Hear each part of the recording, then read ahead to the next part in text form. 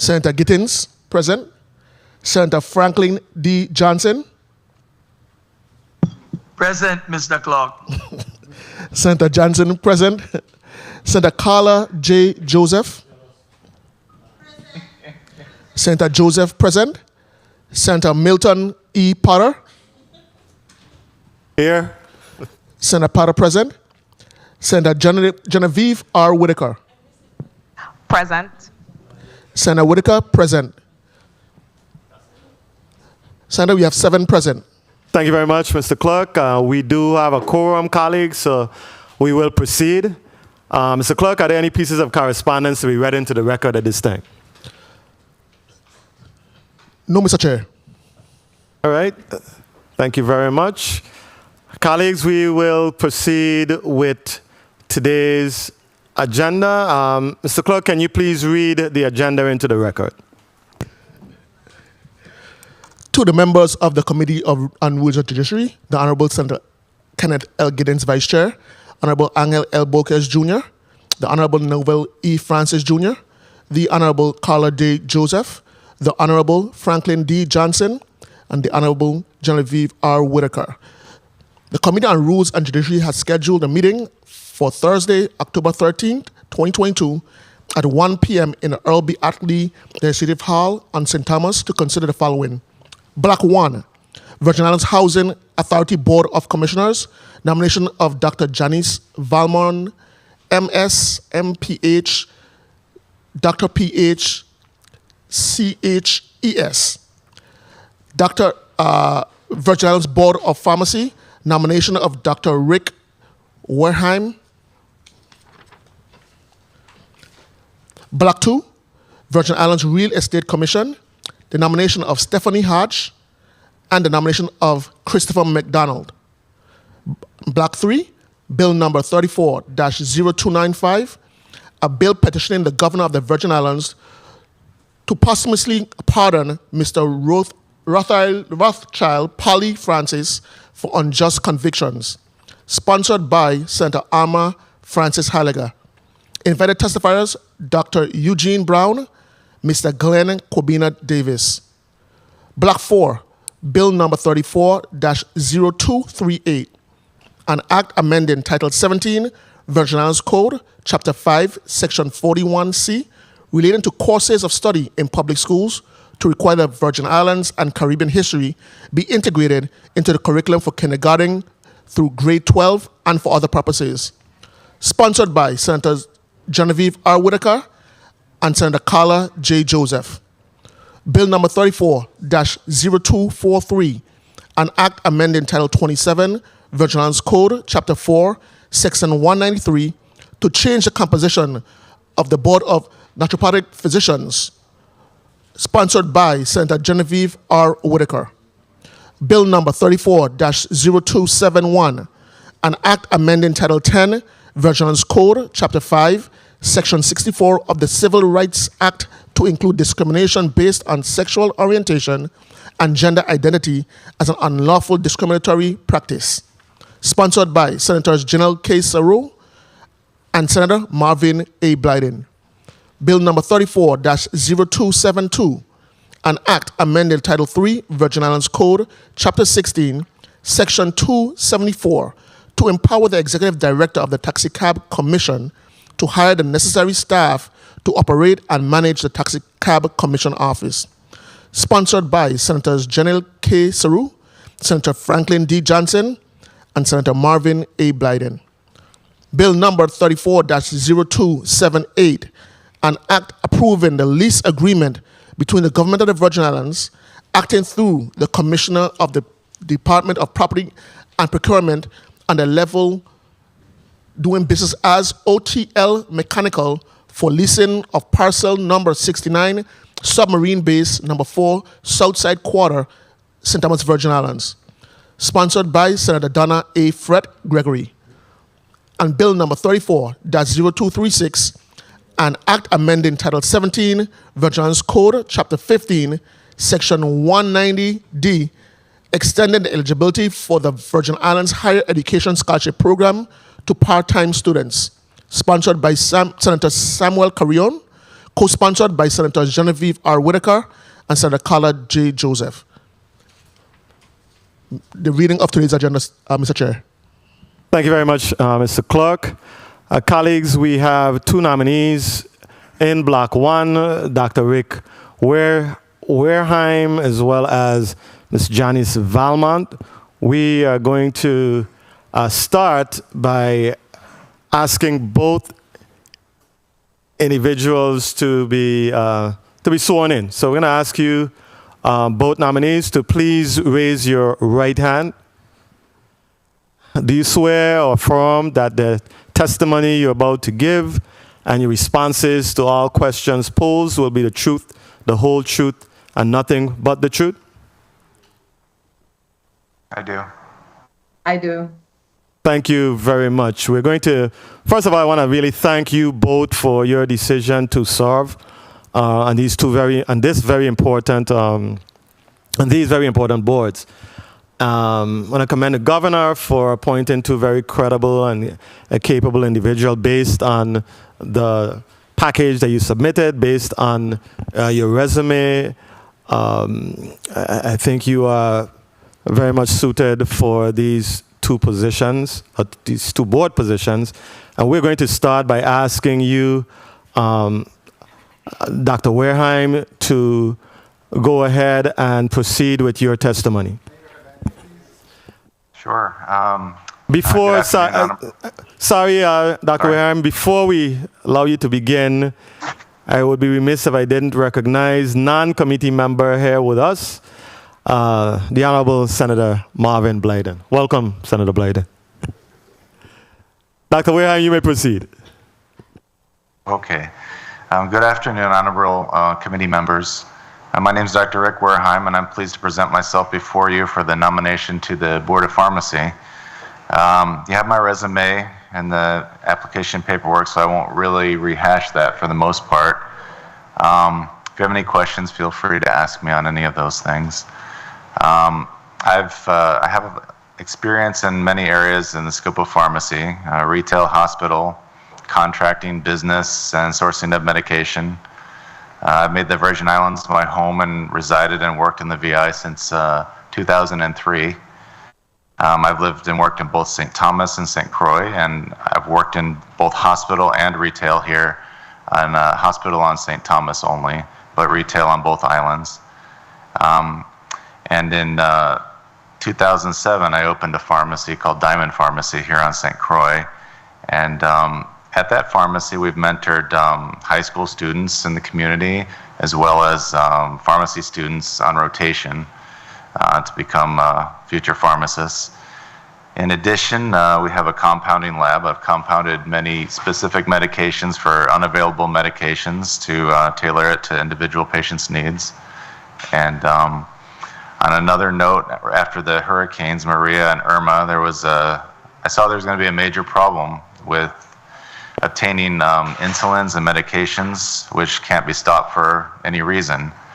I couldn't reach my usual distributors, and I had to find help in the VI, for the VI at the highest levels. I was able to reach the distributor in the United States and have them ship some medications they offered to ship on their private corporate jet just for us, which was phenomenal. And they did that for us a few times, and when that wasn't available, I chartered a plane and went to Puerto Rico to get them. So failure wasn't an option for us here. I was going to do everything I could for that. And then when the supply chain was reestablished shortly after that, I recently began working with the Frederiksted Health and a nonprofit organization on St. Croix with their 340B program, which helps generate funds for lots of programs that they to help expand health services to the people of the Virgin Islands.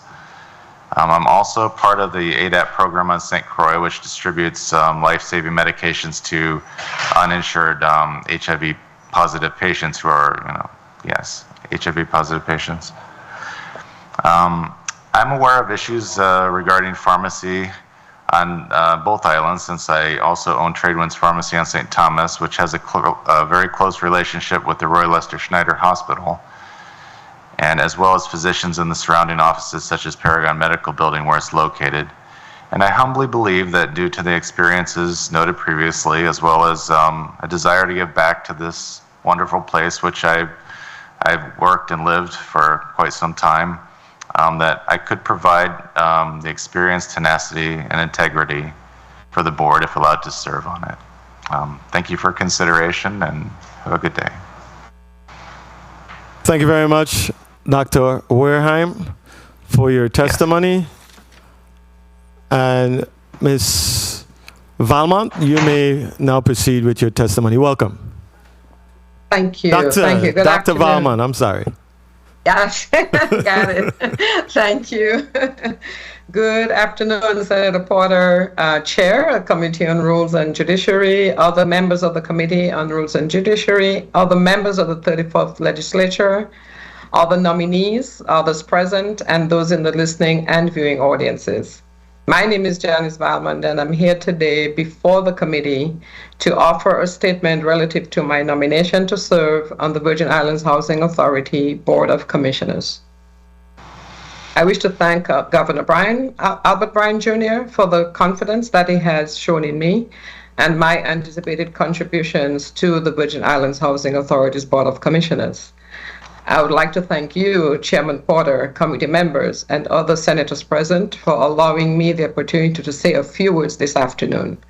Today, I wish to assure the committee that, if confirmed, I am fully committed to working with all other board commissioners, Executive Director Graham, and the entire Virgin Islands Housing Authority staff to accomplish the work needed to ensure that the Virgin Islands Housing Authority achieves its goals to provide quality, affordable, safe housing to its residents.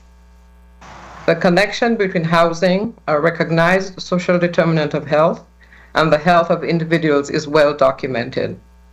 I believe that my career and experience in public health, including my years in management and leadership within the Virgin Islands Department of Health, thank you, Commissioner Encarnacion, as well as my health disparity research work conducted during my tenure at the University of the Virgin Islands Caribbean Exploratory Research Center, have provided me with the necessary experience and understanding of the important connection between healthy homes and the overall health of children and families in our community.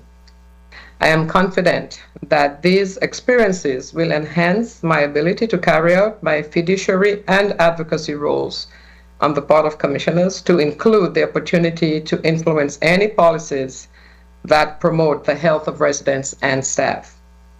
The 2023 agency plan speaks to the promising improvements and redesign of the housing developments in the territory.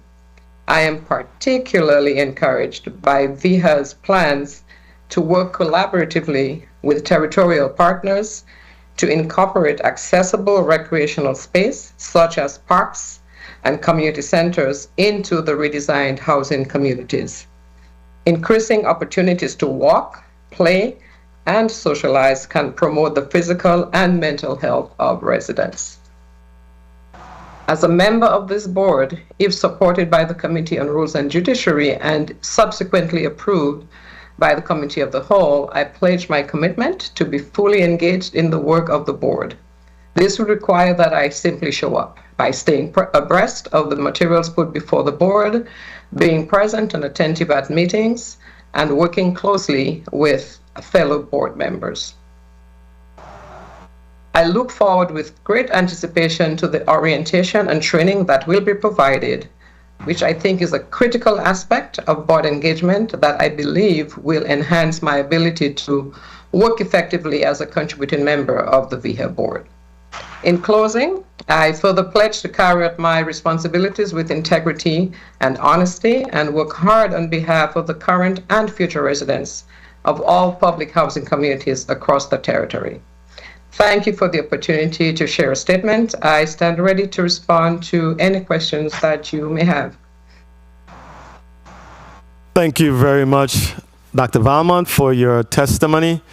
The chair also, we must recognize non-committee member, Senator Javon James, who is in our St. Croix chambers. Colleagues, we're going to proceed with vacillating between a 3 or 4 minute round, but we'll go with 3 minutes. And if you have any burning questions, the chair will be lenient in allowing you to ask additional questions. But we're going to start with Senator Blyden. Senator Blyden, you're recognized for your 3 minutes. Thank you so much, Mr. Chair. Good afternoon to my colleagues, the listening and viewing audiences, staff, central staff. Good afternoon, Dr. Hine and Dr. Valmond, for your testimonies, and thank you so much for your public service in terms of trying to be willing to serve on behalf of the people of the Virgin Islands. I am not a member of this committee, but I thought it necessary to be here to do my part in terms of the vetting process when it came to the Housing Authority Board. As the housing chair, that is my oversight, and I need to assure that, I ask the necessary questions. So with that being said, Dr. Valmond, I see you mostly from the healthcare area, but I am happy to hear in respect to what you are willing to do in terms of working with your other board members, your colleagues, when it comes to what VHA's plan is, when it comes to collaborating with other agencies, especially dealing with the community and also dealing with the community centers and other public space within the housing community for its residents.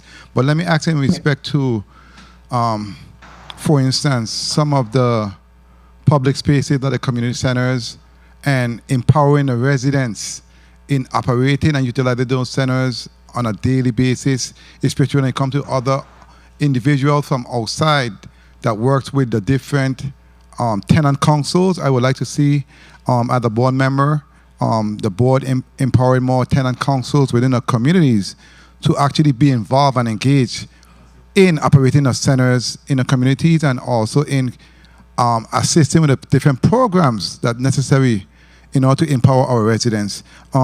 What's your vision in terms of working with your colleagues when it comes to the centers in the housing community spaces?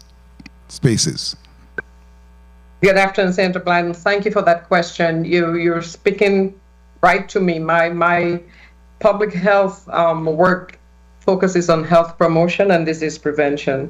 In fact, just yesterday evening, and I'm not sure if Dr. Michael is in the audience, but I participated in a health empowerment program that's happening at RADIO's community center. Not that I had to, but I wanted to, because the importance of that type of health promotion and actually on the ground being able to support and promote the importance of the community centers, the use of the community centers. So if nominated and if approved on this board, I have already pledged to, in fact, that's one of my reasons for accepting, even considering this nomination, because of understanding the importance of not just having the spaces, but also working with the communities to ensure that those spaces are used for the purpose, because we know the benefits. So as a board member, if there's any opportunity to influence and support activities within the community health centers, I'll be one of those. Definitely working with that. And in addition to that, what about self-sufficiency for the resident also? What's your vision in terms of self-sufficiency for those residents also within the housing communities? Okay, so I'm going to say that I'm not yet on the board, and I look forward to the amazing orientation 30 seconds. I will receive. Yes. I'm sorry. Did you say something, Senator? No, that was a timekeeper. He said I had 30 seconds. Oh, okay. I apologize.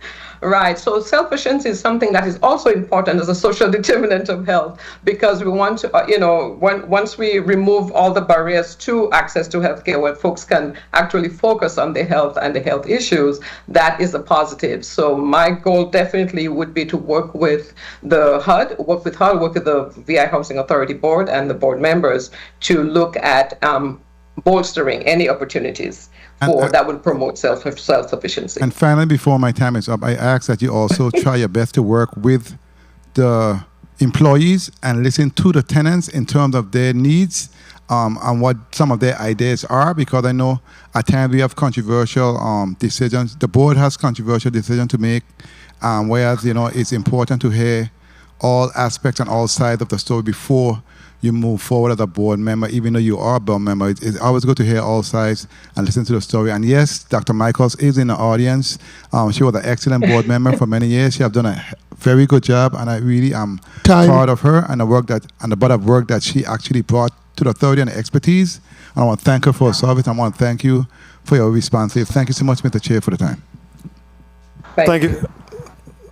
Thank you very much, Senator Blyden. I echo your sentiments regarding Dr. Noreen Michaels for all her efforts and work on that very important board.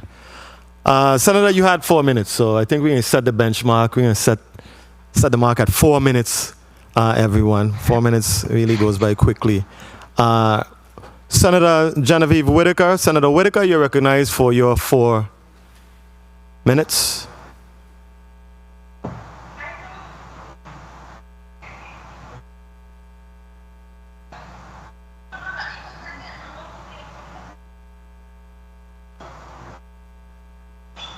Senator, I don't think Senator Whitaker is on the floor. Senator Bolkes, you may proceed, sir, with your 4 minutes.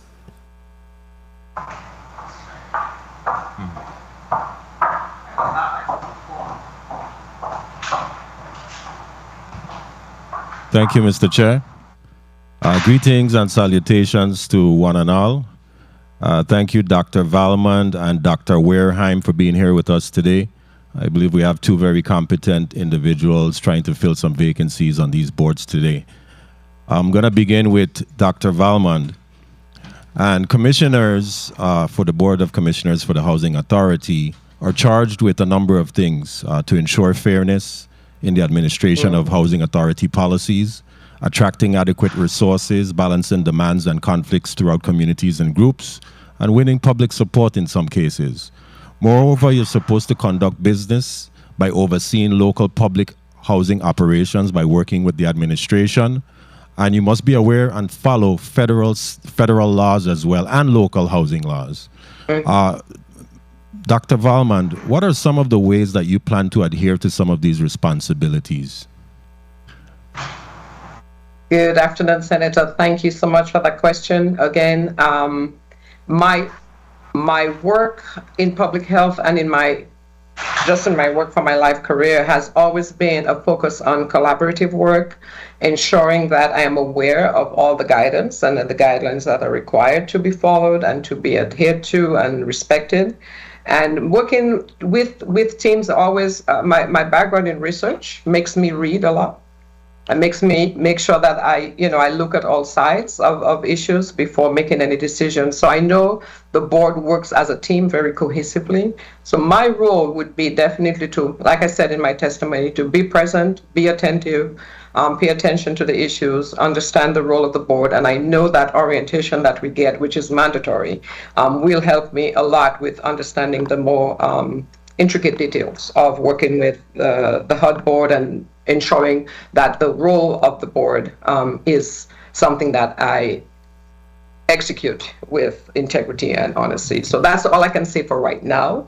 But I hope that answers your question, and I look forward to being able to get that opportunity to work on the board. Okay, excellent. And thank you for that.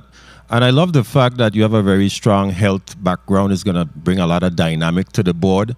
But outside of that, what are some of the other strengths that you possess that we may not know about?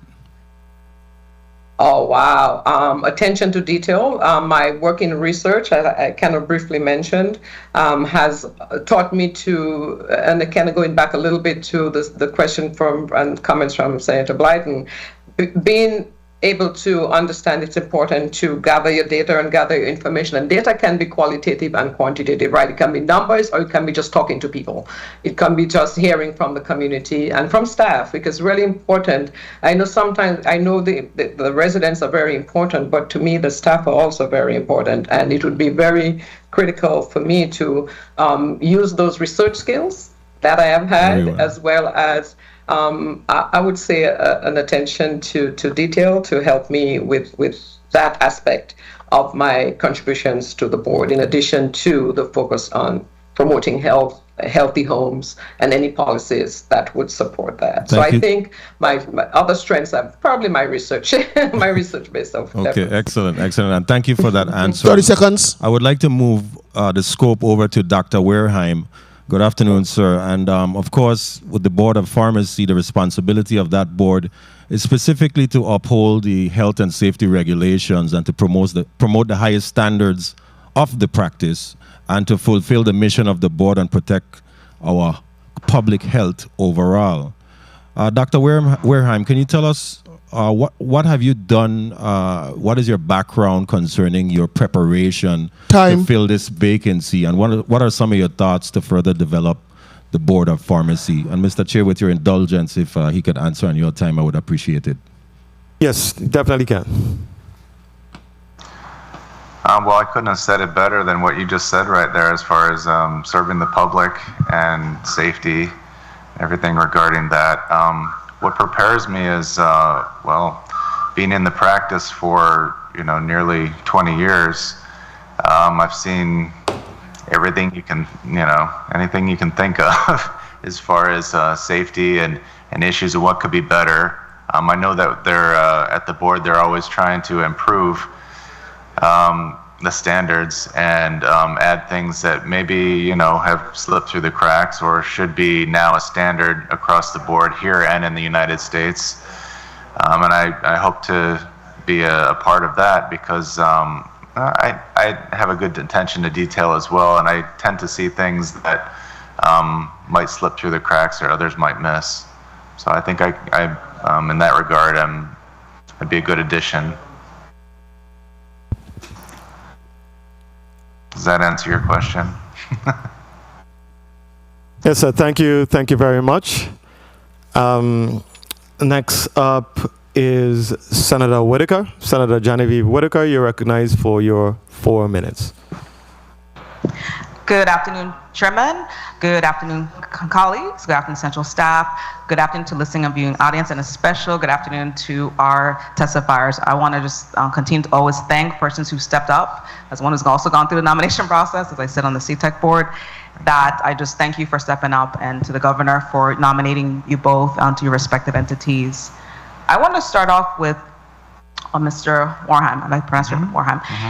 One of the challenges we do find, a lot of, we have some concerns where individuals, especially some of our seniors, are receiving sometimes the wrong medicine.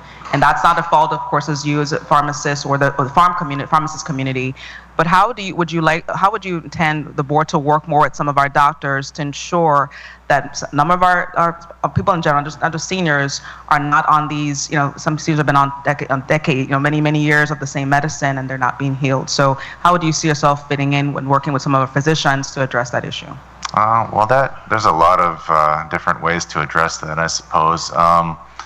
Counseling with the patients, and when you notice a patient on 10 medications, and you kind of have to pick through them and go, is there a reason for all of these medications? Are there newer, better ones that we can eliminate some of these, and eliminate the burden, the pill burden is what we'll usually call it, of like 10, maybe make it down to 4 medications, so they, not just so that they can get what they need, but and those that they don't, but also just so that they can even remember to take them at the right time and not miss doses. A lot of times it's just as simple as giving them containers to put the medicines in every week so that they know when to take it and what to take. Thank you for that. And I will be reaching out to the board. I do want us, the board, of course, it needs to kind of rise up to be a lot more transparent, because even to that, I don't know when board meetings are, and I would like to see the hospital board work more in tandem with you both, if you are, of course, nominated. You definitely have my support. Miss, I'm also very excited to Dr. Valmond. I definitely know of your work, and I really want to thank you. I joined with the chairman of the, as a vice chair of the Committee on Housing, Transit and Telecommunications, that I really appreciate you stepping up. Can you provide one of your long-term goals? One of the initiatives that the Housing Authority has right now is to build 3,000 single-family homes in the town of Frederickstead, as well as other rebuilding of all the facilities. How do you see yourself diving right in to help push those projects forward? Good afternoon, Senator Wicker. It's a pleasure to see you as well this afternoon. Again, for me, as a member of the board, I intend and I really will look for the opportunity, because I'm not one of those who wait for an opportunity, right? I will try to look for, help create opportunities to influence in every way possible that the healthy homes concepts are incorporated into the new communities, which is why I am particularly excited at joining the board at this juncture. I mean, the opportunity to contribute is something that I've always looked for and sought at, in everything that I do. I mean, gosh, I was a Girl Scout, leader. I work with the youth mission. Just find ways, create ways to contribute to the community. And on the long term, 30 seconds. It would be to find every way to influence any policy that would promote the healthy homes and health of the community members and the residents.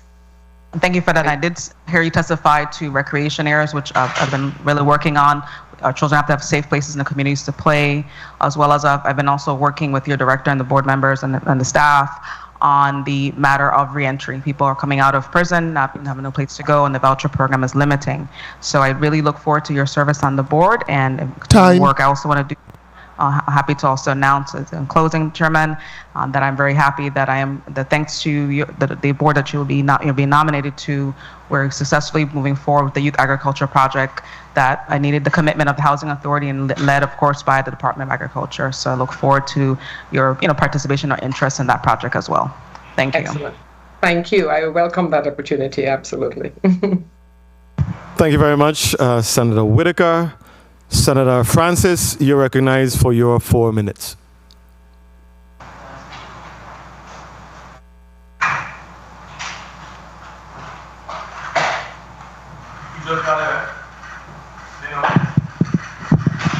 Thank you very much, Mr. Chair. Good afternoon to you, my colleagues. Good afternoon to the people of the Virgin Islands, and of course, good afternoon to the nominees. And certainly I want to join in commending you for taking the plunge and to offer up yourself as nominees and accepting the challenge to serve on these very, very important board. So just real quickly, I see and I truly believe that both individuals, both of you, have had the opportunity to review your resume. And despite that, I know both of you personally over the years, and I truly believe that you're certainly suited and qualified for the boards that you intend to take on the responsibility of. Quickly, Dr. Rick, Dr. Warehime, I wanted to ask you, can you just explain a little bit about the 340B program? I think it's so important, and coming from the Frederick State Health Center, I'm very familiar with that, but just for the public, can you give just a quick overview of the 340B? Well, as a nonprofit entity, Frederick State Health can they purchase drugs at a much lower price, and we use our contracts at the pharmacy for the patients that have insurances and Medicaid, and in doing so, we receive a small fee to do that, but they receive the bulk of the money that they can now use when the claims are processed by using their entity, because we'll purchase the medications, but they'll get them at a much discounted rate, so that spread on the money's made, the lion's share goes to Frederick State Health, and they use that money for more services, for more doctors, they can open more clinics and so on and so forth. And actually they have a program there that pays for medication for people who have no insurance. They put them on a cash plan, and that plan pays for that. Very well, thank you. And if you could just quickly go over the issue of, a lot of times you see that medication, when individuals come to the pharmacies, that they get generic versus conventional, traditional medication. Can you just speak to the quality of the generic medication in comparison to the other medication that's given to them, the conventional, traditional medication? Generic versus brand? Yes. So, okay. When a medication comes out, first it's brought to market, it's brought as a brand name drug.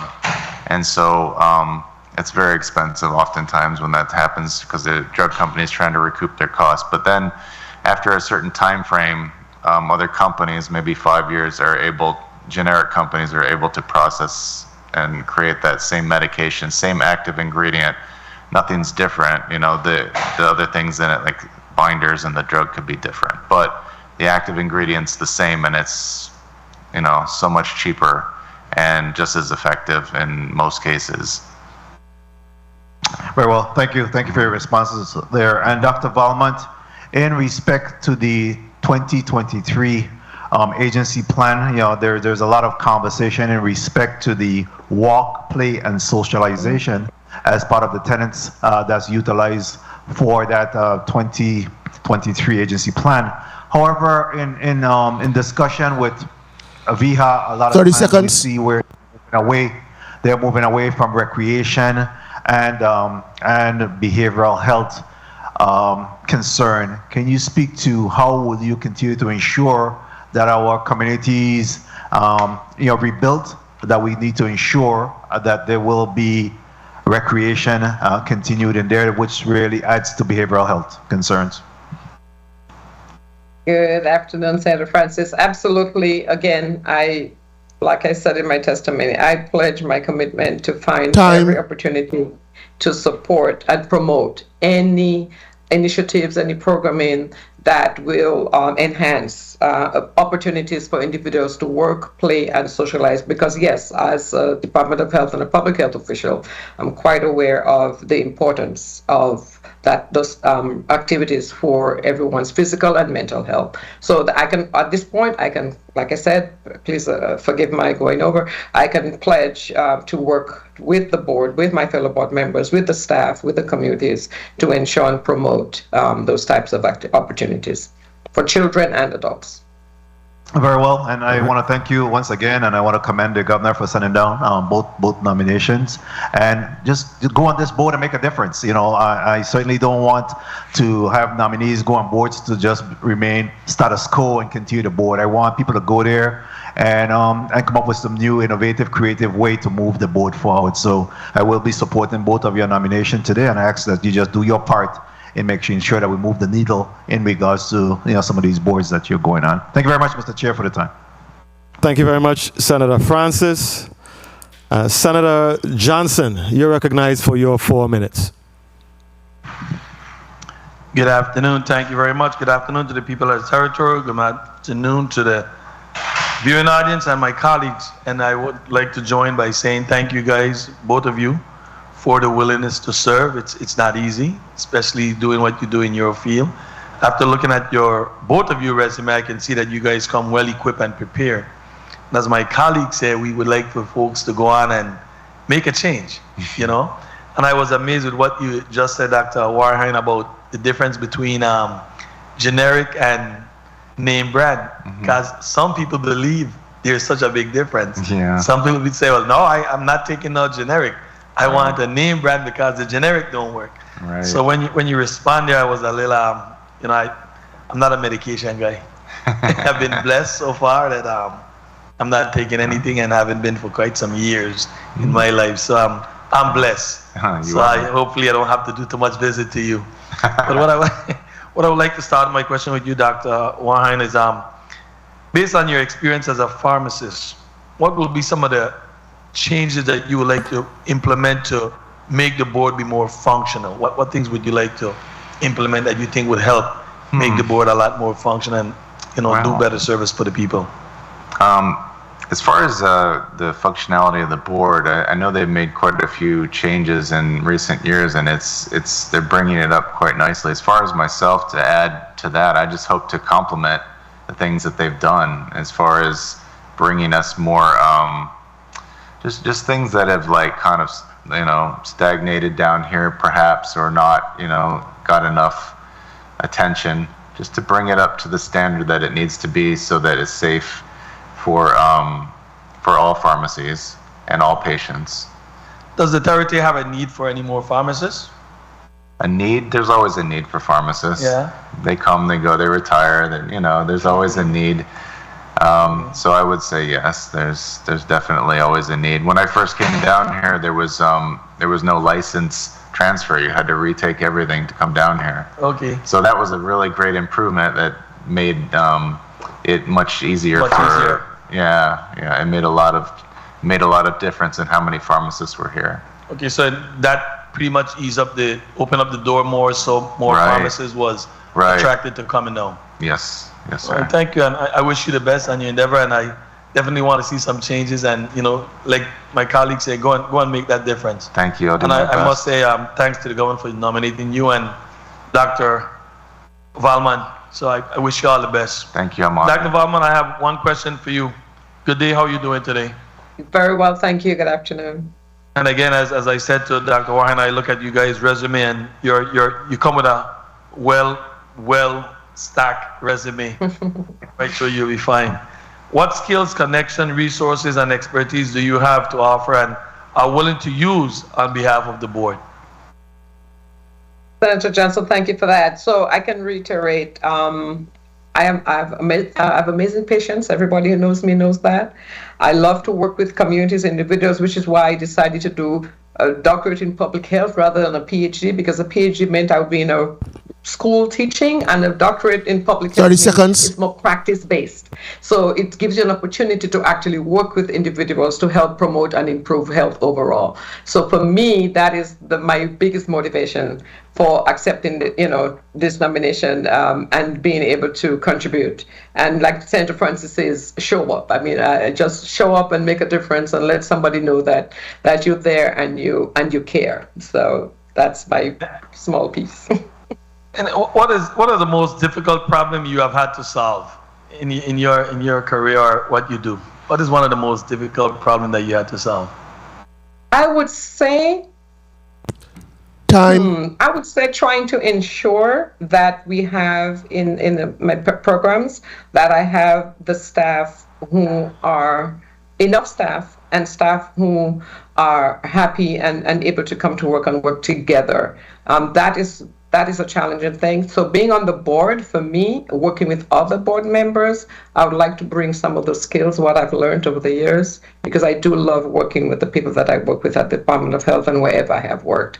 And that means being able to listen and being able to pay attention, being able to be there every day and show up. That is definitely some key factors in moving the ball and moving the needle forward. I say to both of you, thank you guys for your willingness to serve and wish you all the best. Thank you very much, Mr. Chair. Thank you very much, Senator Johnson. Senator Joseph, you're recognized for your 4 minutes. Thank you so much, Mr. Chairman. A pleasant good afternoon to you, members of our listening and viewing audience, the testifiers, and of course, the people of the Virgin Islands. I wanted to ask a couple of questions. I'll begin with Dr. Warehime. If I'm mispronouncing your name, please correct me. And before I begin saying that, I wanted to, of course, thank you both, Dr. Warehime, as well as Dr. Valmond, for stepping up to the plate to become public servants in the case of Dr. Warehime. Warehime, so that you can also be able to put policies in place, as well as to commend the governor for his choice in nominations to these boards. You will be playing a critical role in the overall services that we provide here in the Virgin Islands to our people, and I know you are going to be very serious and intentional in the work that you perform in your varied capacities. Now, to Dr. Valmond. Dr. Valmond, the Virgin Islands Housing Authority Board of Commissioners is very dear to my heart, having been a former housing resident for over 30 years. I grew up in Bovoni Housing Community, as well as I lived for over a decade in Oswald Harris Court Housing Community.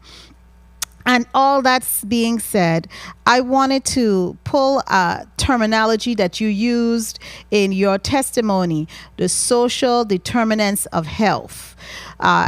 It's a phrase that is being coined and is being spread throughout our region for us to become familiarized with that terminology. What are your pick on social determinants of health?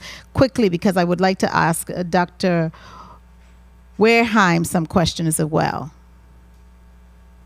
Good afternoon, Senator Joseph. I can be quick on that one.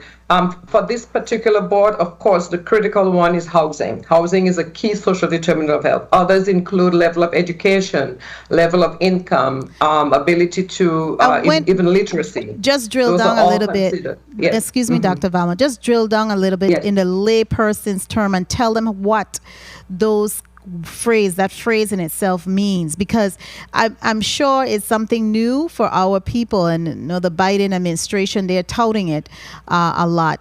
But what are those social determinants of health? Housing and where you live, how does that affect the overall family as well as the overall community in how it develops and progresses? Absolutely. So I can, because of time, I can look at housing. So if individuals are in substandard housing and cannot, like children, if there's lead paint in the homes, those types of issues can impact cognitive development, people's ability to learn, their children's ability to learn, and their actual physical health. So very much in the past, health was focused on the individual health, right? Do I have diabetes? Do I have cancer? Do I have 30 seconds. Disease? But social determinants look at those factors outside of the individual health that could impact the reason that I have diabetes or I have heart conditions. Okay, so I'm going to stretch it. Thank you. Thank you so much. I'm going to stretch it a bit and say it's not necessarily social, but it's political. And what should you be and Dr. Rick Warehime be selected to do and be a part of these boards, going to make those decisions that are going to, based on the politics, based on your policies, are going to determine those social determinants of health. Mr. Chairman, may I just wrap up with one question, and he may answer on your time? You may wrap up, Senator. Thank you kindly. Dr. Warehime, if you would be so kind to indicate to us what one priority item you would like to focus on as a board member to the Board of Pharmacy on the chairman's time. And thank you so much, Mr. Chairman. Thank you very much, Senator. You may respond, Dr. Valmond. Dr. Warehime, I'm sorry. One priority. Sorry. Okay, one priority on the board. I would like to see all of the board information available on their website. I'm not sure it's complete yet, and I'd like to help them finish that off and make sure that everybody's aware of all the regulations that they need to know, and it's at their fingertips. It still isn't available, I don't believe. That's what I would like. Thank you very much, Dr. Warehime, for your response. We want to recognize the presence of non-committee member Senator Alma Francis Heiliger. Welcome, Senator. Senator Gittins, you're recognized for your 4 minutes.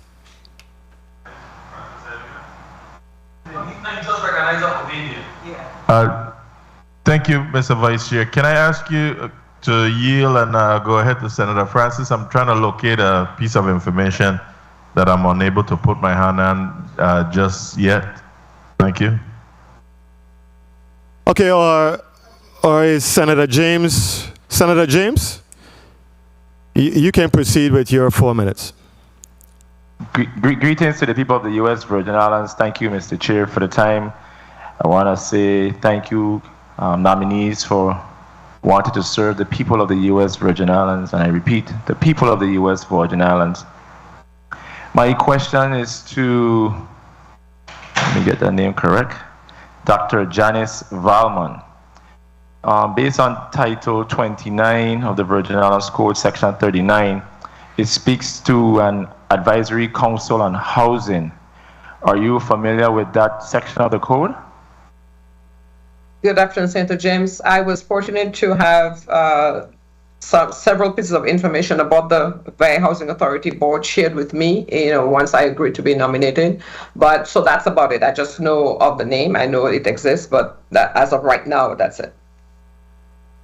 And I want you to get yourself familiar with the Title 29 Virgin Islands Code, Section 39.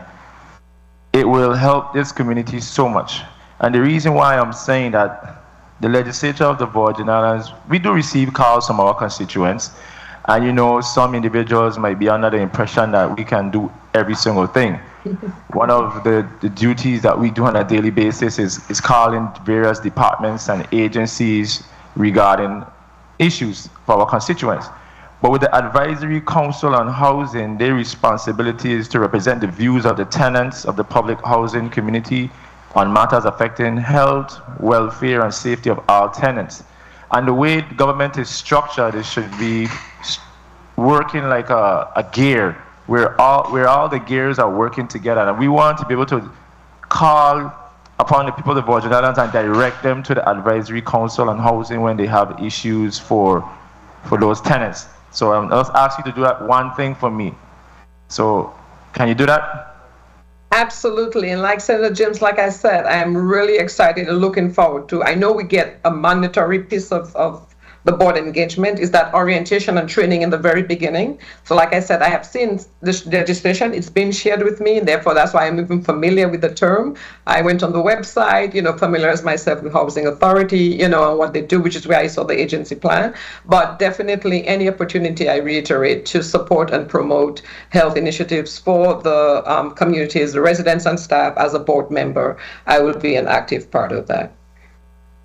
Okay, and the Virgin Islands has a housing crisis currently. And I must admit, though, we do have the federal dollars to put affordable homes and housing in the various districts. But my question to you, once nominated by this body, what is your first order of business as far as rectifying the issue of our housing crisis in the territory, as far as working with the executive branch, the federal government, and the legislature to get the necessary funding? That would be, for me, putting all energies that I can as a board member, a commissioner member, to promote and support that. My experience working with federal grants, working with federal government, federal agencies, I believe 30 seconds. Would be a good it's good. It will support my ability to contribute in that area as well. But I definitely plan to work with the board members as well as Executive Director Graham to ensure that I can contribute in every way possible. And can you elaborate some more on your experience working with the federal grants?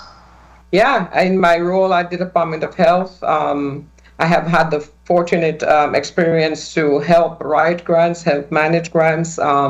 We are working right now on a community health worker training program grant to develop that in the territory. And one of the goals is to expand into housing communities in terms of supporting health initiatives. So yes, in terms of that, I think that will help. Thank you, Mr. Chair. I know my time was called. I would like to just ask one question to Dr. Rick Warehime. May I? You may proceed, Senator. Thank you. I do not want to abuse my time, so I'm just going to ask this one question to you. Once nominated by this body, if there's one thing you want to accomplish, and I know it takes collaboration with your colleagues once nominated, what would be that one or two things that you would like to accomplish within your tenure serving in that capacity for the Virgin Islands Board of Pharmacy? There's quite a few, but let's see. I think,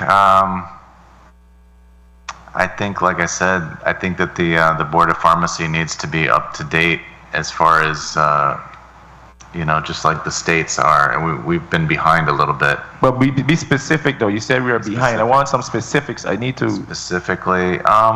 Just on as far as like when pharmacies are inspected, they need to be inspected, proper time. They need to be inspected for, all the things that might be missing as far as like they've every year they inspect, they improve, they add more things that they're trying to get to exactly what, like say you need hot water, you have to have certain things, and they all need to have that. And I just want to make sure that we're to the point where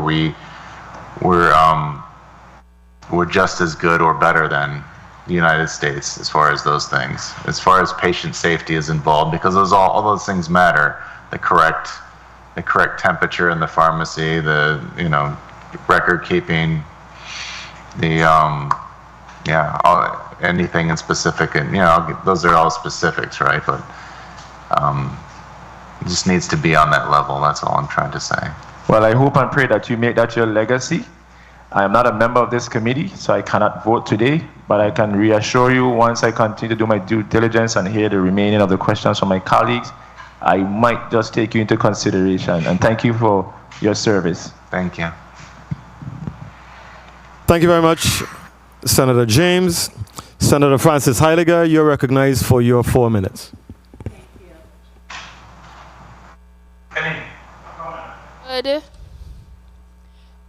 Good afternoon to my colleagues. Good afternoon to the people of the territory, to the testifiers, central staff, as well as my staff. I would like to say thank you for everyone that extended birthday wishes yesterday. I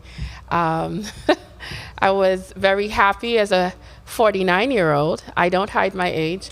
I'm happy for every year I'm alive. But thank you to the public as well. Dr. Warehime, how are you? I'm great, thank you. Good. I want to ask you a quick question.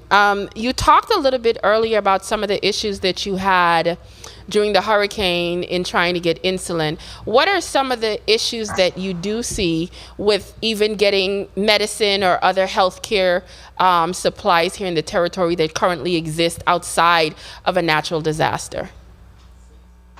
Well, the hurricane posed a really interesting problem, and the fact that most pharmacies here get their medication straight from Puerto Rico caused a real problem. I couldn't even reach anybody in Puerto Rico after this happened. I had to call the headquarters. But what we usually do, backing up a little bit, what we usually do around hurricane season especially is we try to make sure we order extra of everything, insulins especially, if we can. They're quite expensive, so we do the best we can in having a good stock of that. But you also have to make sure you have, the right control, temperature control and everything in place, a generator, so that you can help people. When the storm happened, we had people come from I think half the pharmacies couldn't even open after that happened. We were one of the few that could open. And so we served people from all different places that they usually went. And when we saw that was starting to dwindle, then I tried to make sure to order extra of that from there. But I also realized that I know the hospital and I think the Department of Health obtained a whole bunch of insulins which they were able to give away, like maybe a few weeks down the line. If that could be a priority at hurricane season and they could have a stock of it that they'd have ready, that would also be helpful. When it comes to being able to have continuous providing of potential pharmacists in the future, as a board member, what are some of the things you would do to encourage mentorship programs for students or young people here in the territory?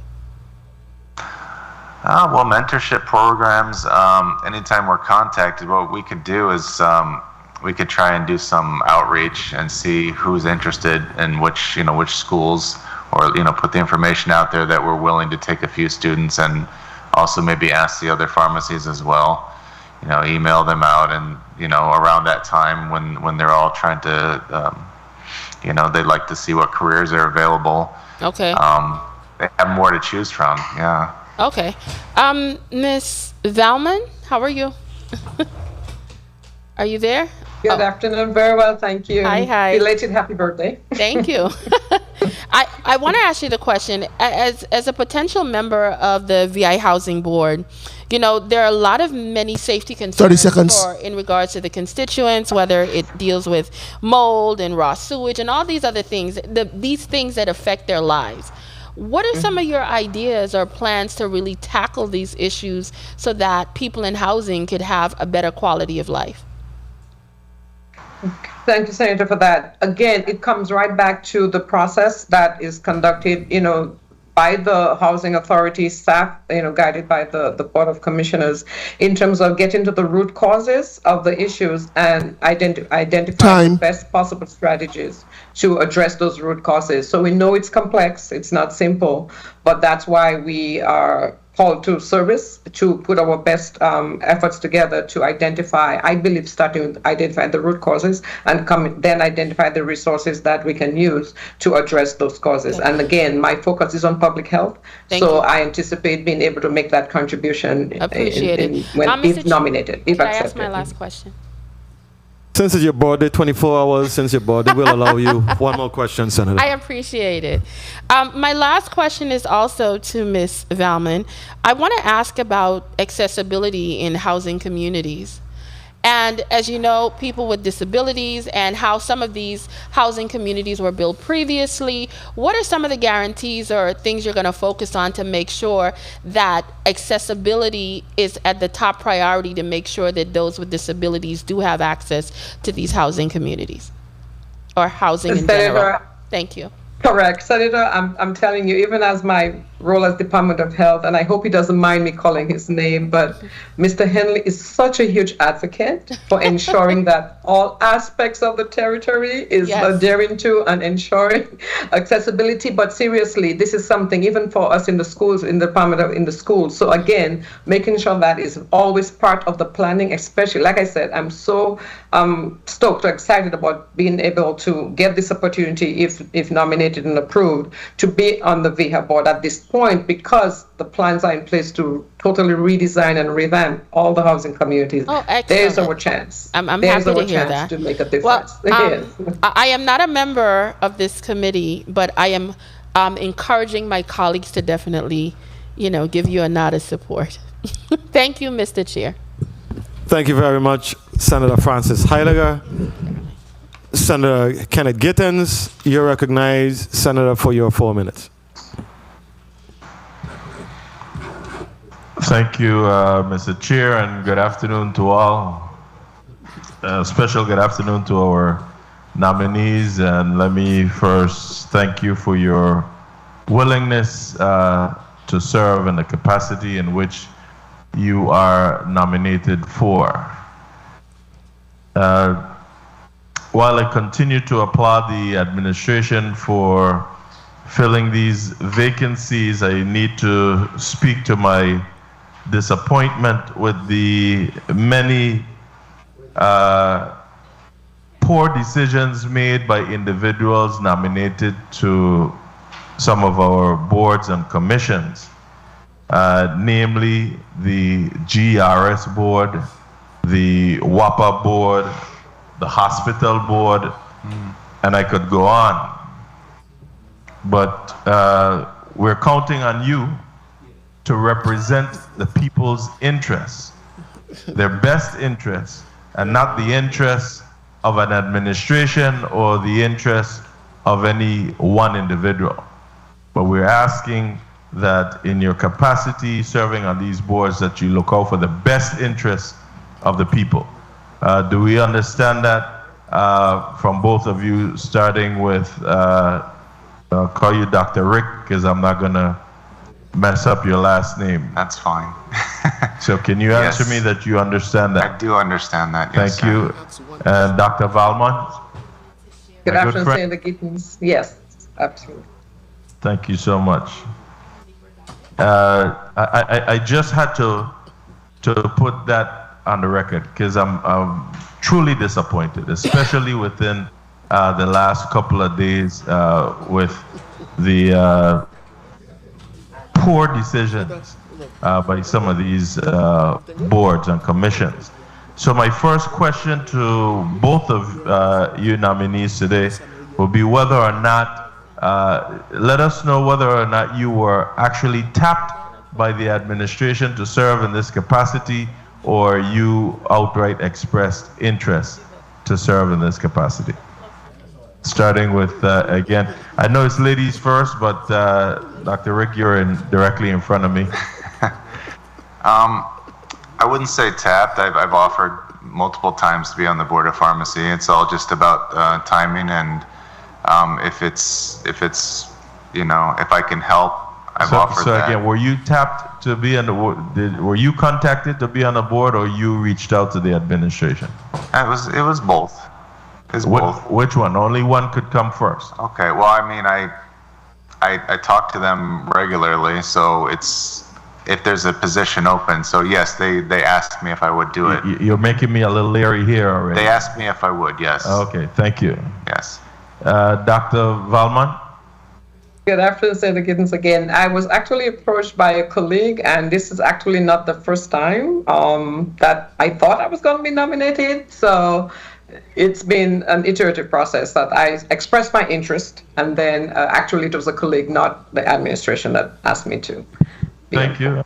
And 30 seconds. If you, what was that? 30 seconds, Senator. What are your thoughts, Dr. Rick, on the implementation of the cannabis program? What do you see as a role of pharmacists in this regard? Well, it's my understanding that the cannabis programs can be, you don't need to be, I don't believe you'd need to be a pharmacist. Other places you don't need to be a pharmacist to operate one of those programs. Time. Yeah, like in say Colorado or any other state, it's been a good program for those that run it. But I obviously, if an individual need to run it, I believe they need to run it separate from the pharmacy. You couldn't combine them. It'd have to be a separate thing and overseen as well in the capacity that it's run. Thank you. Mr. Chair, I think time was called, but can I ask one question to Dr. Valmond? You may proceed, Senator. Thank you. Dr. Valmond, you're very familiar with the Wim Gardens Home for the Elderly, known as the formal name is the Wilford E. Pedro Elderly Community. You're aware of that in Wim, correct? Yes, correct. I do intend to support your nomination, but I'm asking you to kindly look into the reason being that this elderly home for the elderly somehow seemed to have converted into a regular housing community now, where our elderly, our seniors, have to compete with all the noise going on, the smoking going on, the cars, engine racing and whatnot going on within what is supposed to be a home for the elderly. And this was done through legislation. I was trying to put my hand on the exact part of the code, and that's what I wasn't able to do at this time. However, I want to ask you personally to look into this, please, because I would love to see this facility perform in the way in which it was created for our elderly community members to be able to live in peace within that community. Can I get a confirmation that you will look into that deeply? Senator Gittens, certainly, as if approved and nominated to this board, I do pledge to continue to look into any, especially the seniors. I have done outreach at Wim Gardens, and the seniors are awesome. They are very thankful, and it's important that they also are comfortable where they live. So as a board member, yes, I pledge to be able to continue to look for opportunities to enhance the life of the seniors. Thank you so much for that commitment, and I love your statement about the connections between housing and health, and the affordable housing in the past was not constructed with much concerns about environmental pollutants, accessibility, walkability, recreation, etc. So thank you so much for those statements. At the appropriate time, I'm looking forward to supporting both nominations at this level and the next level. And again, please don't disappoint me. The others have, and they can't come back before me right about now. Thank you so much. Thank you very much, Mr. Senator Chair. Gittens. Thank you very much. Senator Whitaker, you're recognized for your point of information. Thank you, Chairman. I just want to put, as last speaker spoke, I just want to make sure we're clear, and that's why Dr. Valmond is going to be so important as you get onto the board. The reason why the Wilfred Pedro community, which has been dedicated to seniors, is I'm very involved. I've adopted a community, and I'm always up to date with what's going on there with projects and everything. That the reason why we have a mixed population there is because we need to continue to be much more intentional and intensive on the rebuilding of the housing communities. So that's why I really, encouraged by your nomination. But in order for us to really restore that situation where we have only seniors there, and there are also other needs the seniors have. They have healthcare needs and the like. So I would appreciate all your work in that regard. But I just want to put that on the record. That's the reason why we are where we are. So we have to move a lot more intentionally and forcefully to really restore the communities. Thank you. Thank you very much, Senator Whitaker. Again, I want to really thank the governor for the quality and caliber of the personnel that he has sent down for these boards. You have stellar resumes. My first question is to you, Dr. Warehime, and it really, I'm probably going to date myself a little bit. Once upon a time, pharmacists were really known as pill dispensers. That's how we viewed pharmacists, and I know that position has evolved over the years. In your view, how has the role of pharmacy or pharmacists evolved over the years?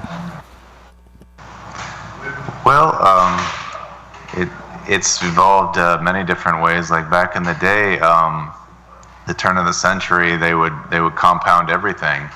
The availability of already pre-made medications has changed the majority of that. Although there's still some need for it, the majority is ready to dispense, which leaves the pharmacist with more time to counsel, to collaborate with doctors on medication therapy for the patient, to eliminate medications that are not needed, add some that are. So there's been a lot more, and the pharmacists now are, in a lot of places, they have prescriptive authority, which means they can write medications under a scope, depending where they're at, maybe blood thinning, a Coumadin clinic, or other scope of medication that is necessary for them. They have to take additional continuing education for that. There's additional requirements, but that's now evolved. And I see it evolving even further, more, as far as vaccinations, as far as, in the future, it may be a lot more automated, and it's already getting that way in many places. The technicians, if they are certified, that would also relieve a lot of pressure off of the pharmacist, and you could probably have, it could be even a safer environment for the patients. Okay, thank you for that. In your view, what are two, and you may have discussed some of them today, but I really want to give you an opportunity to share with us two key issues that may be somewhat unique to pharmacists in this community. Two key issues that you can positively impact by your presence on the board. Can you repeat the question? Two key, I want you to just zero in on two, just from your experience being a pharmacist here, and I think you're a pharmacy owner. So you've been here in the role of a pharmacist since 2007.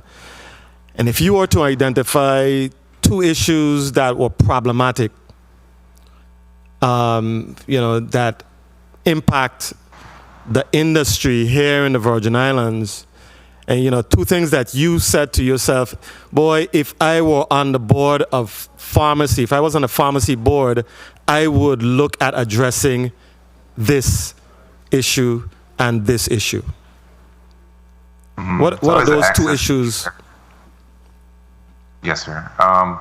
Access to care, availability of medications, and also the more people that are covered. When I first came down here, I believe that there were quite a few that had to pay cash. They didn't have any program. 30 seconds. They didn't have Medicare yet. Medicare D, it was just starting. So there was a lot of gaps for people, and because we're closing those gaps, it's improved greatly the health of the community, and the availability of medications is always a challenge. So like I said, with Puerto Rico, you can get most everything, but when we had that problem in Puerto Rico and Florida was out, we had to go deeper into the states to get everything that we needed. So it's just a matter of where we live that caused these problems, and I got you. Really, it's just a matter of time finding alternate suppliers for that problem. Got you. And you brought something out that, I think we take for granted, as Virgin Islanders, or just as consumers. When we have hurricanes, natural disasters that impact us, the fact that we have to import most of our medicines from off island, Puerto Rico, or elsewhere, is there something that the board or rule for the pharmacy board with respect to some sort of coordinated effort in anticipation of a disaster like a hurricane? Do pharmacists, is it just individual businesses just doing their own thing and trying to, like you said, you try to be proactive in your business to secure some medicines like insulin and some things that are critical for the survival of folks? Is there a role for the board with respect to coordinating some sort of territorial initiative to ensure availability of medicines during critical times? Sure. I mean, like I said before, I think the insulins were brought in, I believe, by the Department of Health to help, because it seemed like there was a shortage. They didn't know where to look. If their pharmacy didn't have it and another one did, they got concerned. And so they tried to bring that in and give them away, at least for a period of time, just to keep those people, them safe. They would be in a crisis situation if they didn't have it. So that's a very proactive thing that they did there. To have a bank of it, prior to each hurricane season would be another thought, another way to solve that issue, because that's such a prevalent issue here in the Virgin Islands. So things like that, and also maybe a buying group specifically for here, which would reduce the cost of medications, because we could buy it through, as a group rather than individually. That would probably alleviate some of the drug pricing. Thank you very much for that. My final question to you, Dr. Valmond, I wanted you to share with us, in your view, as someone who has been on the outside looking in, who has been tapped to serve on this board, the housing board, before, what is your greatest concern about the state of public housing, and how can your presence positively impact that? Good afternoon, Senator Paul, and thank you for that. I do have several concerns just from the human aspect, but one of the biggest, because of my expertise in public health and advocacy, would be to continue, like I've said before, and just to reiterate, it's really important that everyone deserves a safe, comfortable home to live in, because we know that our environments impact how we act, how we learn, how we live. Is very critical to everything else that affects us and how we function. So for me, as a board member, to reiterate, I would look for every opportunity that there's policy that can promote and support the healthiest homes possible for our children and families in the territory. And I'm confident that that is the mission, and that is important to all of the other board commissioners. I know some of them. I know Mr. Graham, and I know some of the staff. The fact that they were out, hanging out with us, exercising, doing Zumba, learning about gardening to promote and improve health of themselves as staff members as well as housing community residents. I believe that I am joining the right team if I am approved, because that is already very important, I believe, to the current board and the staff. So policies that can promote healthy housing for the residents going forward. And like I said, this is a great time to be invited and nominated to be on the board, and I really do hope I can make a contribution in that area. Excellent. Thank you very much for your response. Senator Blyden, you're recognized for your point of information. Thank you. Thank you, Mr. Chair. I just want to mention that the issue in which my colleagues spoke to with the senior home and having issues, we also have a little bit of that at the senior home, because Hodge changed the policy several years ago in respect to disabled individuals living at senior housing facilities. So my thing is, in conjunction with the board, assuring that management hold those individuals who are violating a lease responsible, whereas our seniors don't have to suffer moving forward. Additionally, I know with the housing plan that was approved moving forward, those issues will no longer exist because it's going to be age restricted. Whereas in a plan, you're going to have senior facilities alone and other facilities where those with disabilities and others can be housed. So I just want to put it on the record. Thank you so much, Mr. Chair, for the time. Thank you very much, Senator Blyden. Colleagues, we've exhausted our round of questioning for this block. Do I hear a motion at this time?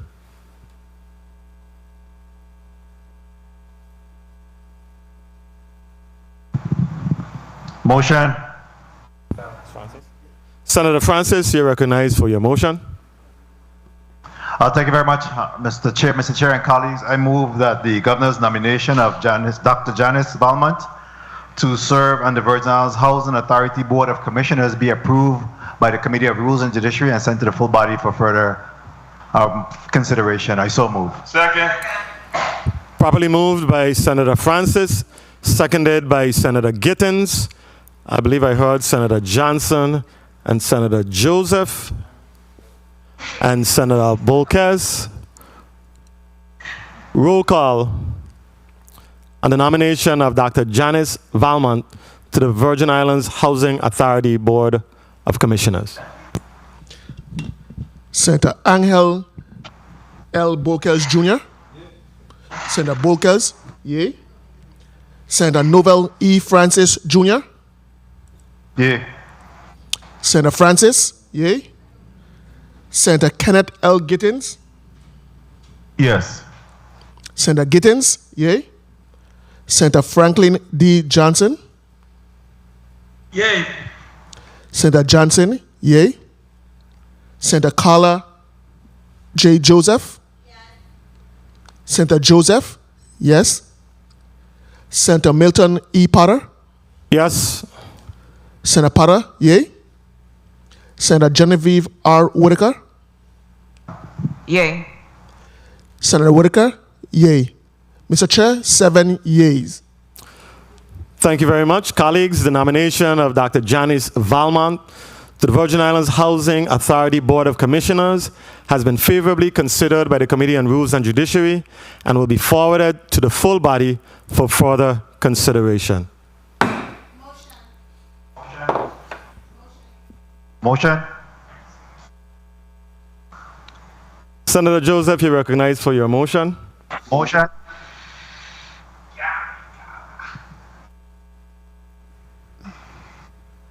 Thank you so much, Mr. Chairman.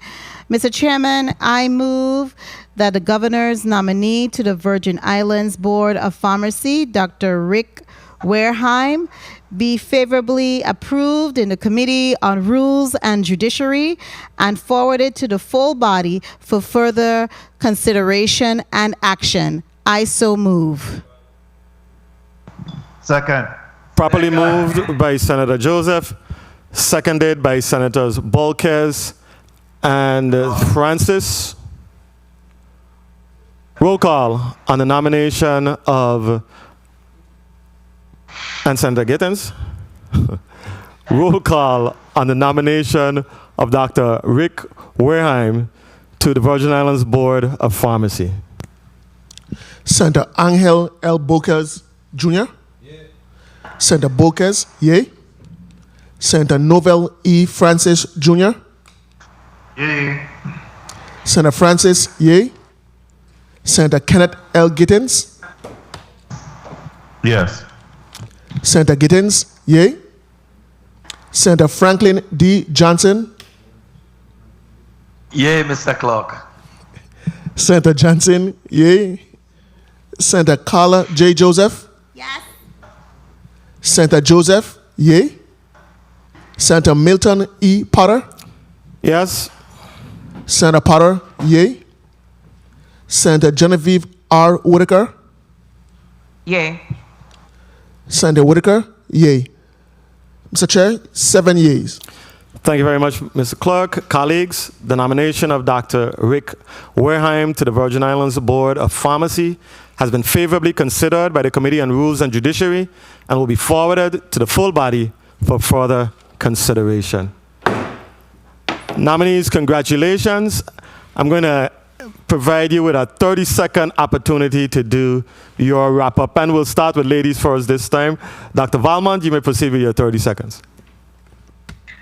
Good afternoon, everyone, and I am humbly expressing my appreciation for the support, my appreciation for your dedication to the Rules Committee, to making sure that we do, you ask the questions and you're diligent, and I promise, I pledge, should I be confirmed, that I will do everything I said I would do in the statement and support the work of the board, the staff, and everyone who will be living in those communities. Over. Thank you, Dr. Valmond. Dr. Warehime, you may proceed with your 30-second wrap-up. I'd like to say I'm humbly honored to be even considered for this position, and I'll do my very best in the capacity to help forward pharmacy to the next level here in the Virgin Islands. And I'll do everything I can to make sure that the people are safe and get everything they need down here. Thank you very much, Doctors Rick Warehime and Dr. Janis Valmond. Thank you very much for your willingness to serve. Congratulations once again. And you are officially released from this Rules and Judiciary meeting. Thank you very much again. Thank you, and congratulations, Dr. Warehime. Good luck. All right, Mr. Clerk, can you please read the agenda for Block 2?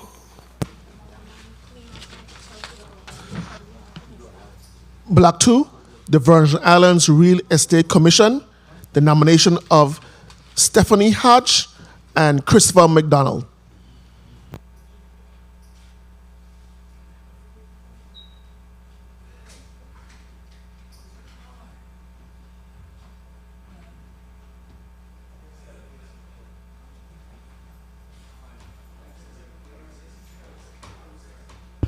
Committee on Rules and Judiciary stands in recess for 2 minutes.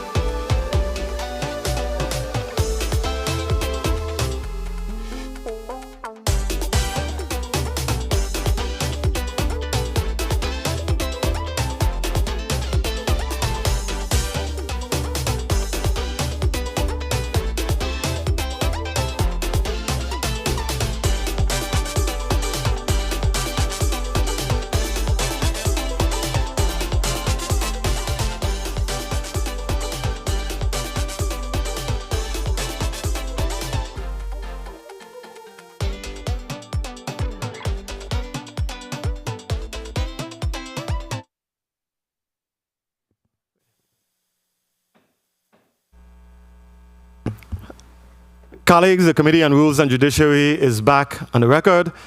Mr. Clerk, can you please read the items in block number 2? Block number 2. Block number 2, the Virgin Islands Real Estate Commission, the nomination of Ms. Stephanie Hodge, and the nomination of Mr. Christopher McDonald. Thank you very much. Ms. Hodge and Mr. McDonald, thank you very much for your willingness to serve on this very important commission. We are going to start with you, Ms. Hodge. Can you please, well, no, both of you, please raise your right hand for the swearing in. Do you swear or affirm that the testimony you're about to give and your responses to questions posed will be the truth, the whole truth, and nothing but the truth? Yes. Yes, I do. Thank you very much. Ms. Hodge, you may now proceed with your testimony. Thank you, Mr. Vice Chairman. Good afternoon, Senators. Thank you for the invitation to appear before you today, and thank you to Governor Bryan for renominating me to the Real Estate Commission. I am honored. My name is Stephanie Enid Hodge, the daughter of Julia Henson Hodge and the late Winston A. Hodge. I was born and raised on St. Croix, as were my parents, my mother from Gallows Bay, and my father from Frederiksted. My maternal grandparents were both from St. Croix. My fraternal grandmother was born on St. Thomas and raised there until the age of 8 when she moved to St. Croix, and my fraternal grandfather was from St. Croix. You can say that I am a proud Virgin Islander. I often say there is absolutely no other place I belong than right here on my beloved St. Croix. I attended the St. Dunstan's Episcopal School and graduated from Country Day School in 1989. A summer abroad in Yugoslavia during high school ignited my desire to travel far. So immediately after high school, I enrolled at the University of California, Berkeley, where I earned an AB in economics in 1993. The focus of my undergraduate studies centered on economic development, which led me to eventually serve as the Associate Executive Director of the St. Croix Foundation. During my tenure, I created and launched the Scrape Paint Rejuvenate program, secured funding for the foundation's business incubator, participated in the revitalization of Sunday Market Square, assisted in the creation of the Women's Business Center, among other important community-based programs. In 2008, my sister Corinne Hodge and I launched Blue Sky Real Estate. We sweated it out in my home office, literally. I didn't have AC. While we renovated our building in downtown Christiansted, where we continue to operate. As two local women, the road was filled with many obstacles. Being viewed as not as capable, expectations being set higher than our peers, having to battle at times unconscious biases. But with tenacity and honest hard work, we persevered and celebrated our 14th year as one of the most successful real estate companies in the Virgin Islands. Along the way, we built a diverse, dynamic team of 11 agents who represent different races, religions, ages, sexual orientations, and life experiences. We also own and operate the Baths Realty Group based on Virgin Gorda, British Virgin Islands. I am passionate about inclusion and diversity in the real estate industry and bring this philosophy to the Real Estate Commission. During my previous tenure, I worked alongside my fellow commissioners to reinstitute background checks for new applicants and ushered in scores of new applicants, a large percentage of whom hail from the Virgin Islands and the Caribbean region. We began work in collaboration with former Senator Alison de Gazan on modernizing the Virgin Islands real estate law and continue this critical work with Senator Francis's office. The industry has changed in a myriad of ways, but our laws have not kept pace with the changes. For example, some local real estate companies require cooperating brokers, agents to serve as buyer agents, yet there's nothing codified in our law defining what a buyer agent is. This is a slippery slope. Our local law does not account for technological advances, has not kept pace with education required to enter the field, nor with nationally recognized continuing education requirements, and does not address the roles and responsibilities of property managers, to name a few deficiencies. I look forward to continuing this important work with a slate of new commissioners who bring fresh ideas and perspectives to the Real Estate Commission. I want to give a special thank you to Assistant Commissioner Natalie Hodge and her amazing staff who go above and beyond to assure the Commission operates fluidly and in an organized fashion. Thank you again for the opportunity to serve the people of the Virgin Islands. Thank you very much for your testimony, Ms. Hodge. We'll now proceed with Mr. McDonald. You may proceed with your testimony. Thank you. Good morning, Senator Potter, Chairman, and honorable members of the Rules and Judiciary Committee, other senators present, and the listening and viewing audiences. My name is Christopher McDonald, and I'm sitting before you as a nominee for the Virgin Islands Real Estate Commission by the Honorable Governor Albert Bryan Jr. At this time, I would like to thank the Governor Albert Bryan Jr. for his consideration and confidence to nominate me to be a member of the Real Estate Commission. My goal is to be an active member of this commission, if approved, and be a representative for the community and young Virgin Islanders, and assist with structuring and creating ways to enhance the real estate industry within our territory. Growing up in the Virgin Islands has made me the person I am today. This experience has given me the opportunities and experiences that help shape my character, personality, morals, and commitments. It is the place that I call home. In 2020, I graduated from the University of the Virgin Islands with a Bachelor of Science degree in biology and a minor in communication. This past May, I graduated with my master's in public administration with a 3.9 grade point average. During my tenure at the university, I was blessed with internships and programs that allowed me to represent the university and the people of the Virgin Islands. Over the years, I also had the opportunity to participate in numerous clubs and organizations such as the Thurgood Marshall Pitch Program, Thurgood Marshall Leadership Institute, Emerging Caribbean Scientists, WUVI Radio Station, UVI Bio Society, Golden Key Honor Society, Brothers with a Cause, and Student Government Association. In 2019, I was elected SGA president and represented the student body at the university. In addition, I was able to create skill development workshops that include storytelling workshops, building your credit, creating vision boards, and cooking exercises. When it comes to leadership, I have mastered the ability to go above and beyond to support others and the team. I have also learned the knowledge and skills that makes a good leader. I never put myself first. I always listen to find solutions and ways to fix problems. I always keep an open mind for understanding and creativity. According to Theodore Hirschberg, the very essence of leadership is that you have to have vision. Vision to believe in yourself, vision that you can do it, and vision that you will be successful in future endeavors. But what is leadership?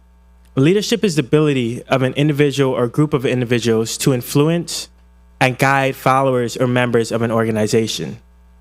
It involves making sound and sometimes difficult decisions to articulate a vision.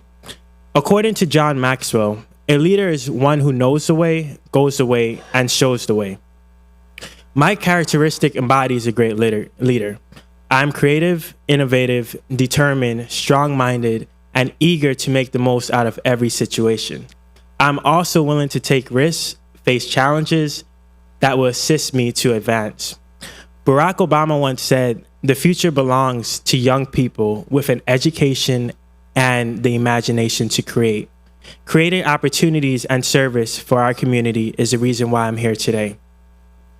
In 2017, I interned at NASA Research Ames Center in California. My project focused on using Earth observations to monitor the land use change of St. Croix from 1985 to 2017.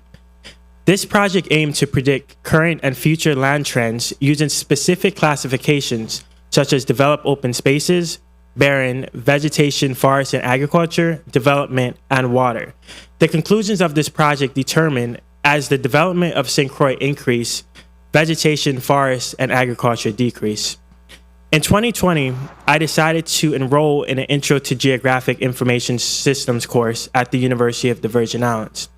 During this time, my former classmate, Shaquan Henry, and I had the opportunity to teach high school students at the Charlotte Amalie and Ivana Dorakens High School the importance of GIS and how it is applied for disaster management. We use FEMA's online mapping platform to teach students the locations of flood risk zones.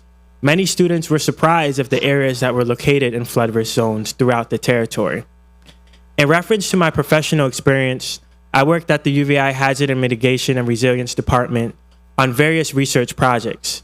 At this job, I was a research assistant and used GIS to create maps for the Department of Planning and Natural Resources, VI Department of Agriculture, and the Caribbean Green Technology Center. These maps I created displayed the Department of Agriculture leased properties, border water resources, location of aquifers, USVI watersheds, guts, churches, and the locations of cell towers. Today, I have the opportunity to pursue entrepreneurship and become one of the recipients of the UVI annual 13D Entrepreneurship Business Launch Competition for my business, Map It. With my educational knowledge and skills, I believe that I'm qualified to be a character for this nomination to the Virgin Islands Real Estate Commission. Although it is a volunteer position, I have decided to give of my time and talents for this commitment. As a young Virgin Islander, one of the goals is to own a property that I can call my own. The USVI has many properties, infrastructures, and land that has been passed down for generations. An additional goal is to bridge the gap with methods to engage the younger generation to be invested in real estate and property ownership. One major benefit of being a home owner and having a property is obtaining a sense of pride and belonging to a place and community. Honestly, being a part of this community is truly a blessing. We have outstanding leaders, role models, and people that care for our well-being. In 2017, we experienced Hurricanes Irma and Maria that devastated the territory and destroyed many properties and infrastructures. For some Virgin Islanders, everything was taken away that day. However, the sense of community grew stronger, and once we came together, our islands moved forward. It is often stated that the Virgin Islanders are resilient people. We have proven that we are able to withstand and recover from severe and difficult conditions with the help of God. As stated earlier, my goal for this commission is to bring awareness to the real estate industry and impacts that are affecting local Virgin Islanders and others that makes these islands home. Additionally, I want to see more local families owning a piece of property that they can use to achieve generational wealth. Once again, I would like to thank the Honorable Governor Albert Bryan Jr. for nominating me to serve on the Virgin Islands Real Estate Commission. I would like to thank Chairman Potter and the honorable senators of this committee for your time and consideration of my nomination. At this time, I'm available to answer any questions. Thank you. Thank you very much, Mr. McDonald. Colleagues, we will proceed with a 4-minute round. We're going to start a round of questioning. My colleague on the left, Senator Marvin Blyden. And Senator Blyden, you may proceed with your 4 minutes. Please recognize Senator Blyden's microphone. Thank you so much, Mr. Chair. And I would like to say good afternoon to Ms. Brown and Mr. McDonald for putting yourself forward to perform your civic duty in terms of public service. And I would also like to say it's good to see Senator Jackson in the audience. Haven't seen you in a while in the chamber. Welcome, Senator. Yes, but nonetheless, Mr. McDonald, I must say, it is never too young to serve your community. And public service is an honor. And I believe, based on your testimony when it comes to the Real Estate Commission, you spoke to assisting other young people. And in the territory, real estate is so expensive and robust, you know, and and you spoke to more young people getting involved and owning a piece of the rock. And I owned my first property here when I was in my mid-20s. Wow. So it's good. I like to hear your out-of-the-box thinking, your ideas, and I believe you would bring some type of new ideas to that commission. So no one is never too young to be involved and wanted to make a difference in the community. So I commend you for that. Ms. Brown, I want to ask you a quick question before my time is have expired. You spoke in your testimony, and I like your passion, Ms. Brown. I really like your passion. You're a local Virgin Islander, and you spoke to some solutions in respect to what you would like to see moving forward. But let me ask you, in respect to your testimony, you spoke to an example of local real estate companies requiring corporations, brokers, / agents to serve as buyer's agents, yet there is nothing codified in our law defining what a buyer agent is. And you stated that this is a slippery slope. Let me ask you in response to the code, because I looked it up pretty quickly, and the real estate salesman, is that what's the same as the buyer agent? In the code, that's in the code. Would you say that's the same? The definition is the same? Or in your opinion, it is not? Thank you for your question, Senator. If I may, just for the record, my last name is Hodge. What was I saying? Sorry. Hodge? Brown. I'm sorry, Ms. Hodge. I'm sorry. I apologize. No, they are not the same at all. When you get your temporary license and then you go on to take your test, you get your real estate salesman's license, which you can keep you have to keep for at least 2 years before you can sit for your broker's exam. So when there is a real estate transaction, the way the law is currently written in the Virgin Islands, you're either an agent of the seller or a sub-agent of the seller. Sellers typically pay commission, and it's split, typically 50-50. Buyer agency is a terminology that really came about on the national level, stateside. So to say I know a whole lot about it, I can't say. I know some jurisdictions where you're a buyer's agent. So as a salesman or a broker, you can be a buyer's agent. And that means you are working for the buyer in the transaction. In some jurisdictions, stateside, I understand, as a buyer's agent, the seller can pay your commission. In other jurisdictions, if you're a buyer's agent, the buyer pays your commission. In the Virgin Islands, there is nothing in our real estate law that speaks or defines what a buyer's agent is. There's nowhere. And so I just find this dangerous because in a real estate transaction, if there's any dispute and you're acting as a buyer's agent, what does that mean? And there is nothing in the law to tell any real estate professional what a buyer's agent really is. Okay, thank you so much. I think it's more of a marketing shtick more than anything at this point. Okay, thank you so much for that. And also you spoke to throw me off, sir. You spoke to some deficiencies, other deficiencies within the law that I need to be more specific, but I guess if time permits, I can ask you those questions. But in respect to Mr. McDonald, you spoke to creating ways to enhance the real estate industry within our territories. Can you clarify for us exactly what that looks like? Yes. Well, thank you for the question. In reference to in creating ways, I definitely want to start with providing more education for the younger generation.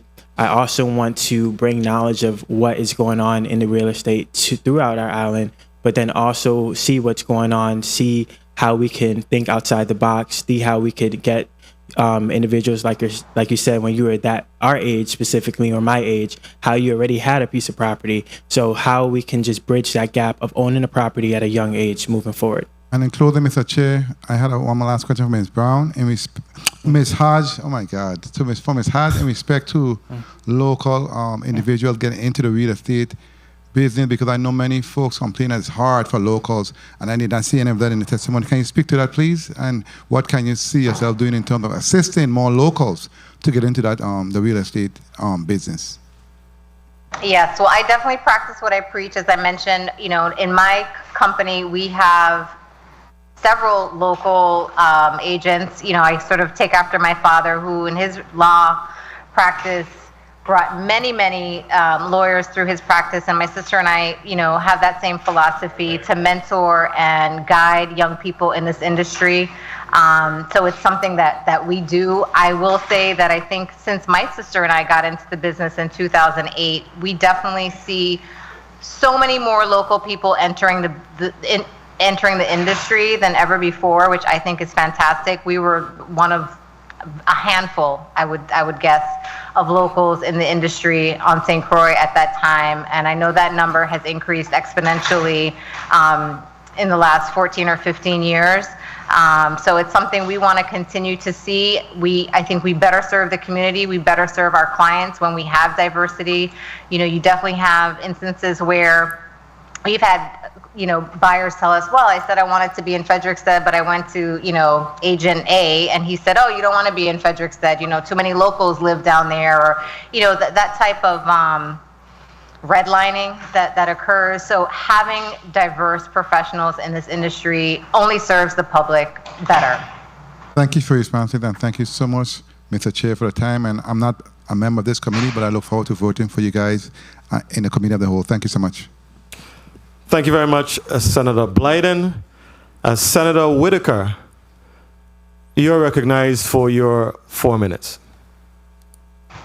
Good afternoon, Chairman. Good afternoon, colleagues. Good afternoon to listening viewing audience, and a special good afternoon to our nominees. And I just want to always say I appreciate persons who step up, and I just want to thank you for your service, especially to you, Ms. Hodge, where you're in fact asking to be re-nominated. And to the young man, I really commend you. I want to start with you, Ms. Hodge. One of the things, can you just provide with us one of your greatest accomplishments to date on the board that you like to showcase? And I also really respect the fact that you've continued to move the industry forward to diversify. Thank you, Senator Whitaker. I think the biggest accomplishment that I was able to bring, even though some may not give me credit, I brought it to the forefront that we were basically rubber stamping applications when I joined the Real Estate Commission. There were no background checks.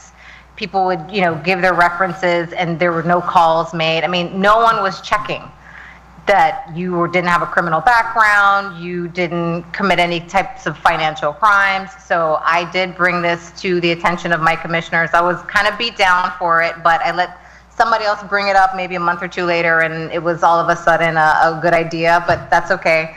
But I'm going to take the credit because it was my idea to reinstitute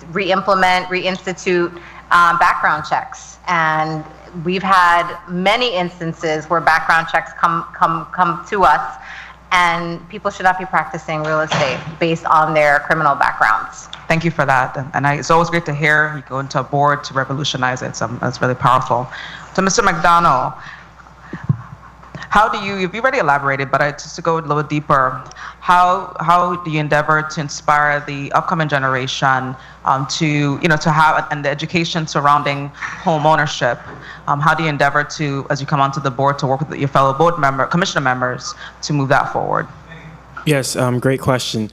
In reference to just inspiring the younger generation, I always say, and go back to what I said, it starts with education. We, as a young Virgin Islander living here, one of the key things that we realize is that properties have been here for years. Properties have been passed down from generations to generations.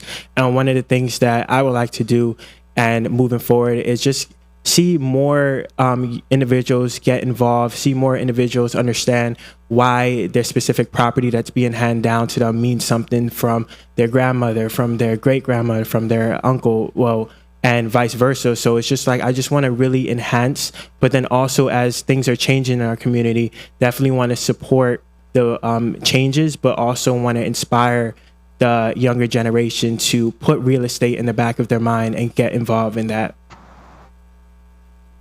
Thank you. And back to Ms. Hodge, in terms of some of the challenges we have with our housing crisis, how do you see the board really assisting and working, with, requisite entities to really address this housing crisis we find ourselves in? I also want to put on the record, I am moving forward with my rent stabilization bill. I'm moving using rent control, but I have to be able to balance both homeowners and the renters. So I will definitely like your input on how we can really bridge both the home ownership and even the crisis around renting. Yes, absolutely. So renting and home ownership, yes. Sort of both. Rents have actually started to come down and 30 stabilize seconds. a little bit. We had a spike after Maria because of all the recovery workers that were here and people were getting that FEMA money. So that, shocked rents and they went up. We are seeing somewhat of a stabilization.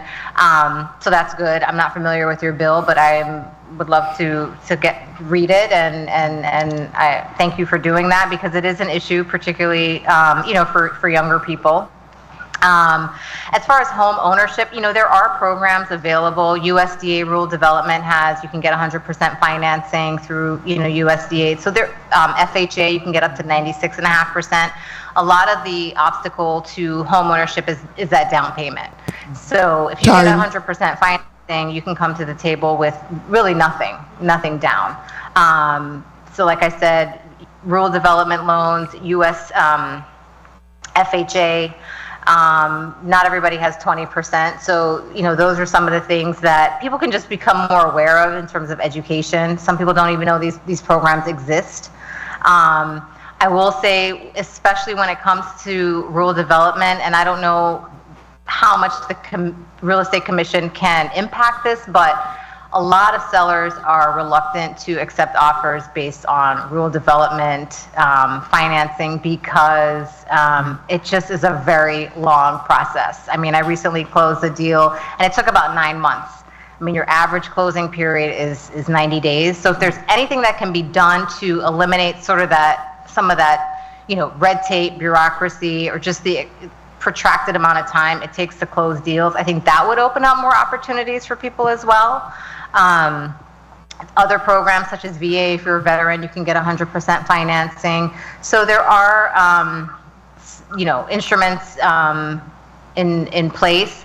The one thing that's lacking in our market, and I keep hearing banks are going to be introducing new products, is construction financing.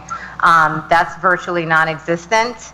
I have a deal, it's been a year, construction loan, and it hasn't closed yet. Supposedly it's closing this month, but that's a real problem, particularly with our low housing stock. There is such a dearth of inventory right now. So if you buy land, great, that's affordable, but then how do you build a house? Not everybody has $200,000-$300,000 sitting in a bank specifically to build a house.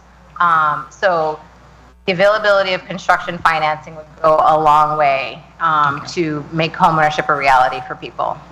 Thank you. And because she was on the chair's time. And Mr. Chairman, to conclude, I have reached out to the banks myself, both Banco and First Bank, and to Puerto Rico, tracked them down. And they sent me these 2 letters since last year that I still don't understand because it's not seen. Work with the banks. Thank you. Thank you very much, Senator Whitaker. Senator Francis, you're recognized for your 4 minutes. Thank you very much, Mr. Chair, and good afternoon to everyone. And I want to thank both of the nominees for taking the plunge and being here today for this nomination process. And certainly we're talking about some homegrown individuals here in these 2 nominations, and Miss Stephanie Enid Hodge. You stand on some great shoulders. Enid Hodge, Derek Hodge, Winston Hodge, Julia Hanson Hodge. I mean, you got some big shoes to fill. But I know that you could do it. You have done it and will continue to do it. In your testimony, you made reference to the real estate bill. We have the real estate reform bill that has been completed and just waiting to go through the nomination process. And when we could get these nominees in place, we'll see it 39 pages long. We also just got the bill draft today for the I've been working with DLCA in regards to the real estate appraisals. We work as well, and we did some work with DLCA to get this going. So that's bill BR number 22-1166. So you spoke a little bit about the issue of construction loan, and there's some additional barriers, and I think that the Real Estate Commission and the board really needs to come at the forefront in having that discussion. We are talking about the issues of surveyors, appraisers, what we've seen most recently, even with the construction loan, we're challenged by the fact that the increase in costs for labor as well as supply and material is going through the roof right now, and there must be some stability in it. I think that certainly I'm hoping that we could all stand and be able to address this particular issue, because even with a loan, even if your bank were able to give you a loan, it's getting so expensive to construct a home here that it continue to drive our local individuals out of the market.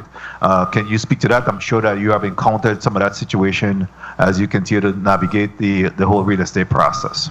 Absolutely. The other factor is this environment of rising interest rates. I mean, I've had deals fall apart when the Fed raised the rates because all of a sudden you qualified for a home for, let's say $300,000, and with that rise in interest rate, all of a sudden now you only qualify for $250,000. Right. So there's so many different factors that impact that, but you're absolutely right. The cost of materials has risen exponentially. I think the average, dollar per square foot building cost is around $300 per square foot, and that's just a basic house. So you figure 1,000 square foot home, 300,000. That's not a big house. You've got 3 kids. That's not enough space for you. So it's definitely something that I don't know what the local government, can do, maybe to provide some kind of subsidy. I know that the Housing Authority recently published a study, and I want to say it was like 9,000 housing units are needed to satisfy the demand of people that need a home. And, I had the opportunity to listen in on the previous nominees and just talking about housing and how important it is just to live a healthy life. So it definitely is something that I encounter on a daily basis. I try to do my part. I try to help people, point them in the direction to improve their credit. One thing that hurts a lot of people, we love to pay everything cash. Well, if you buy a house and you don't have any credit, that is worse than having bad credit. 30 seconds. So, I encourage people to, have like a credit card that you use, specific build credit. Those are some of the things that you can do. And I'm not saying it's easy, but it's definitely something that needs to be looked at across the territory. Very well, thank you. And quickly, before my time had been called, I want to say, as well as to Mr. Christopher McDonald, you two stand on some great shoulders, and we're looking forward to the work that you do there. Get on that board, use your youthfulness to make sure that you're rocking and shaking, and make sure that you're able to get your voice be heard in respect to how we become innovative, creative, and becoming the 21st century as we continue to move these board forward. I will be supporting both of the nominations here, and at some point I'd love to engage you, Mr. Christopher McDonald, in respect to some of the ideas that you have and you intend to bring to the board. Good luck to both of you, and we're looking forward to your energy and certainly your passion on these boards. Thank you very much, Mr. Chair, for the time. Thank you very much, Senator Francis. Senator Johnson, you're recognized for your 4 minutes. Good afternoon. Thank you very much, Mr. Chair. Good afternoon again to the testifiers. And good afternoon to my colleagues and the viewing and listening audience. You're willing to serve again. That's first of all, Ms. Hodge, and that's a good thing. And good afternoon to you too, Mr. McDowell. I'll definitely have to have a conversation with you in a minute, but let me deal with this young lady here for now. If your appointment is successful, what are 3 things that you have not completed, issues that you think you would like to try to address in this next go round? Thank you, Senator Johnson. First and foremost, and thank you to Senator Francis for carrying the torch and getting this through. Modernizing the real estate law, I'd say ranks 1 and 2 for me, quite frankly, because it is, I think it was written originally in like the 1960s. So, that is something that I tried to push through my last term. Okay. And, some degree of resistance. So I'm very happy that we have a slate of young, not just young, fresh ideas, young in terms of young on the commission, but definitely seeing that push through. And we spoke to just access to home ownership, I think is something that whatever the Real Estate Commission can do within its purview to encourage, make access to home ownership easier, is definitely something we should do, and just bringing integrity back to the profession. I think sometimes real estate agents can get like a bum rap, for lack of a better term. But sometimes it's deserved, and we serve an important function. We are responsible for people's monies, and just making sure that the people who are in this industry operate with the highest degree of ethical standards. Being in the real estate market at this present time, what does the market look like, and how is the young millennium getting involved in the market? Are they getting involved, especially young local Virgin Islanders? Are they coming to the market and trying to? They are now more than ever. I'm seeing younger people trying to getting in. I would say if you don't have the resources to do it alone, partner up with somebody. We see that in a lot of other communities where people do that. Work together to achieve goals. But yes, I would say in the last 4 to 5 years, I'm seeing many more young people entering the real estate market, and also becoming industry professionals, getting their real estate licenses as well. So. Okay, thank you very much. Mr. McDonald, how are you doing today? I'm doing fine, thank you. How are you? I'm fine, thanks.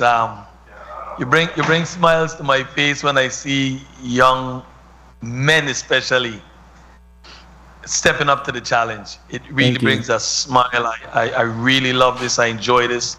I believe in giving young people a chance, opportunity, and I just feel proud sitting here, seeing you as a young man, willing to serve and up to the plate. Thank you. How will the experience you received in your previous position held as to assist you in improving the real estate industry? Well, great question.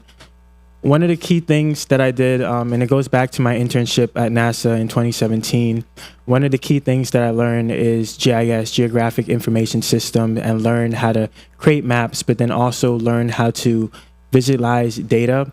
One of the key things that I did in my previous professions was create maps based on the location of different things, such as properties, such as aquifers, such as cell towers. And one of the things that I would love to do is just keep on moving forward and keep on bridging the understanding and gaining as much knowledge as the different properties, the different locations, what we have here in the U.S. Virgin Islands.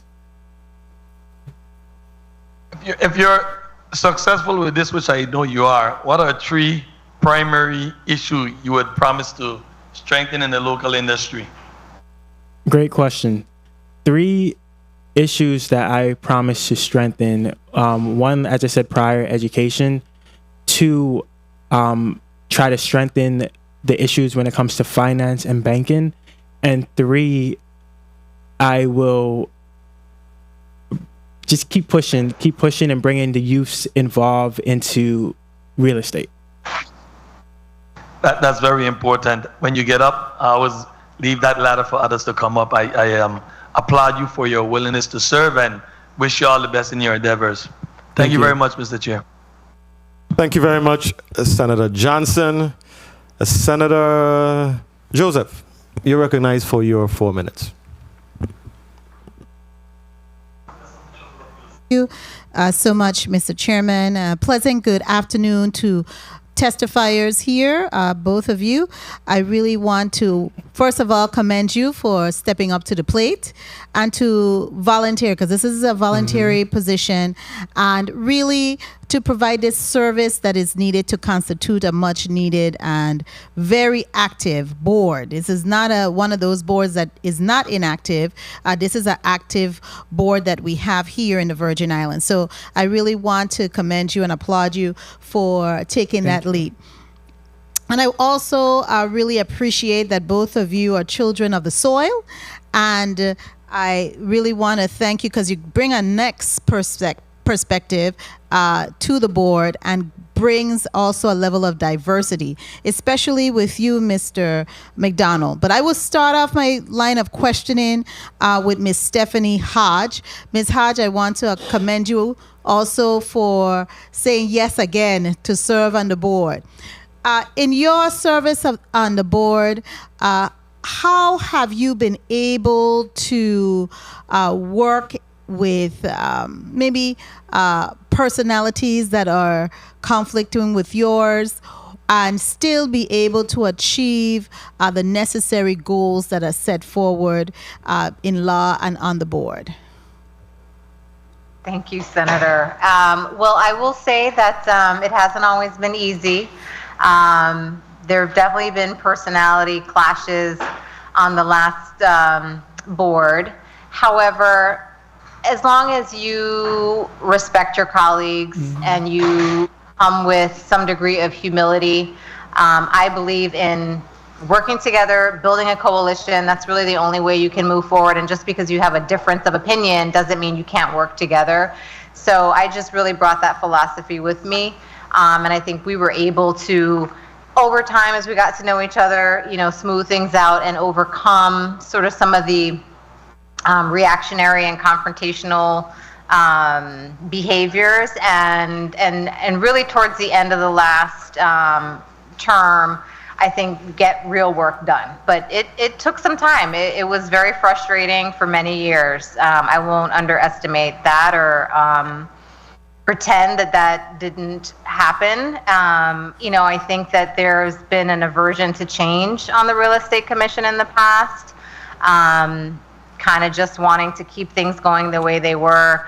Not wanting to adapt to, like I said, new technological advances. Just even doing Zoom meetings or sending out an email was something that was certain people resisted. But we were able to overcome that with a lot of patience and a lot of humility. So, but like I said, we overcame that and we were able to accomplish, I think, some important work. Thank you so much.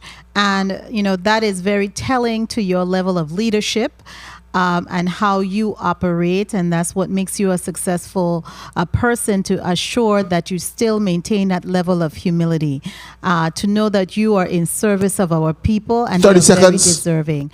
Mr. McDonald, on to you. Now, I know you're a young person, and this may be one of the first opportunity that you have to serve on a board on a government structure. Now, how do you think your previous experience and your educational level have equipped you with the mechanisms that you would need to navigate in those type of waters that your soon-to-be, hopefully, colleague has described? Great question, and thank you for that question. Mr. Chairman, Mr. Chairman, may I be allowed to have the testifier respond? On the chair's time, you may respond, Mr. McDonald. You may proceed. Yes, that's a great question. First of all, my previous experiences, starting from growing up here, from elementary to high school to college, it has given me the opportunities. It has connected me with so many people, so many networking opportunities, so many obstacles that I was able to bring force and overcome. One of the key things, just if accepted on this committee, is that with the knowledge that I have, the thinking outside the box, the skills, the experiences, that's one of the things that has prepared me. I always make the most out of every opportunity. I was always told to always follow the right path, always follow your heart. And one of the things that it has prepared me is that it has given me the skill set, the mindset, and the determination to just keep moving forward.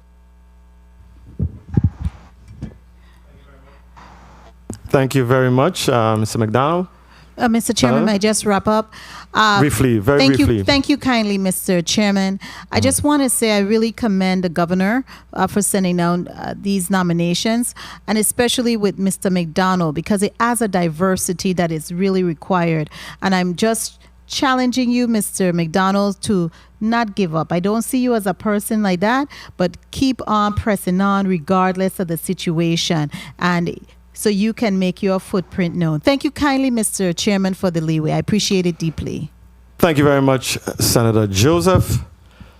Senator Javon James. Is Senator James in the chambers?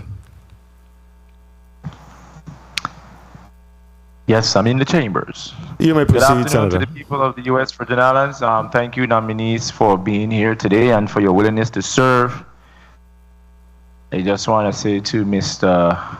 McDonald, I'm proud as a young Virgin Islander as well to see individuals stepping up and taking responsibility in our community. I read your testimony where you mentioned the various projects that you worked on, and I must admit something along the line made you shift as far as your career path when it comes to what you studied. What caused that shift? What made you lean into that direction as far as things really dealing with the land, real estate? What was that inspiration? That's a great question. It really started after the internship, and it started, like I said, in 2017. Prior to that internship, I was on the path of being a doctor, path of being a physician assistant. Even when I was younger, I was enrolled in science programs every summer. But one of the key things that I realized is that after I did this internship, I realized that I had a passion and drive for creating, and GIS gave me the opportunity to create, to make the most out of the experience, but it also gave me the opportunity to challenge myself. And because of that experience, it just became a better path for me at the moment. And as a result, if I didn't take this internship, I would not be in the process of creating my business. I would not be in the process of making connections, making contracts. And because of this, I always say everything happens for a reason. But to answer your question, that's the reason why I switched my career paths. I must admit, when you first started off with your testimony, I was like, And then when you went on describing the different projects that you participated in, I must say that you are qualified. My only thing is, though, this commission doesn't pay. So once again, what made you want to take part in something that do not pay? What made you say to yourself, I am going to do this? Because I know pay and money motivates individuals. So can you place that on the record? Great question. And honestly, one of the key things is all about service. Sometimes you have to do things without looking at pay. And one of the key things, just growing up, I always had the opportunity to just give back, whether it's volunteering, whether it's feeding the homeless, whether it's backpack giveaways. I've always learned how to do things without looking for anything in any rewards in returns, and just making a difference in the life of someone else. That's one of the reasons what makes me who I am today. And my last question, you are in a position to serve all Virgin Islanders. However, you represent a specific demographic. As far as your vision and things that you would undertake from day one once nominated by this body, can you just give me an idea of your vision, not just for St. Croix, because I know you mentioned St. Croix a lot, even though you live on the other side, but for the U.S. Virgin Islands. 30 seconds. And if you just break it down by district. Thank you. So for district, well, each island is definitely different. I would say that my vision for St. Croix is definitely one of the things that I did or looked at in the past is agriculture. So my vision definitely when it comes to St. Croix is, in regards to real estate, I definitely want to identify like properties that are heavy in agriculture, also get youth involved over there in agriculture. In St. John, I know the majority of the island is National Reserve. So one of the things that will be a key thing when it comes to real estate is identifying the properties that are in the most congested areas, such as, well, identifying properties that are in the most congested areas. And then when it comes to St. Thomas, definitely just identifying properties that can be used or recreated or reconstructed. We have a lot of historical infrastructure on all three islands. So definitely identifying that to just renovate it or improve to keep our history, what makes the USVI us. Thank you for placing that on the record. My time was called. I do support both nominees, even though I was not given enough time to ask you questions. So do not worry, I will support you when it's time. But I just want to say to both of you, please, let's work hard to protect these beautiful U.S. Virgin Islands. We have a lot of individuals who are coming here, they love here, and we're not running them from here. But we have to look out for us, Virgin Islanders. If not, years from now, we are going to be in some serious situations. So please, I'm just telling you to just give it your all when it comes to protecting Virgin Islanders and their property. Thank you, Mr. Chair, for the time, and God bless. Thank you very much, Senator James. Senator Francis Heidegger, you're recognized for your 4 minutes. Thank you. Good afternoon once again to my colleagues, people of the territory, testifiers, nominees, central staff, and my staff. My first set of questions I want to ask Ms. Hodge. How are you? I'm well, thank you. How are you? I am excellent. Good. One of the things I wanted to find out, because of the small amount of housing we have here, what is maybe one of your ideas of potentially expanding housing here in the territory? Do you have any thoughts as just being a part of the real estate board, because we're dealing with real estate? Yeah, well, it's definitely a role that the government is central, has to be a central player. And as I understand it, the government has dedicated resources and focus to increasing the housing stock on all 3 islands. Like I said earlier in my testimony, housing inventory is extremely low.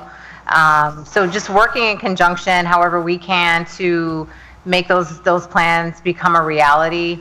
Marketing the properties, educating buyers on what they need to do to qualify for, buying a home, because if the home is there and you're not qualified, it's not going to do you much good.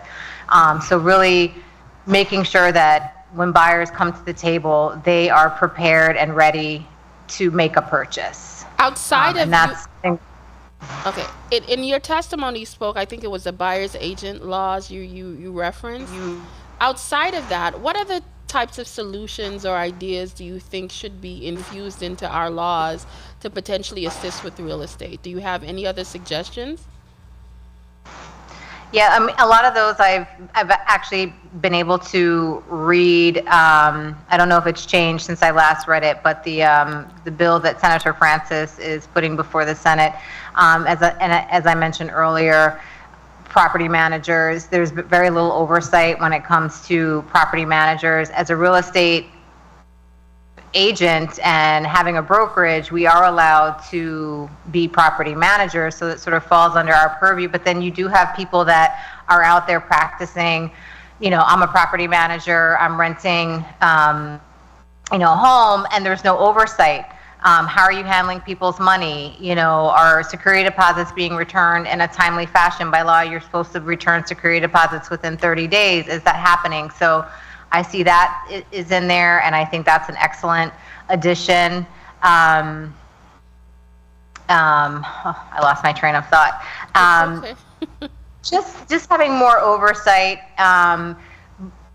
Education. As agents, we are required through the Virgin Islands Territorial Association of Realtors to have continuing education. So mirroring that in the law, which I see that is in there, is also important.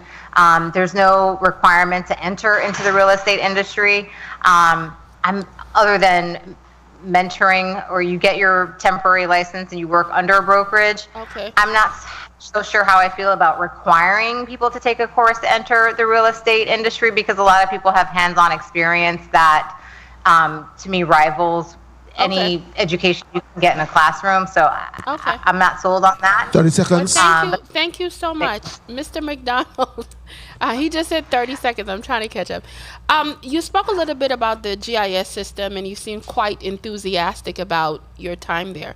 Tell me some of the things do you think that you have learned, whether about residential, commercial, industrial, different types of properties that might be unique to the Virgin Islands, or you think we could potentially look at, whether as a positive way? Thank you for the question. When it comes to residential, commercial, there's properties throughout the Caribbean. But what's really important is just where these properties are located, how they're being used, and how accessible they are to the people of the Virgin Islands.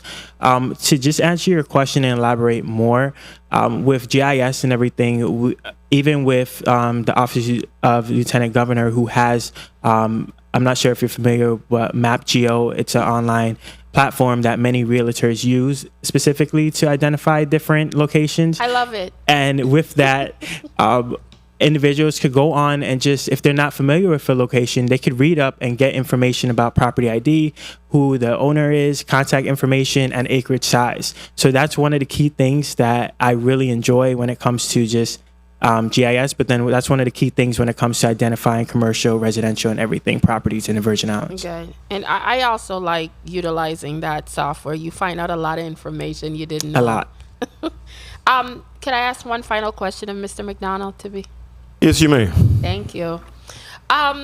Clearly, you're going to bring a younger perspective to real estate here if you're placed on the board. What are some of the things do you see for the future of the Virgin Islanders that you would want to see in order for their ability to attain home ownership, get a piece of the pie, etc.? Tell me what you see for the future for us. That's a great question. Thank you for that question. For the future, what I see is that I see locals owning properties, and I see it in my heart. I see it every day. It's just bridging that gap and then giving opportunity to do so. In the past, I know it's been challenging for different reasons, but one of the things that I see is that as a young Virgin Islander living here, especially for individuals who have roots in the Virgin Islands, I see them taking a piece of property that has been passed down from generations to consistently manage it. Okay. Thank you, Mr. Chair, for the additional time. Thank you very much, Senator Francis Heiliger. Senator Gittins, you're recognized for your 4 minutes. Thank you, Mr. Chair, and good afternoon to all again. A special good afternoon to the nominees. I too want to thank you both for your willingness to serve in the capacity in which you were nominated for. I also want to say again and acknowledge the Brian Roach administration for filling these vacancies, and I must add, with some energized, vibrant, young, brilliant Virgin Islanders now stepping into these positions. While I applaud them again, yes, might be a little controversial, but I must again state my disappointment to some of the actions of boards recently in the community, namely the GRS board, the hospital boards, and even the WAPA board. And what I want to ask both of you is, while you serve in the capacity, because I'm certain that, excuse me, you'll get the nod, I'm asking you to think about what our elders used to say: every tub must sit on its own bottom. Just do the right thing. Today I listened to not only your testimonies, both of you, but your responses. And you all said a couple of things that said to me, you know, you have no other choice but to support these two nominees. Starting with you, Ms. Hodge, when you spoke about act with the highest degree of ethical standards. Yes. Mr. McDonald, when you spoke to your skill set, your mindset, and your passion and drive, that's what we get from Virgin Islanders, people who have a vested interest in their home to serve the people of these Virgin Islands. I'm about service. I've been in public service all my life. I know when somebody mamagaing me from when they're talking truth. And I feel both of you passion here today for the nomination and the seat in which you were nominated for. And I'm ready to cast my support for both of you. Again, I'll ask for you to just remain focused and steadfast the way you presented yourselves today. I learned something through the NCSL leadership seminars that we've had. That if something doesn't read well tomorrow, don't do it today. So I just ask for you all to 30 stay on that seconds. path and do the right thing on behalf of your people. There is a BR, I should have been like the good vice president and had my document to waive, but I don't have it. But I have a BR 21-0222 that speaks to the historic preservations within our downtown areas. I would love to have a conversation with both of you so that you can understand what it is we're trying to do with this measure, but we're trying to get input first from stakeholders. And what we're looking at is, Mr. Chair, with your, can I just wrap up? You may wrap up, Senator. Thank you. We know that times are hard. A lot of materials are hard to come by. A lot of the skill set for masonry and whatnot are hard to maintain that full historic preservation within the downtown area. I firmly believe that it's not every building within our downtown area should be historically preserved. I know that there are certain structures in the downtown area that we can identify as buildings that we do need to historically preserve.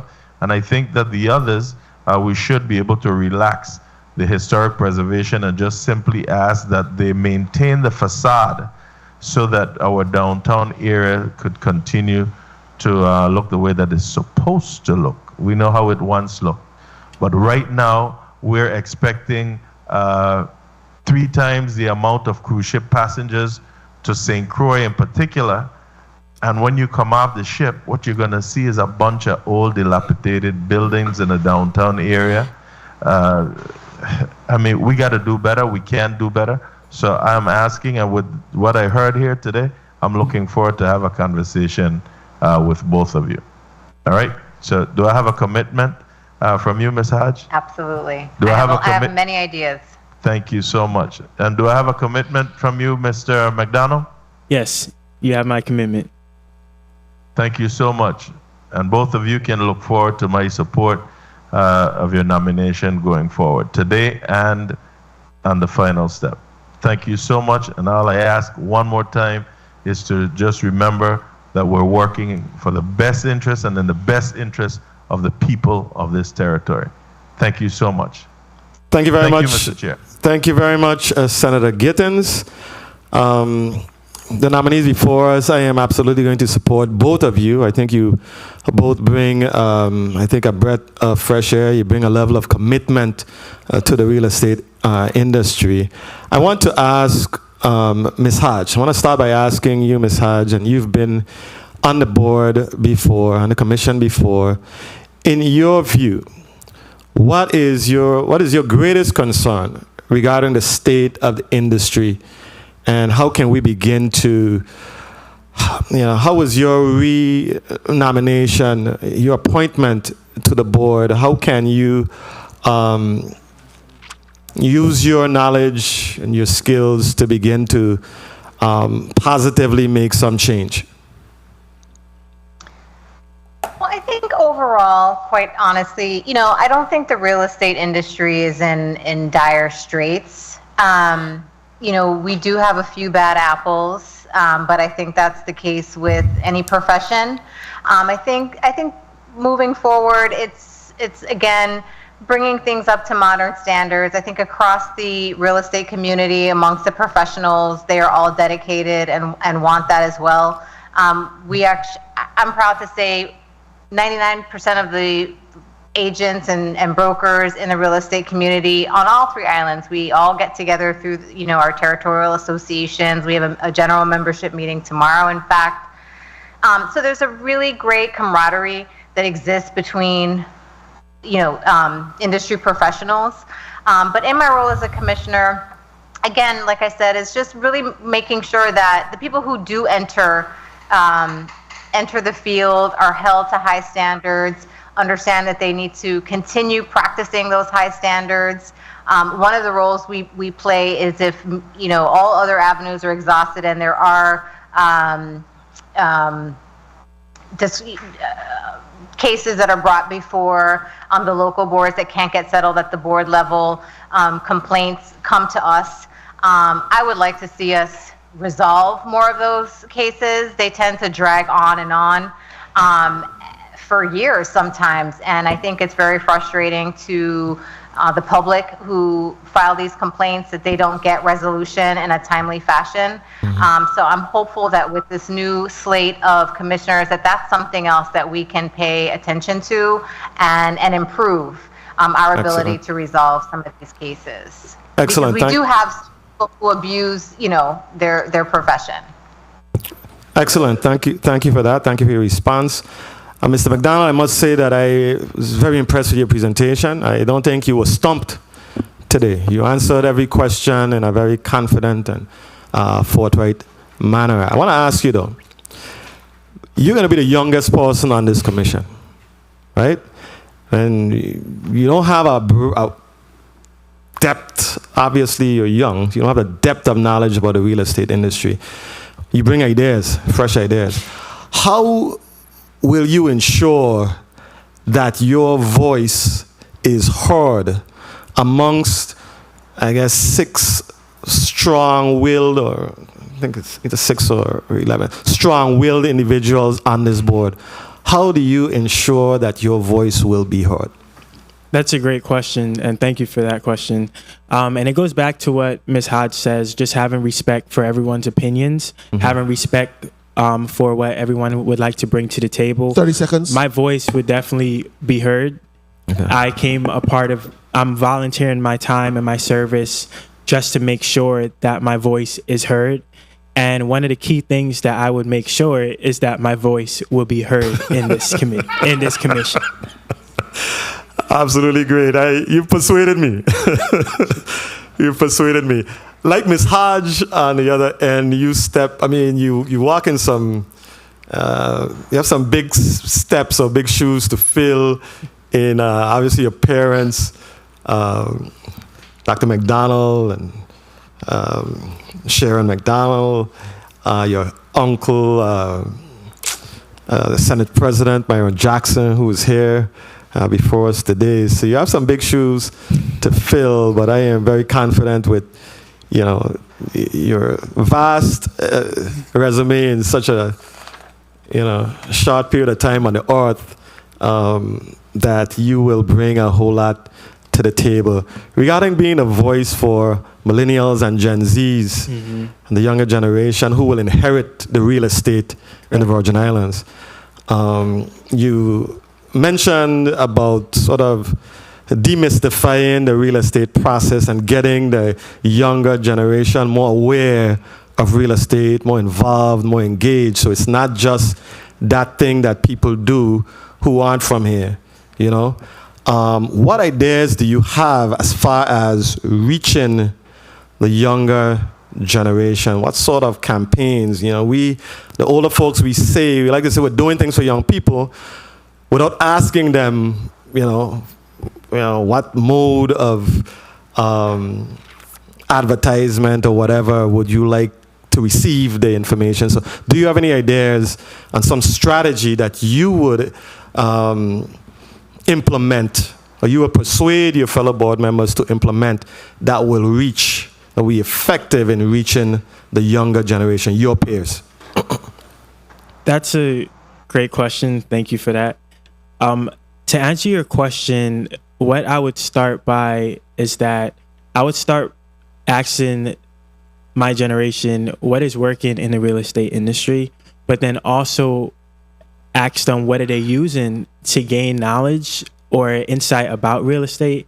Everyone knows what Airbnb is. Everyone travels and looks, instead of hotel, they're always at Airbnb. To bring that knowledge about Airbnb of just how it's creating generational wealth for that property owner here in the U.S. Virgin Islands for individuals who are living in dual complexes that have a property or apartment that can be used as a quick income strategy or a generational wealth. That's something that I would like to bring to the table. Excellent, excellent. Real estate obviously is an issue here in the territory. We have been pricing our young people out of the market. Realistically, we had some bankers here before us earlier this year, and they revealed to us that the average home sale on St. Thomas was upwards of $600,000, $700,000. So it is. So even if you have a strong income, coming up with a 20% down payment, coming up with, I mean, it is a challenge being able to afford to live in the Virgin Islands unless you're living with your parents. Now, what I hope that we can do in the foreseeable future, I think we have to convene an affordable housing summit, and absolutely the real estate professionals, the real estate commission, I think should have a seat at that table along with the lenders and the contractors and the regulatory entities, the Lieutenant Governor's office, so that we can figure out a strategy to to bring back the option and the possibilities of home ownership for regular Virgin Islanders, So I just want to hear, in closing, your thoughts, Ms. Hodge, and then Mr. McDonald on something like an initiative like that. Thank you. I think that's an excellent idea. I think the more that people are involved and can relate their own experiences, their own needs, the better off we can all be. I would encourage you to also just, reach out to the individual realtor associations because they bring valuable insight as well, just as practicing professionals in the industry. And that's definitely something that I would love to be a part of. Home ownership is definitely a challenge. Early on in my career, my sister and I, we did home buying seminars. We literally, beat the streets. Of course, we were trying to drum up business for ourselves, but at the same time, just educate people about what programs they could tap into, and perhaps the government can be creative in formulating and creating its own set of programs that homeowners can tap into. I know housing finance, I believe, has some lending programs, but they're often, it's hard for people to qualify. Sometimes you make too much money even though you really don't make any, or you make too little. So a lot of middle class people fall into that sort of abyss where there's nothing available. So really looking at where salaries are, what people can afford, and listening to people and understanding what their needs are is critical. Thank you, Ms. Hodge. Any thoughts on that, Mr. McDonald? Yes, I definitely like the idea, and I always say definitely bridging the gap of providing insight and education, especially throughout the U.S. Virgin Islands. I have noticed that even living here, a lot of individuals, even in the Caribbean, we have multi-generational homes. So we have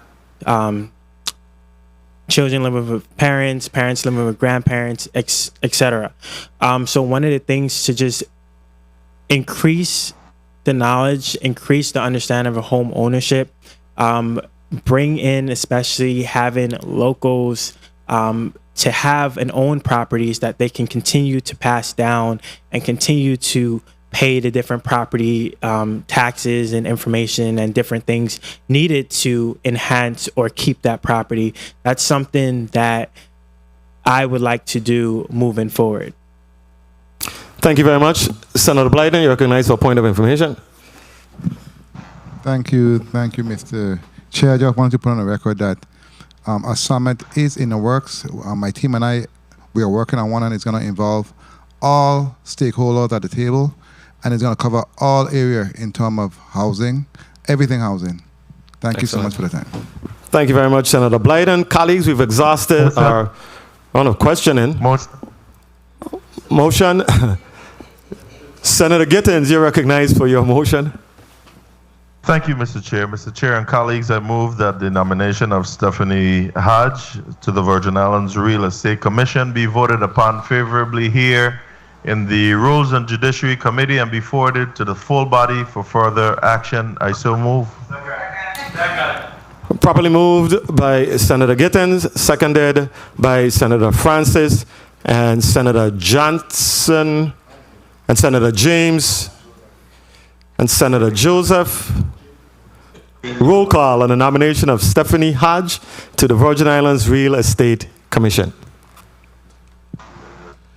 Senator Angel L. Bolquez, Jr.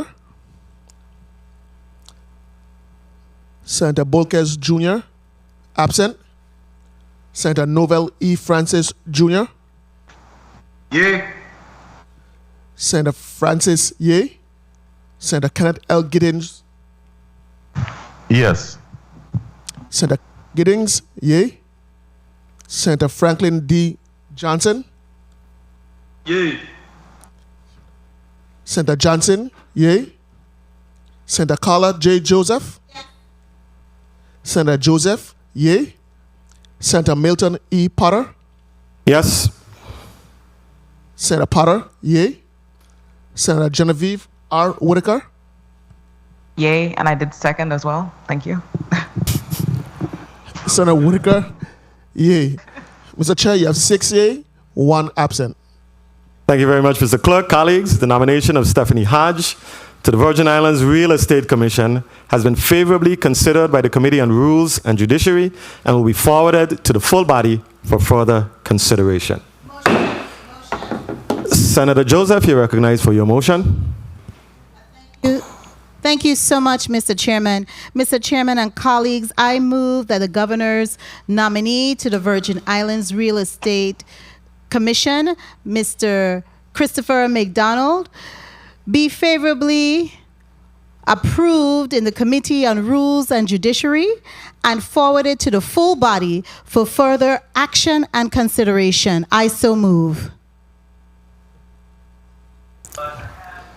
Properly moved by Senator Carla Joseph, seconded by Senator Francis, Senator Johnson, Senator James, no, Senator Johnson. That's it. Okay. Roll call on the nomination of Christopher McDonald to the Virgin Islands Real Estate Commission. Senator Angel L. Bolquez, Jr. Senator Bolquez, absent. Senator Novel E. Francis, Jr. Yay.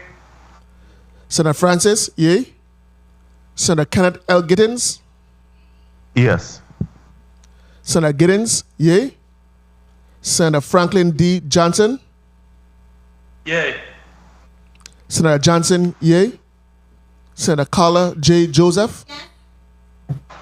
Senator Joseph, yay. Senator Milton E. Potter.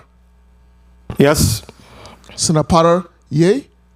Senator Genevieve R. Whitaker.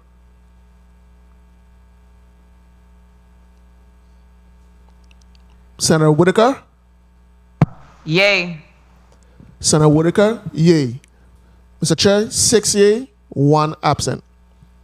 Thank you very much. Colleagues, the nomination of Christopher McDonald to the Virgin Islands Real Estate Commission has been favorably considered by the Committee on Rules and Judiciary and will be forwarded to the full body for further consideration. Congratulations, Mr. McDonald and Ms. Hodge. I will now afford you 30-second wrap-up, beginning with Ms. Hodge. Well, I just want to again thank you, senators, for your confidence and for your vote. I pledge as Senator Gittens asked, to give my best, give my all, and to make sure that I serve the people of the Virgin Islands. As I said, this is my home. I'm not going anywhere. So the better the Virgin Islands are, the better we all are. So thank you for the opportunity, and I look forward to continuing to serve on the Real Estate Commission. Thank you, Ms. Hodge. Mr. McDonald, you may proceed with your 30 seconds. Thank you. First, I would like to thank the Honorable Governor Albert Bryan Jr. for nominating me as well. But I want to thank everyone listening and viewing, as well as the senators here, for having your trust in me, for believing in me, and definitely believing that I can be a part of such a great board/commission, but then also make a difference here in the U.S. Virgin Islands. So I just want to say thank you for those who are listening, and thank you for all the questions this afternoon. Thank you very much, Mr. McDonald. Ms. Hodge and Mr. McDonald, congratulations once again, and you are officially released from this Rules Committee hearing. Committee on Rules and Judiciary stands in recess for 2 minutes.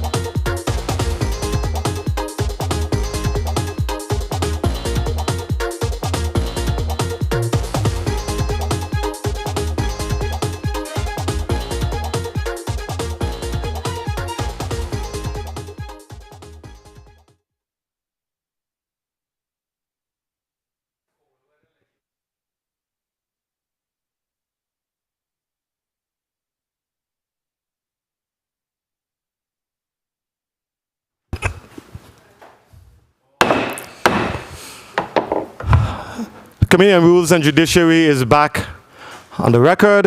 Mr. Clerk, can you please read the agenda for block number 3?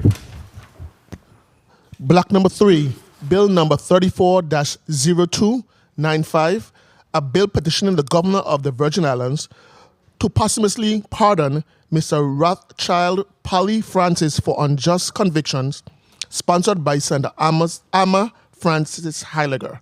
Invited testifiers, Dr. Eugene Brown, Mr. Glenn Kwabena Davis. Who speaks to bill number 34-0295? Senator Francis Heiliger, you may proceed with your introduction. Thank you so much. Good afternoon once again. Please recognize Senator Francis Heiliger's mic.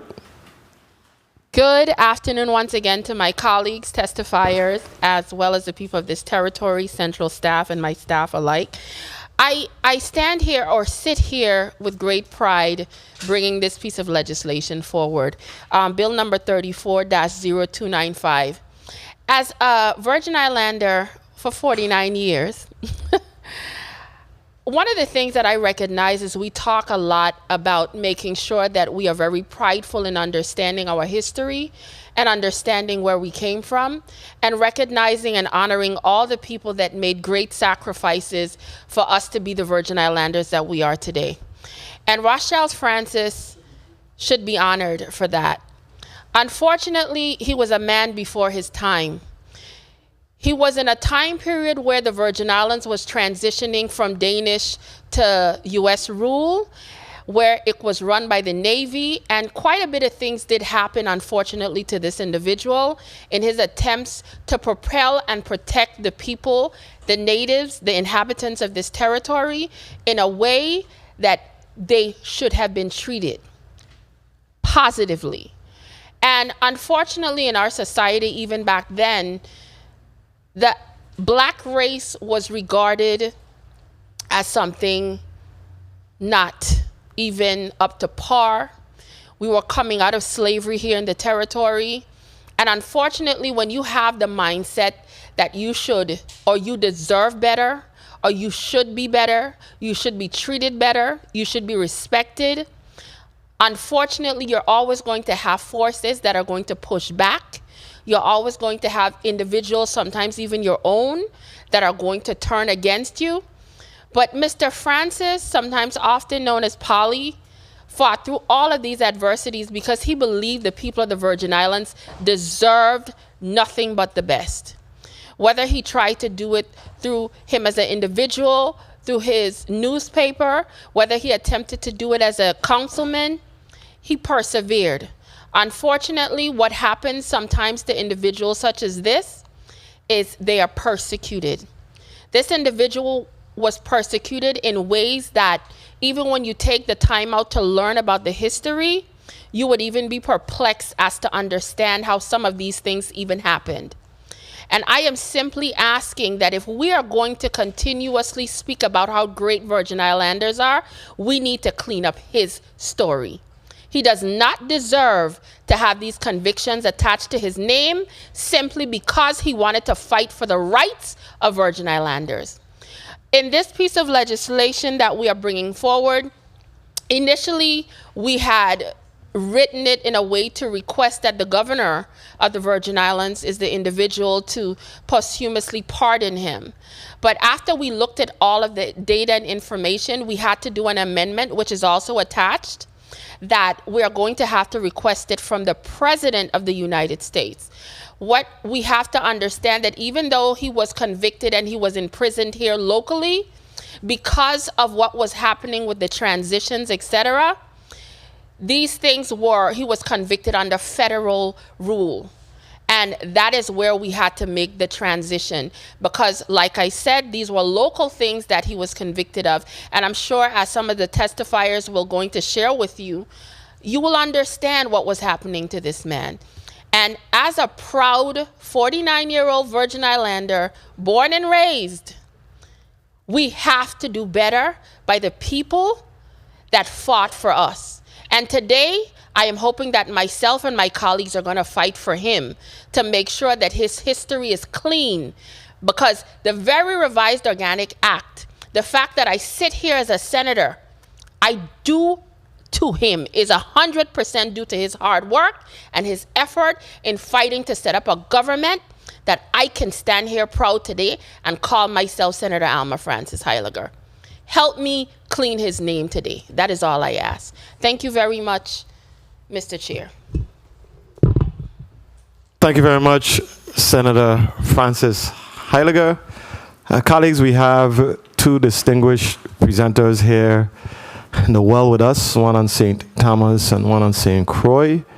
We have Dr. Eugene Brown, who's in the well in St. Croix, and we have Mr. Glenn Kwabena Davis, who's here with us on St. Thomas. Gentlemen, we're honored to have you.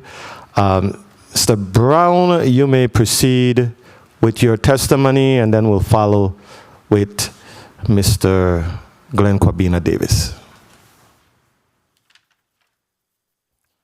We're not hearing Dr. Brown on St. Croix for some reason. I check 1, 2. Can you hear me now, Mr. Chairman? We're hearing you loud and clear now, Dr. Brown. You may proceed. Okay, very well. Thank you for the moment. Just for clarification, my name is Dr. Edward L. Brown, and I hopefully you just received my revised testimony. I've been working on it late, and so I want to make sure that the information I provide and my position is clear for the historical records. And with that, I will begin. Good afternoon, Chairman Milton E. Potter of the Committee on Rules and Judiciary, Senators of the 34th Legislature, and the listening and viewing audience. It is always an honor to testify before this august body. Today, I stand in support of Bill number 34-0295. However, based on historical documents that I recently acquired, I'm humbly asking Senator Alma Francis Heiliger to amend the introductory sentence, Section 1A on page 5, and Bill summary on page 5 to read, a bill petitioning the President of the United States to posthumously pardon Rachel Francis. Hopefully, Senators, we can discuss the difference between pardon and exonerate as we go through the process, but posthumously pardon Rachel Polly Francis for wrongful convictions. Today is a historic day, and I'm excited to share portions of my copywritten work, The Wrongful Imprisonment of Rachel Francis, with members of this esteemed body. However, before I begin my testimony, I would like to express my deep appreciation to the Senators on the Rules and Judiciary Committee for conducting this hearing. I would especially like to thank Senator Alma Francis Heiliger for bringing forward this important legislation. Rachel Polly Francis was one of the most powerful activists of the 1920s. He had unprecedented access to members of Congress, and his articles were read across the United States. However, such power made him the enemy of very dangerous men and women, and every effort was made to persecute and persecute him in order to silence his voice. Rachel Francis was born on October 5, 1891 on the island of St. Thomas in the then Danish West Indies, and was only 25 years old when the formal transfer of the Danish West Indies from Denmark to the United States took place. On March 31, 1917, a group of Marines allegedly ran through the city of Charlotte-Amalie, armed with rifles and instilling fear among the local population. Rachel Francis advocated for the removal of the naval administration and the establishment of a permanent form of civil government. Mr. Francis believed that racial tension in the Virgin Islands could be eradicated through the application of constitutional rights and self-government. Though Rachel Francis had only the equivalent of a middle school education, he made a concerted effort to learn U.S. history and constitutional law to better prepare himself to advocate effectively on behalf of Virgin Islanders.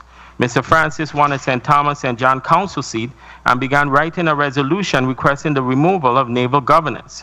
The Organic Act of March 3, 1917 gave legal authority for the governance of the Virgin Islands to the President of the United States and allowed the President to appoint judges, governors, and administrative officials to administer governance over the Virgin Islands. However, the Act of March 3, 1917 was intended to be a temporary government with U.S. congressional action expected for a permanent government at the end of World War I. Rachel Francis fiercely advocated for civil and human rights for Virgin Islanders, and his advocacy made him a threat to several governors. Rear Admiral James Oliver, the first American governor for the Virgin Islands, reported in 1919 to the Director of Naval Intelligence in Washington that Rachel Francis was a sort of half-witted Negro, apparently without an occupation, constantly causing agitation among the ignorant class. Governor Oliver concluded his report by stating, "I therefore earnestly recommend that the Attorney General be requested to send a capable, trusted, and energetic representative to carry out prosecutions." Rachel Francis collaborated with the American Civil Liberties Union, the ACLU, in September of 1920 through the initiative of its director, Roger N. Baldwin. Mr. Baldwin's attention was drawn to Francis's activities by an article written by Mr. Francis and published in the New York Call on September 20, 1920, that was critical of the Virgin Islands' economic and political conditions. On October 3, 1923, Mr. Francis, through his advocacy, began to stir up trouble when he presented U.S. President Calvin Coolidge with a detailed description of the ills facing the men, women, and children on the island of St. Thomas. He wrote, "Our economic condition is very serious. Acute misery threatens us. Our children go to school with empty stomachs. Our wives are undernourished. Our men move about with nothing to do. Our merchants are unable to pay their taxes. These and many more things are happening on account of the application of certain laws, which I assume we will discuss, that are hampering the trade of our harbor, the only means of our livelihood." Even before their court encounters, George Washington Williams and Rachel Francis engaged in debates via letters to the editors in Current History magazine and the New York Times. After Francis published letters to the editor exposing the oppressive conditions under which Virgin Islanders live, Attorney Williams would write letters in response claiming that Mr. Francis was lying and the United States was doing nothing but good in the islands.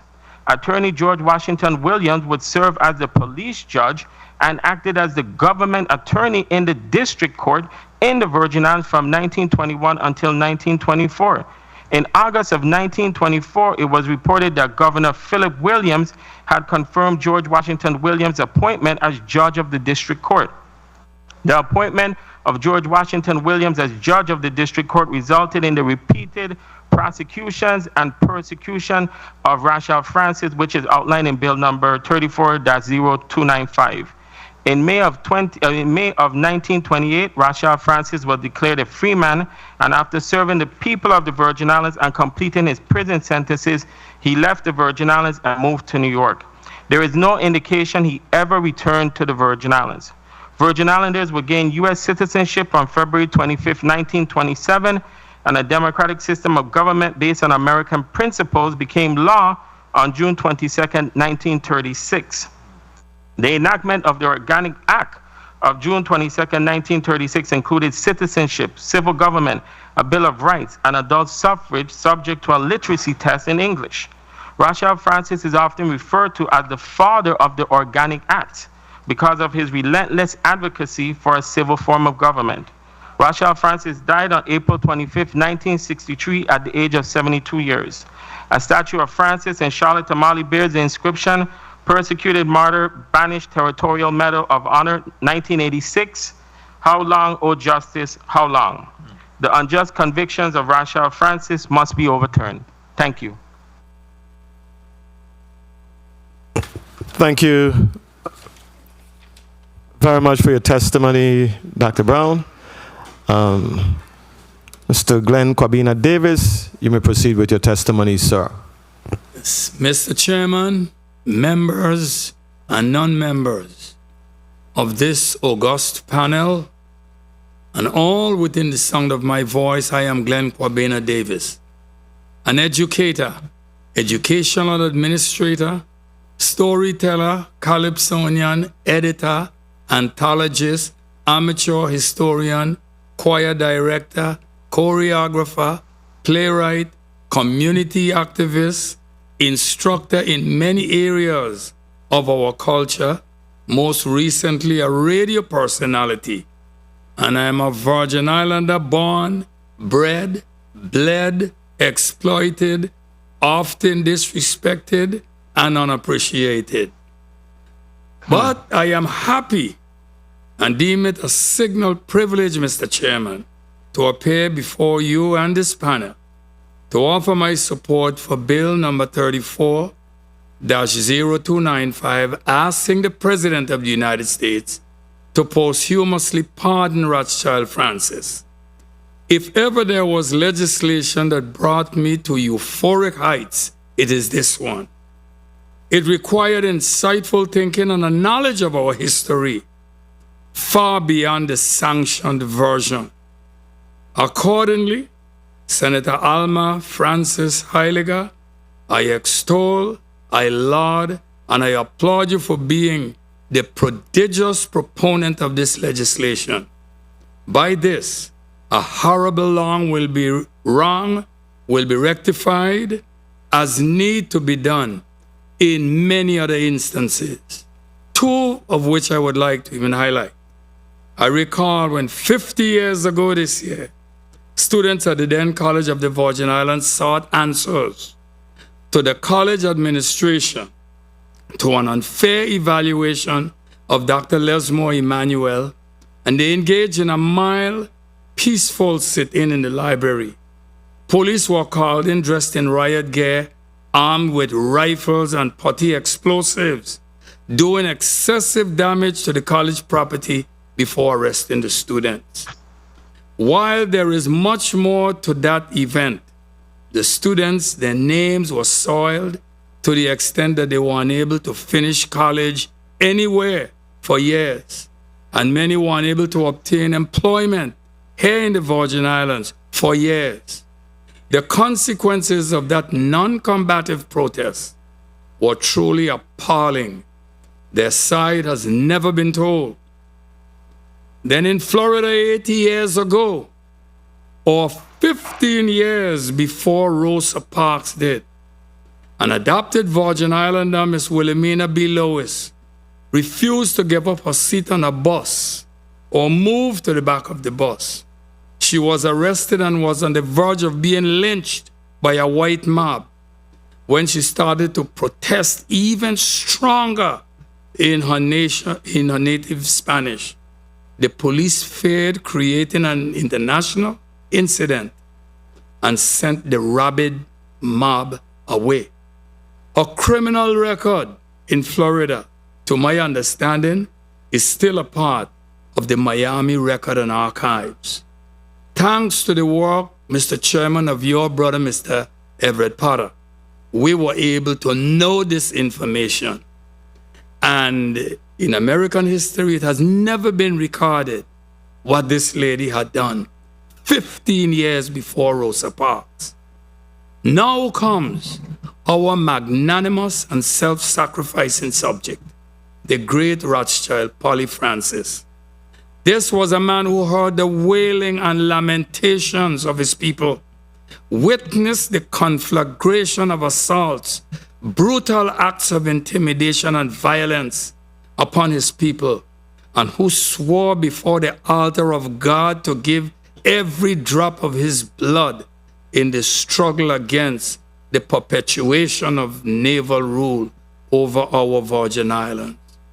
He pressed forward undaunted, valiant, and focused on getting civilian rule, civilian government established in this territory. When the federal government handed over the governance of these islands to the U.S. Navy, by nightfall, it was clearly an occupation, an invasion, and a subjugation brewed and fermented in the liquor stills of hell itself. Residents were used to target practice. They were assaulted, raped, driven from the streets, no different from a conquered people driven into oblivion. The half has never yet been told. It was one thing for him to speak out, but when he established his newspaper, The Emancipator, 100 years ago, last year, May, he became a greater threat to that instrument of terror and tyranny the U.S. Navy. When legal means evaded the Navy to silence Mr. Francis, they forged duplicitous means in collusion with residents to bring him to ruin. Under naval rule, there was one branch of government. The governor was in supreme control. Among the most notorious was Sumner Eli Westmore Kittel. This man would not only run the executive branch as we know it then, he appointed the judges, and when it came to the colonial council, he could dissolve it at any time when these people did not do his bidding. He was in supreme control. If you read Dr. Marilyn Krieger's History of Race Relations in St. Thomas, you would even hear some of his ruthless, vicious thoughts. Under his domination, he brought in Judge George Washington Williams, who used the police force to harass Mr. Francis, as well as made sure residents received no redress for the conflagration of unwarranted assaults heaped upon them by the soldiers. Very few cases were allowed an audience or hearing, and fewer still ever ended in favor of the residents. To gain some relief, many residents turned to surprise attacks with ground apple, you might know them as rocks and stones, and bow stick to keep the Marines and sailors out of their neighborhoods. Two heroes of that period were Joseph Alexander Wilson, nicknamed Joe Gimlet, and David Hines of the Masquerade. He was a Masquerade Indian chief, during the carnivals of later years. In spite of the numerous assaults on his character and person, Mr. Francis persisted with the help of the American Civil Liberties Union, who provided legal, lobbying, and advocacy services, and the distinguished Caspar Holstein funded much of his travels to New York and Washington, D.C., where he lectured and gave testimony respectively. It is clear that all Mr. Francis did was fight for the political, educational, and social upliftment of his people. He was arrested, assaulted without cause, charged and convicted without cause in deceitful and dishonest judicial proceedings. He did not take the safe path, but the path of challenge. He did not become a leader for the potential perks and privileges. He was conscripted by himself. In other words, he enlisted himself. He drafted himself into the service of his people. Though he went into self-exile, he never stopped fighting for the dispossessed, the downtrodden, and the demeaned. You can do the same, starting with supporting this legislation. I thank Senator Heiliger for taking this great step to right an unconscionable wrong, and ask that this committee give this bill favorable response and move it on to the full august body for full consideration and approval. Thank you. Thank you very much, Mr. Davis. It's hard for me to say Mr. Davis, Everybody know you as Kwabena. That's quite hard, right? You have the privilege. Say Mr. Davis. I'll say Mr. Davis. Forgive me. I'll say Mr. Davis today. I'll try. But I just wanted to let you know, I know you mentioned earlier about, we all know in the Virgin Islands, Kwabena, your knowledge and your commitment as a culture bearer here in the territory. So a lot of people have a great deal of respect and appreciation for all that you do. I don't know, it may not seem that way sometimes, but we do. We do. Colleagues, we will proceed with a 3-minute round. And we're going to start with Senator Blyden. You may proceed with your 3 minutes. Thank you so much, Mr. Chair. Good afternoon again to Dr. Edward L. Brown and Mr. Glenn Kwabena Davis, and thank you so much for those most engaging testimony. They were on point. I really appreciate the testimonies. It is clear, first of all, I want to thank the sponsor for bringing this most important piece of legislation forward. It is never too late to do the right thing. And I do commend the sponsor, and I definitely will be signing on. This young 25 years old at the time of when America took over Virgin Islander, who sacrificed everything on behalf of his people. This young public servant paid a large price in terms of sacrificing on behalf of his people. You know, he did everything he could to fight the system. He was railroaded by the system, the very same system that should have protected him, you know, for the upliftment of his people. And I can only imagine at such a young, tender age and moving forward in his life, still pushing forth in the struggle to assure that his people was treated fairly and that they could have a future, a bright future like many others that he envisioned. I believe that legislation like these, even though is going to be amended, whereas the President of the United States is going to have to be the one to pardon him.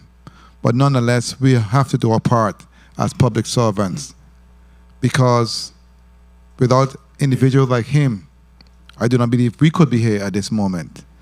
So again, I commend the sponsor. I really want to give homage to Dr. Brown and Youth Kwabena for those powerful words in the testimony. And let me ask Dr. Brown, in respect to your research, when it comes to Mr. Francis, where did you get most of your research from?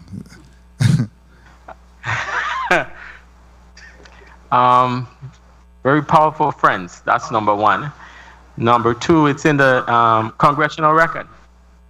You go in the congressional record, you'll be amazed at what is there. And that's where I got a lot of the information. Rachel Francis testified in Congress in 1924 with his attorney Adolph Burl for the ACLU. 30 seconds. So it's all that information is right there, Senator, in the U.S. congressional record. Very well. Well, thank you so much, and I really appreciate your passion and in terms of how you brought across the testimony. I really appreciate that. Kwabena, good afternoon. Good. And again, as my colleague stated, we do appreciate you. We appreciate everything you have done, everything you continue to do. I do tune into your radio show also as of late, so that I know passion of yours. But you have also played your part and your role when it comes to educating us in the territory, and for that, I'm truly grateful. And thank you both so much for your testimonies. Thank you so much, Mr. Chair, for the time. Thank you very much. And I laugh because I was listening to your program just the other day, just to digress for a second, and you were talking about I think you were talking about a kerosene man who's come around to, I guess, no, you go to the store to fill up your kerosene bottle, and you were saying that there was a dispute, your mother sent you to buy I don't know if it's a container kerosene, and the establishment, the owner said, no, a gallon don't really start until you hit the writing on the Oh yes, because on the glass bottle, 1 gallon was written a few inches down. And that's where the gallon starts. That's where the gallon starts. Okay, so that was really funny and educational. Go ahead with your point of view. And also I forgot to mention also Senator Jackson. I appreciate what he have been doing in terms of history and his knowledge when it comes to Virgin Islands history and the impact he have made in the body. And he's here again today to support in respect to this young man. Thank you so much. Absolutely. Senator Jackson also. I get scared when I see people like Senator Jackson and Kwabena Davis, because I'm not sure what happens when they leave. We all will leave, and if there is someone who is receiving the baton to ensure the perpetuation of Virgin Islands history and culture with the same level of zeal and passion, that is the fear that I have. But I'm going to move on to Miss Senator Whitaker. You're recognized for your 3 minutes, Senator Whitaker. Good afternoon, Chairman. Good afternoon, and colleagues. Good afternoon, listening viewing audience. To our two testifiers, it's just heartwarming. Dr. Brown, we know each other from reparations days. We want our reparations, right? Well, that's a fact. Restorative justice. That is, I shouldn't say, but I believe it's going to happen. Yes. Reality, and this is one part of the process in doing what we're doing today for this great, powerful Virgin Island, Mr. Rachel Francis. And today we lift up our leaders. So it is a powerful day. To the sponsor, I really commend you. And I think as we move forward, one of the measures I do have is to address our insular cases. And we're going to continue to dive forward.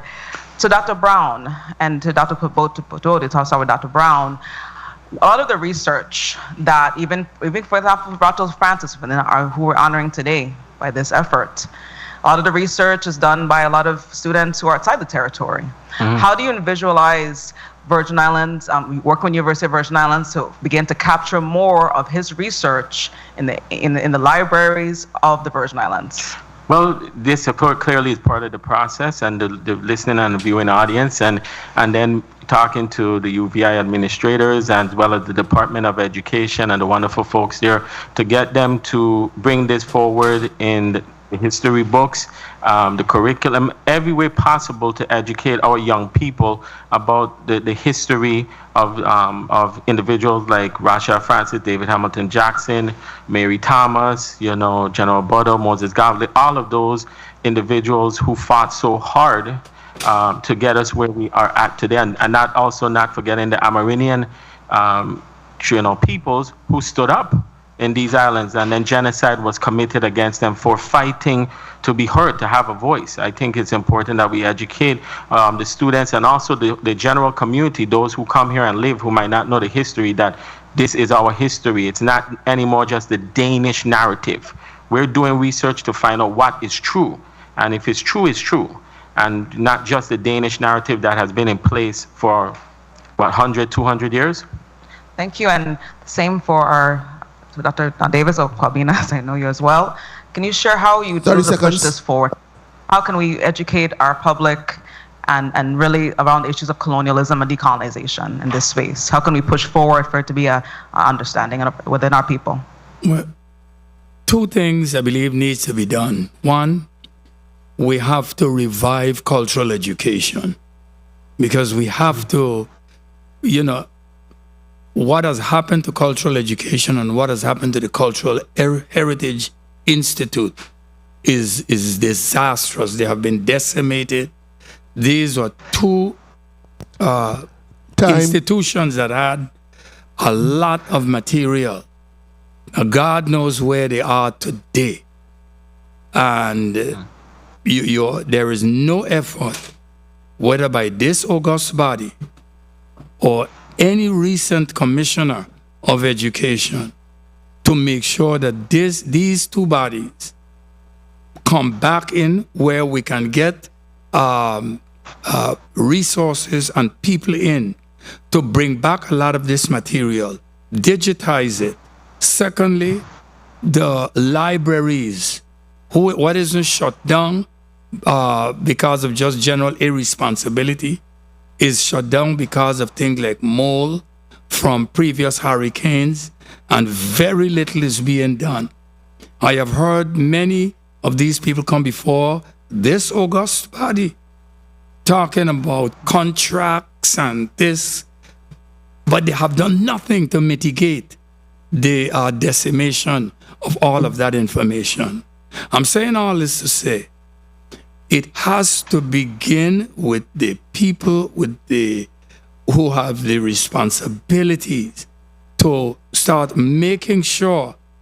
I mean, first of all, evaluate these things. Look at where these systems are at, what we can do to revive them. Look at the goals, the missions, the responsibilities they had, and really take a strong stand and making something happen. And until we could make something happen with these three major institutions, Division of Cultural Education, the Cultural Heritage Institute, and our libraries, until we can do something with these, we are going to continue to just fall apart. We have to get these things back in some kind of shape. Thank you. And Chairman, if I could conclude, and he was on your time. I'm sorry. You may wrap up, Senator. Thank you to Mr. Davis. I just want to really put on the record that I, for one, I can definitely say that the effort to address history and what you described is why I even uncovered the 1986 VI History Guide by the late Governor Trumbull. So this senator is quite committed to the efforts surrounding the teaching of Virgin Islands history in our school. It spans over a decade of my life so far in the works around that. So thank you for your testimony and putting that on the record as well. My pleasure. Thank you very much, Senator Whitaker. Senator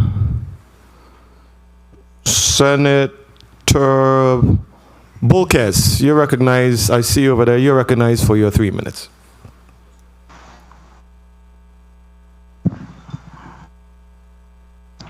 Good afternoon, Mr. Chair, and good afternoon, colleagues. I apologize for missing a portion of this block as I was traveling over here to St. Croix. Mr. Brown, how are you doing today, sir? I'm Dr. doing well, Brown. sir. How are you? Good. Good. I will say that this is quite an honorable piece of legislation to exonerate a very powerful individual in Virgin Islands history. You know, when the United States purchased the Virgin Islands in 1917, they established naval government and denied citizen or civil rights to the native people. Rothschild Francis was one of very few self-educated Virgin Islands native that took it upon himself to demand the citizenship and self-governance from the U.S. to our territories. And utilizing his knowledge of the Constitution, he appealed the U.S. government by writing congressional legislation and establishing his own newspaper, among things. I have a question for you, Mr. Brown. In your testimony, you request that the bill sponsor amend the bill to petition the President of the United States, but then you chronicle how it was the governor at the time, Philip Williams, who had confirmed George Washington Williams's appointment as the judge of the district court. And it is the judge who convened a trial without jury, which facilitated in Rothschild Francis's imprisonment. Given the local government's significant role or involvement in Francis's demise, one would say, why shouldn't the petition focus or be focusing on the executive branch of the Virgin Islands? That's a great question, Senator. Because of the Public Law 64-389 that was established by the 64 Congress, and it's March 3rd, it's also known as the Organic Act of March 3rd, 1917. That act makes it very clear that the power over, legal power over the territories rested with the President of the United States, who then could have appointed a governor who had civil, judicial, and military power over the territories. 30 seconds. And so Governor Williams, in essence, then appointed Judge Williams, but the power to do that rested with the president. Now, if the chairman would allow me just 1 second to make something very clear, as you stated, and I have the record here, I know you guys might want to see this. The Navy Department, officials from the Navy Department, the legal Navy Department, there was a hearing in 1926 in Congress, and they made it clear that the Navy Department never had authority for these islands. They never had naval Time. rule.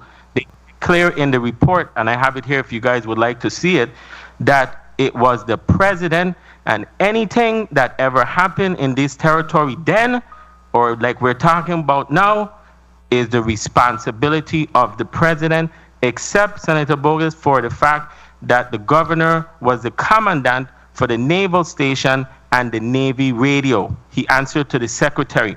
Other than that, it was all the president.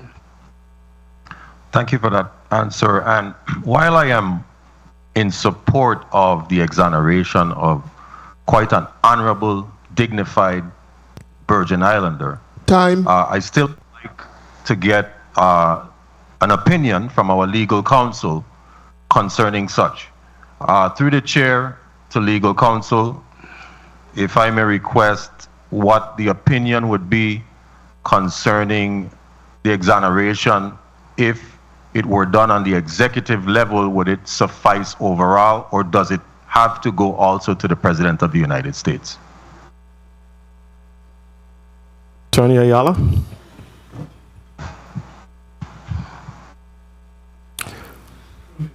Please recognize Attorney Ayala's microphone.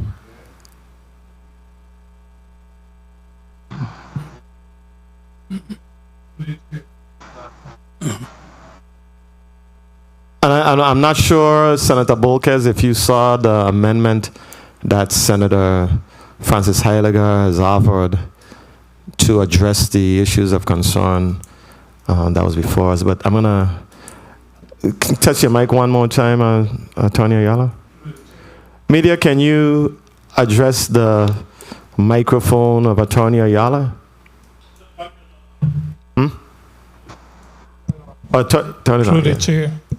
Through the chair to Senator Blokes, this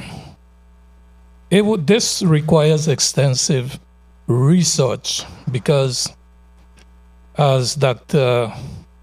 Brown has explained, in fact, you have to even go a little bit further because residents at the time were not even citizens of the United States. Right. So therefore, there is a great question there as to whether, in fact, the local government, which at that time was the federal government, appointed by the president, whether in fact the laws in existence at that time were local laws or federal laws.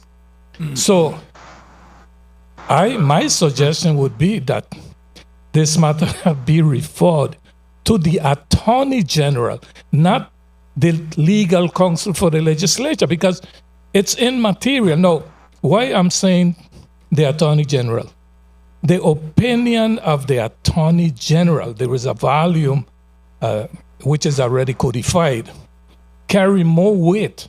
It's just that, the opinion from a counsel from the legislature. But for it to have a little bit more impact, which would bind the executive branch of government, perhaps this matter need to be referred to the Attorney General, to the governor through the Attorney General, so that they can come up with a legal opinion which might be at least binding on a branch of government, because our opinions in the legislature have no binding. Does that answer your question? Thank you very much, Attorney Ayala. Senator Bolkes. Thank you, Mr. Chair. And with all duly respect, Attorney Ayala, it does not fully answer it. However, it has given me some good insight, which I will definitely keep close. This is not something that we should take lightly. We're talking about a significant individual in the history of the Virgin Islands.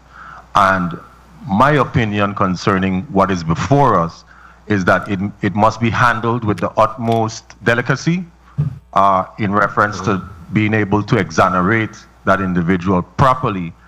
And I just want to make sure that whenever we decide to move forward, if we do today, that we're doing the right thing collectively as an institution. Thank you for the time, Mr. Chair. Thank you very much, Senator Bulquez. And I just want to get a little clarification from Attorney Ayala regarding the status of the legislation. If you are suggesting that an AG request an AG's opinion regarding whether or not the legislation to, I guess, ask or petition the President of the United States, and I know Senator Francis Heiliger has an amendment to shift the request to a pardon from the governor, from the executive branch, to the President of the United States. So what are you saying is your suggestion regarding the initiative? Mr. Chair, I have no suggestion. I'm not making any suggestion. I'm just giving you my personal opinion. Yeah.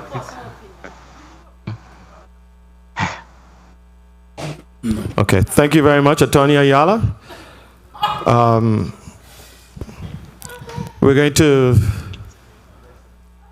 allow the next senator to have their line of testimony. Senator Francis, you're recognized for your 3 minutes. Thank you very much, Mr. Chair, and my vote is yes. I want to thank you very much, Dr. Brown and Kobina Davis, for your presentation this afternoon. And it's just so ironic that every time we have this conversation about Virgin Islands history, about the Three Queens, about Caspar Holstein, about Edward Wilmot Blyden, about Rothschild Francis, the well clear out. We always find all the barriers and impediments.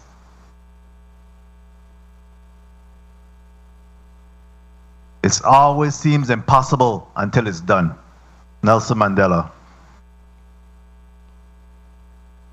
I heard the conversation. It's time to right the wrong. We can't continue to hide. We can't continue to integrate. We can't continue to minimize Virgin Islands history. It's hitting us flush in our face. When we look at the violence in our schools, in our community, again, we have to ask ourselves where we're going, where we came from, and facing it, and start to address those issues. It's an atrocity that was done to Rothschild Francis. It shouldn't even just be conviction. It's a wrongful conviction that was done. When Rothschild Francis presented himself to the U.S. Committee on Territories and Insular Possessions on March 15, 1927, you know what he said? No sacrifice is too great for my people. No sacrifice is too great for my people. So we could come up with all of what we want to do and whether it's going to be the president or the governor. We have to face this conversation and do whatever it takes. Take it as far as we need to go to make sure that this happens. And it's a posthumous, symbolic effort to address this particular issue, because when history continues to be told, it needs to be told in the right form. It needs to be told correctly. So I stand with my brothers here in respect to really addressing this particular issue. It is acknowledged as one, Rothschild Francis acknowledged as one of the Virgin Islands' greatest intellectual and contributors to the fight for social justice and equality. How can we downplay that? It's the right time. As a matter of fact, it's long overdue. That's what we have to do. Dr. Brown, I know that we have had many conversations in respect to this, and we talk about restorative justice. It's coming up. Reparation. Time. Coming up. Thank you very much, Mr. Chair. I heard the time call loud and clear. when it comes to our Virgin Islands history, we're going to do everything possible to make sure that it's told, it's documented, and it's taught in our schools. Thank you very much, Mr. Chair, for the time. Thank you very much, Senator Francis. Senator Johnson, you're recognized for your 3 minutes. Good afternoon again. Thank you very much, Mr. Chair. Good afternoon to the testifiers. Today has been a day of education, a day of knowledge, a day of enlightening. And I thank you both gentlemen for coming here and presenting, and I also thank the sponsor. Mr. Francis fought for political, educational, social uplifting of his people. In these present time, what do you think his role would have been in the community? And that question goes to both of you. I'll start with Mr. Bro. I think he would be fighting the cause just like now. It's no different. We still have the insular cases. We're still dealing with Danish, the impact of Danish colonial rule, American rule, who we are as the SSI case that was recently decided by the Supreme Court that pretty much said the Congress through Article 4, Section 3 can almost do anything to us as Americans in the U.S. territories as long as it's not a constitutional violation. But then you look back on this particular act, the March 3rd, 1917 act, it's full of constitutional violations. Congress literally gave the president powers that the president doesn't have in the Constitution. And it was a federal act. So the good senator, it was a federal act. And so, that's the key right there. It was a federal act passed by the Congress, and Article 4, Section 3 states that only the Congress has power over the territories. And that still applies. And I'm glad you mentioned what the senator said, because when I saw what you was asking to amend, and once I heard that, I was saying that means this was a federally. Right. Now the question, as the good senator mentioned, with the word exoneration, which is what I was struggling with, as you could ask Senator Francis, I can prove he deserves an exoneration. Yes. Easy. But the problem is the Constitution doesn't say that the president can exonerate. It says the president can pardon. So that means then individuals like myself and others would have to go through the district court, the Third Circuit Court, the Supreme Court to then get him exonerated, which is different than a pardon. A pardon is saying a forgiveness, which is what the senator, a lot of Virgin Islanders don't want to hear pardon. They want to hear exonerate, because he did nothing wrong but love the people of the Virgin Islands. But the president, who is now President Biden, does not have that power in the Constitution to exonerate. He only can pardon. 30 seconds. Mr. Kwabena, same question to you. Yes.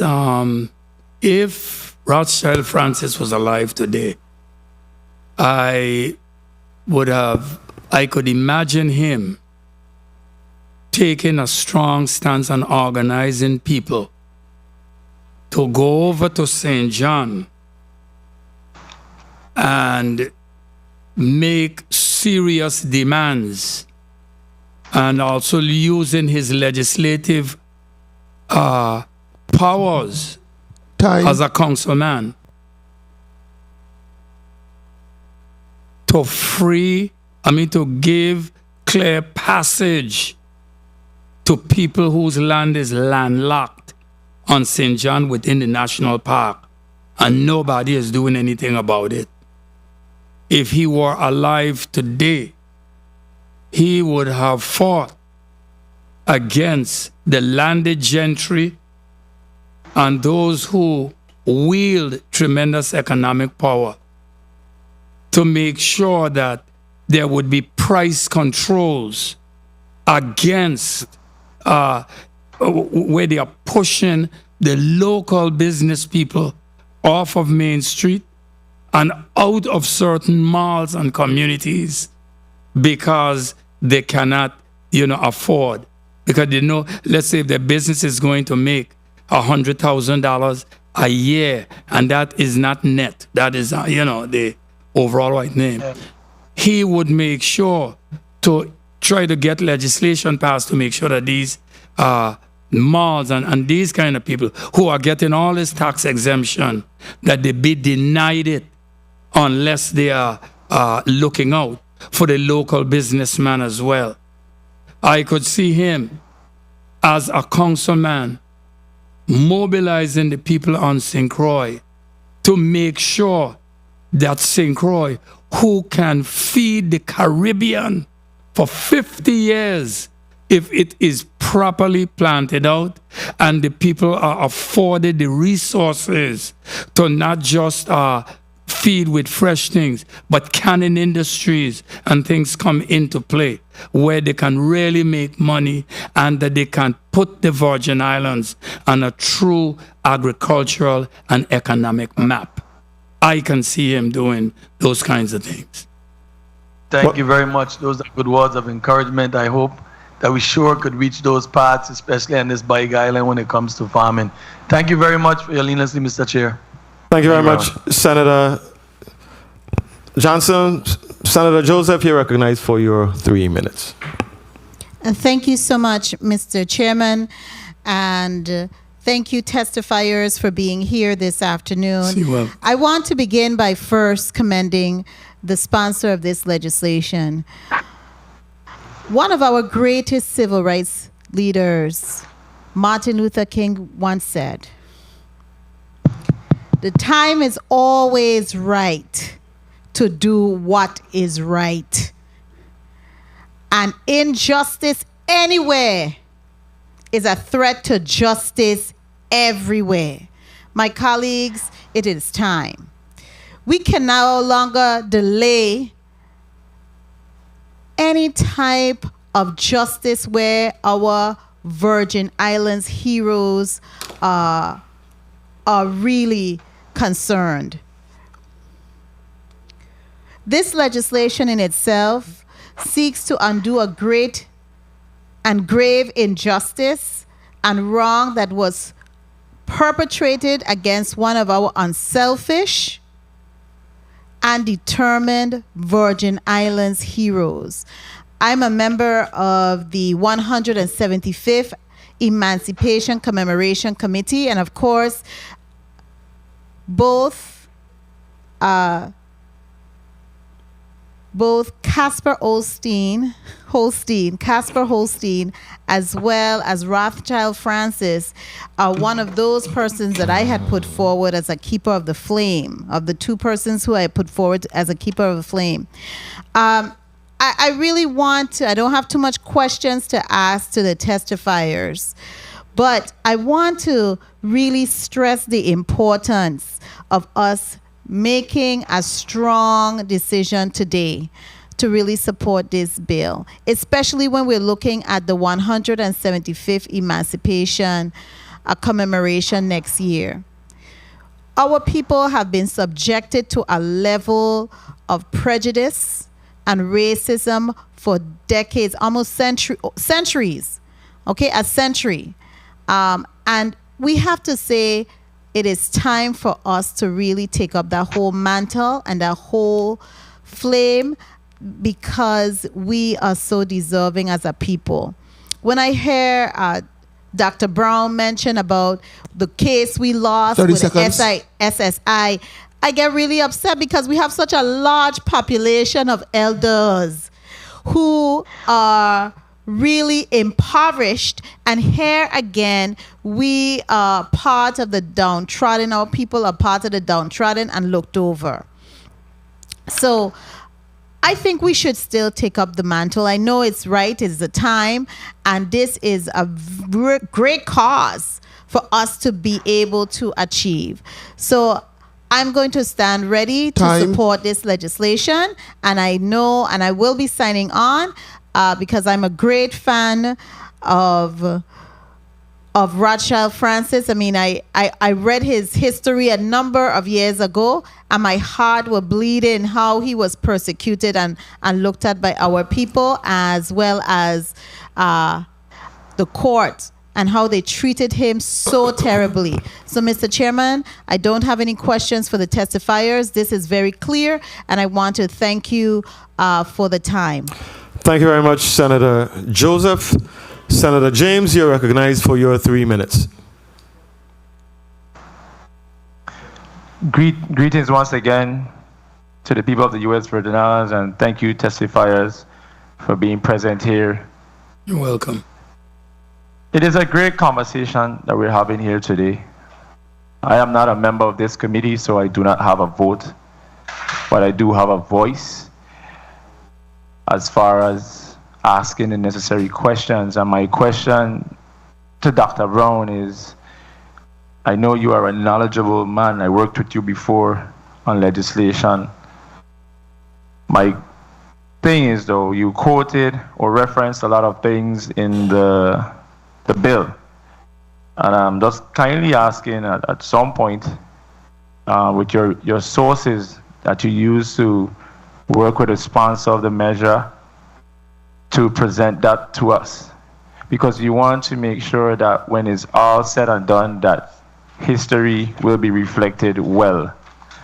And I know anything can be amended, but this is a document that we have to make sure that we take our time and put it together, so when we do present it to whether it's the president or whoever, we come up with a conclusion that we are addressing things factually, okay?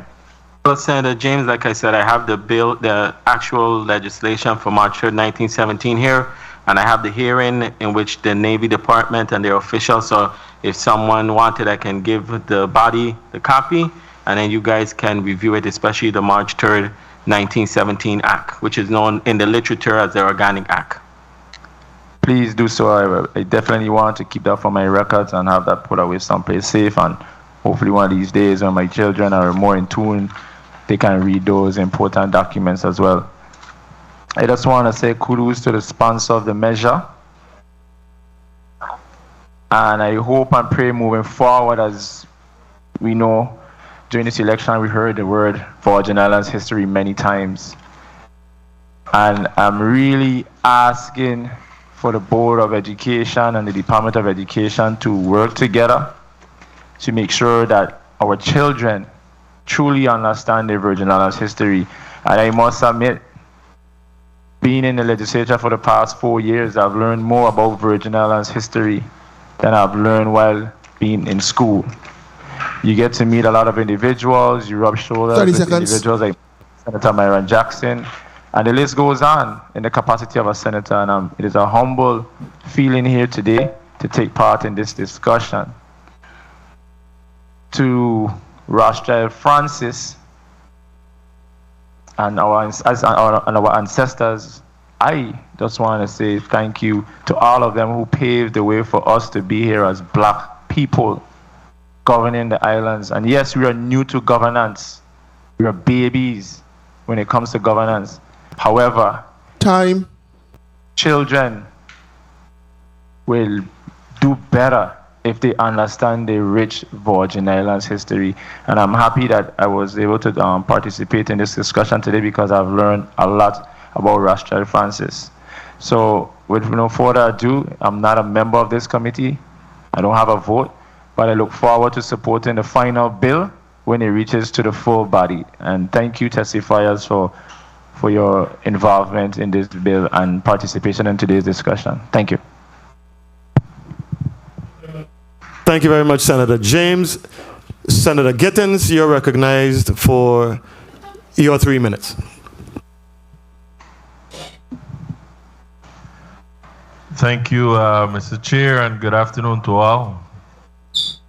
Special good afternoon to two great men in our community, Dr. Brown, my good friend over on St. Thomas, and excuse me, I was listening to your testimony as I stepped out. I'll be honest, I'm not feeling 100%. So, but I listened to the testimony. I wanted to go to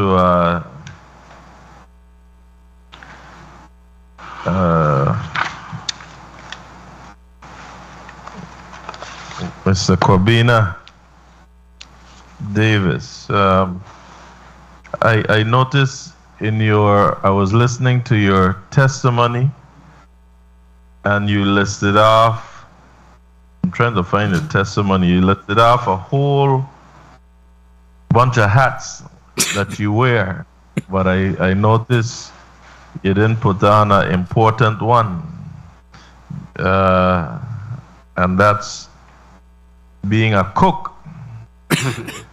You know, every time, every carnival, we're looking for you for these rotisserie chicken and whatnot during carnival period. You left off that one. Just I couldn't list all of them. No. Through the chair, I couldn't list all. There's still a few more hats left. Thank you. My good friend and classmate over here too, he cut his testimony short too, because he said he's between now and dinner, so we need to get out of here. Yeah, we're messing with that. As I look at the piece of legislation before us, I was looking to see the specific crimes, though, that he was convicted of, and I'm not seeing that in the document. And I like the discussion of the pardon versus the exoneration, because it's two different things, like you said, you know. But what I wanted to ask you, Dr. Brown, is have you looked at or explored the possibility of the presidential pardon process? And how likely do you think this is to get some presidential attention? Though our good president, not speaking to those, the announcement that he made, I believe, last week, of pardoning those with federal marijuana crimes, I think our president have only pardoned about 3 people so far since he's been in office. So how likely do you think this would be to get that presidential attention? 100%. 100%. I know my wife gonna say don't say it, so I ain't gonna say everything. But right now there's some legal matters in the court that, as Senator, Edward, be careful, but the attorney who mentioned that the Attorney General, I will say that the Attorney General for the United States, Attorney General Garland, is very aware of some of these issues, and that's as far as I can go. But it is clear what happened to Mr. Francis, and the fact that only the president can really address this issue based, again, on that this was a federal law. So I'm 100%, I'm not even 1% not sure. It's just going to happen. It has to happen because there are some other issues with, and if you don't, Mr. Chair, please, if you just allow me to say this, and this was the toughest part. I know most of you don't know this, but I can give you the document because I have it here, because this is what really Rachel Francis, one of the biggest causes he was fighting. During the Danish colonial rule, Denmark never took the infant mortality rate. The infant mortality rate started to increase from 1840 and it lasted till 1936. Because of Rachel Francis' advocacy, he forced the Navy Department to do a report, and it's right here, called the Birth and Mortality Statistics of the Virgin Islands of the United States, 1901 to 1919, done by the Department of Navy, Bureau of Medicine and Surgery. What they found was that in 1907, they did from 1901 to 1919, 1907, 360 infants, 360, that's under the age of 1, died in this territory. 504 toddlers, including the infants, died, that's under 5, died that 1 year. That's just 1 year. Now, in 1919, 133 infants died and 163 toddlers died. This is a statement from Governor Lawrence Kramer in his 1936 annual report. He wrote, "There has been a significant rise in infant mortality. The infant mortality rate is 170.5 per 1,000 born alive in the calendar year 1935, and is the highest on record since 1928, when the rate was 213.8. In comparison, in 2021, the nation of Afghanistan had the highest infant mortality rate of 100.6 0.75. Between 1840 to 1936, thousands of infants and toddlers died, not because the parents, as the Danes would say, the black women were not taking care of the children and malnutrition, because of existing laws to include the vagrancy laws that we talked about in the Four Queens Bill. And because of that, these are crimes against humanity. This was racial and cultural genocide. The US government is aware of it. As I said, Attorney General Garland is aware that there are problems.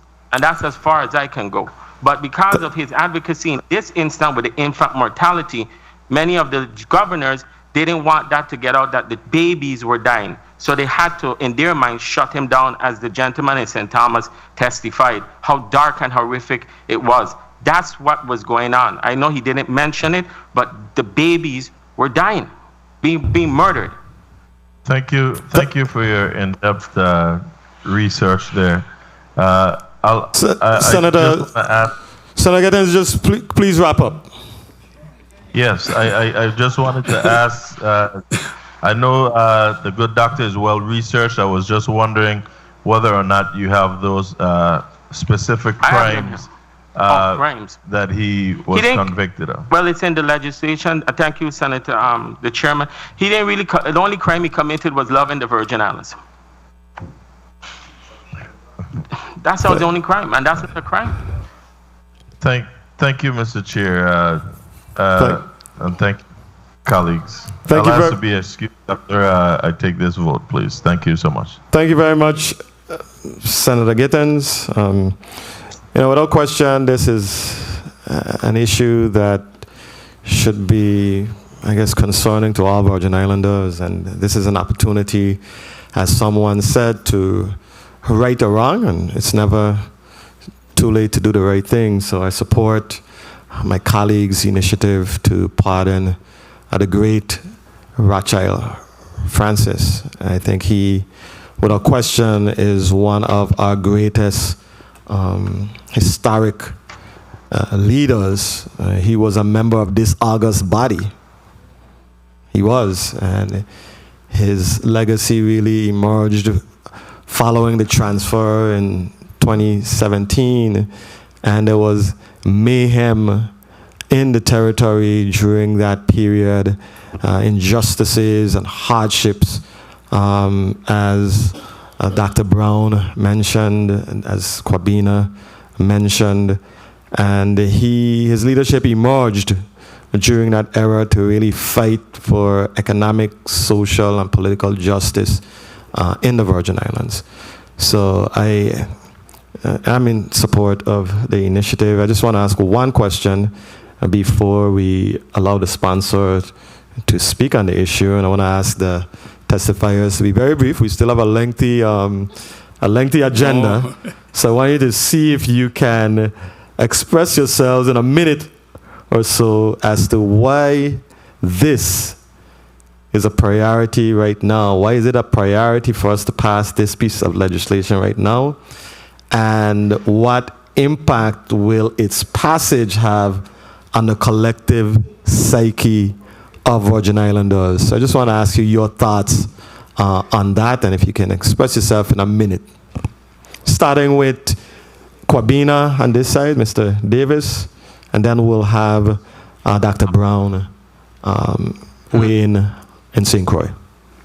For too long we have allowed complacency when it, in a song of mine, one time I said, when a white kill a white, or a white kill a black, that's law and order.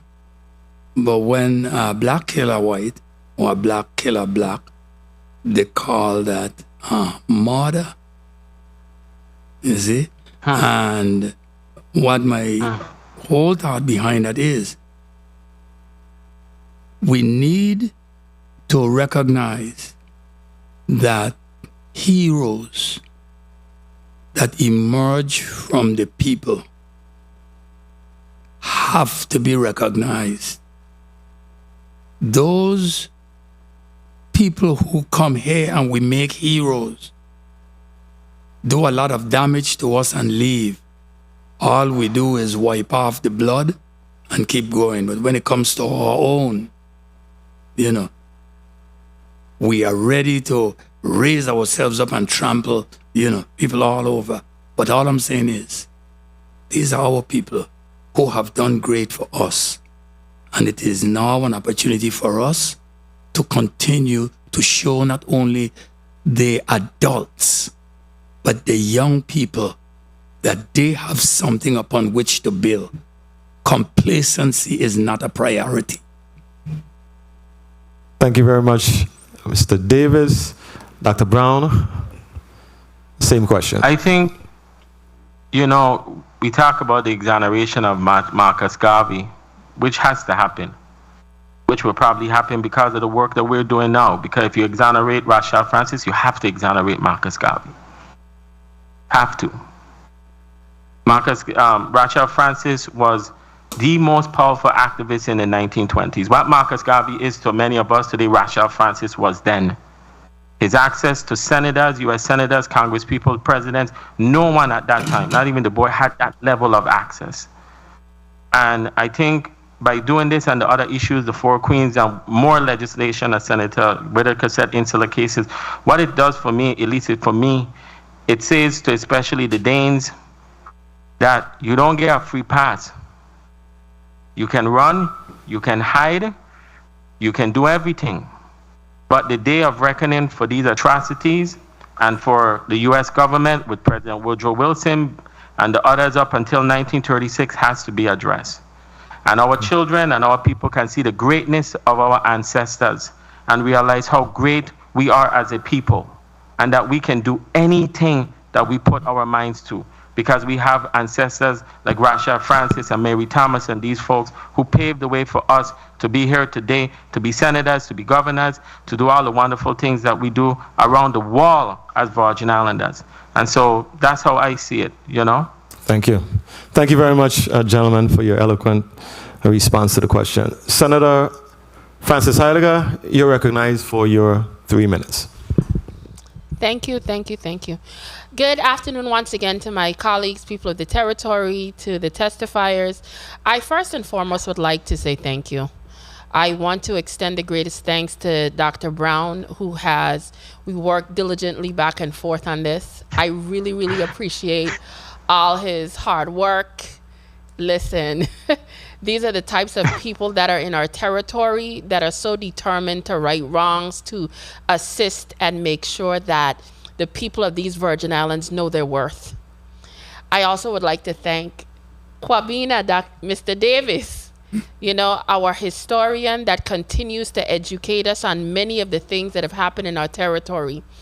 You know, as a individual living here, I listen on the talk shows a lot of this back and forth about our history and Virgin Islands history and making sure that our children are educated to know who we are.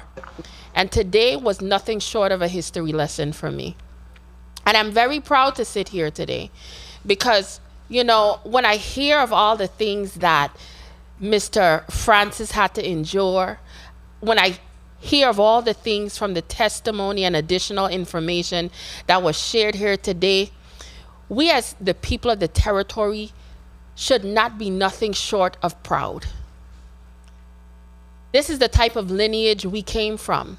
These are the type of people that stood up and fought. And we have to understand as members of this institution that we always have to do what is right whenever the time is right. And right now is the right time. I don't want to drag it on because I know my my chairman here, he's limited on time. So I'm just humbly asking my colleagues here, I'm not a member of this committee, so I'm asking you to please vote in favor of this measure, Bill number 34-0295, and I'm asking you to make this wrong right. Thank you very much, Mr. Chair. Thank you very much, Senator Francis Heiliger. Mr. Davis, Kwabena. Yeah, Mr. Chairman, I just want you to indulge me just for 30 seconds. Okay. Because I smelled something interesting coming out of what I believe the legal counsel is saying.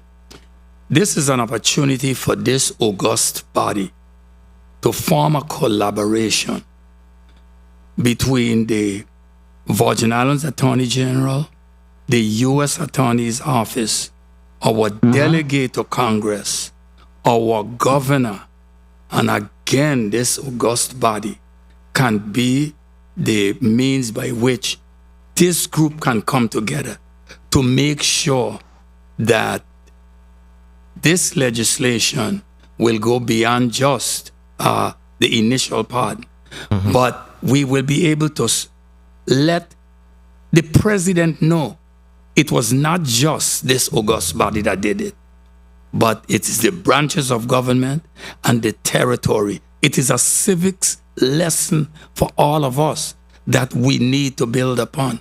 So I think a collaboration, if I'm not mistaken, is what I'm getting out of this. I got you. As it goes to the floor, perhaps could be put into this to make sure that these things begin to move forward. Yes. Well said, Kwabena.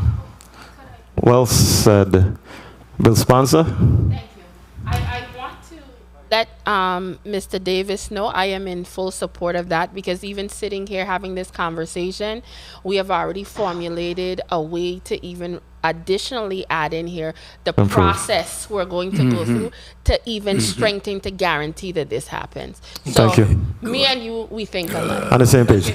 Thank you very much. Colleagues, we've exhausted our line of questioning, our debate on this matter. So at this time, we're going to entertain a motion. Amendment. Senator Carla Joseph, you're recognized for your amendment. Thank you so much, Mr. Chairman. Mr. Chairman, I rise to offer amendment number 34-662, amendment to bill number 34-0295, offered on behalf of Senator Alma Francis Heiliger.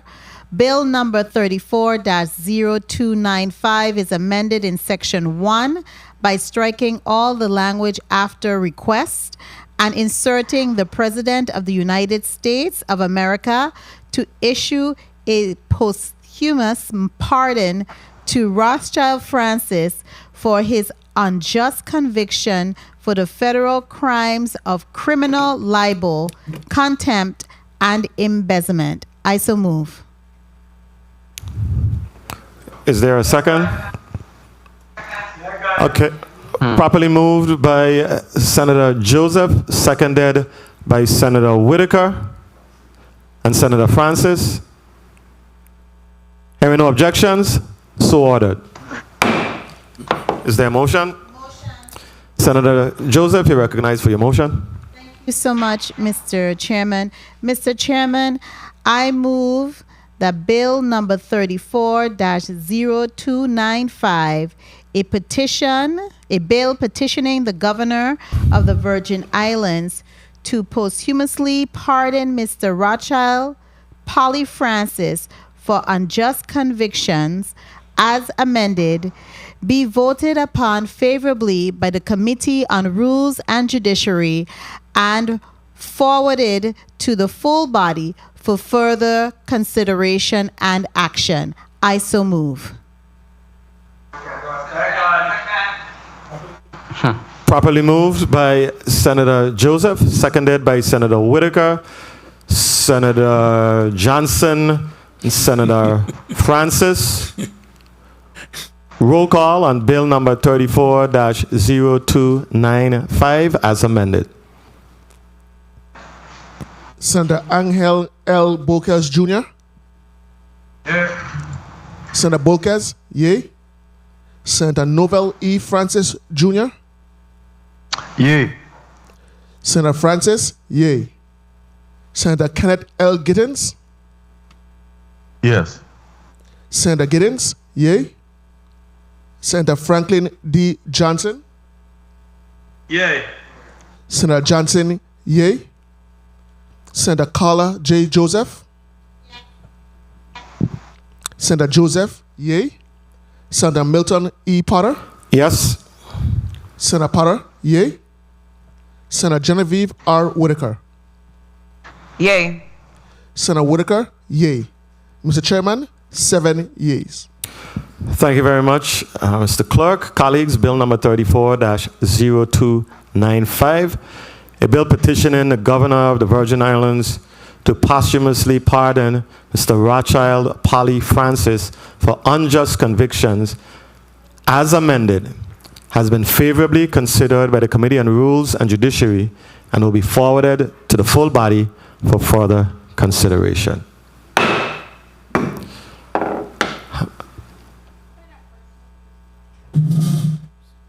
Okay, thank you very much, and congratulations, Senator, on the passage of this bill to the full body. I'm going to ask the presenters who are here today to just give your 30 seconds. So 30 seconds wrap up.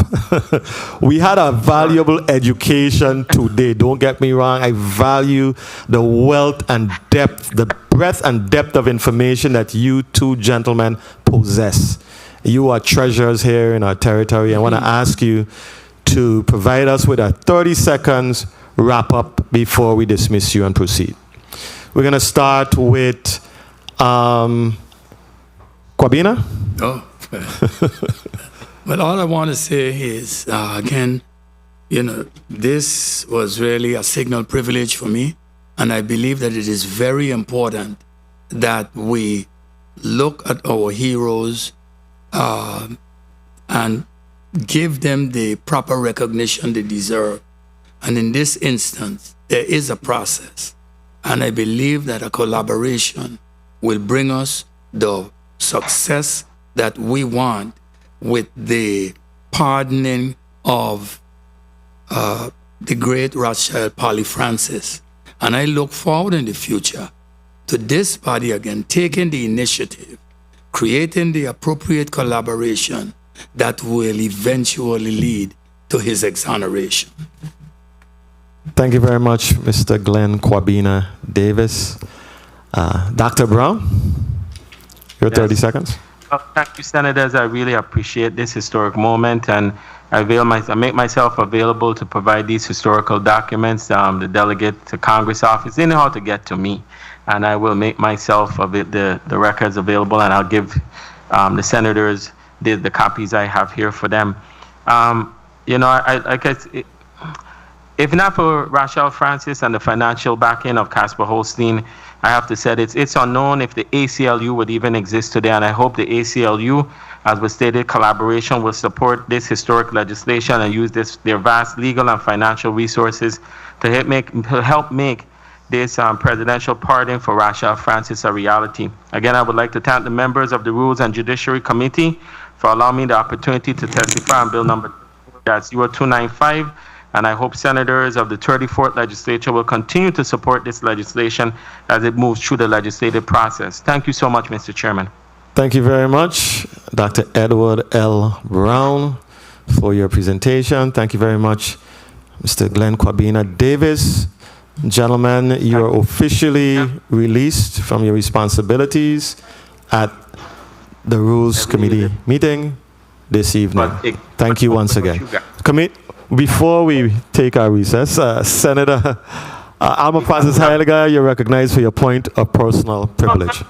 I will make this brief. I just want to say thank you again to the testifiers that came here and shared a lot of history with us today, as well as I appreciate all of my colleagues who unanimously voted in support of this.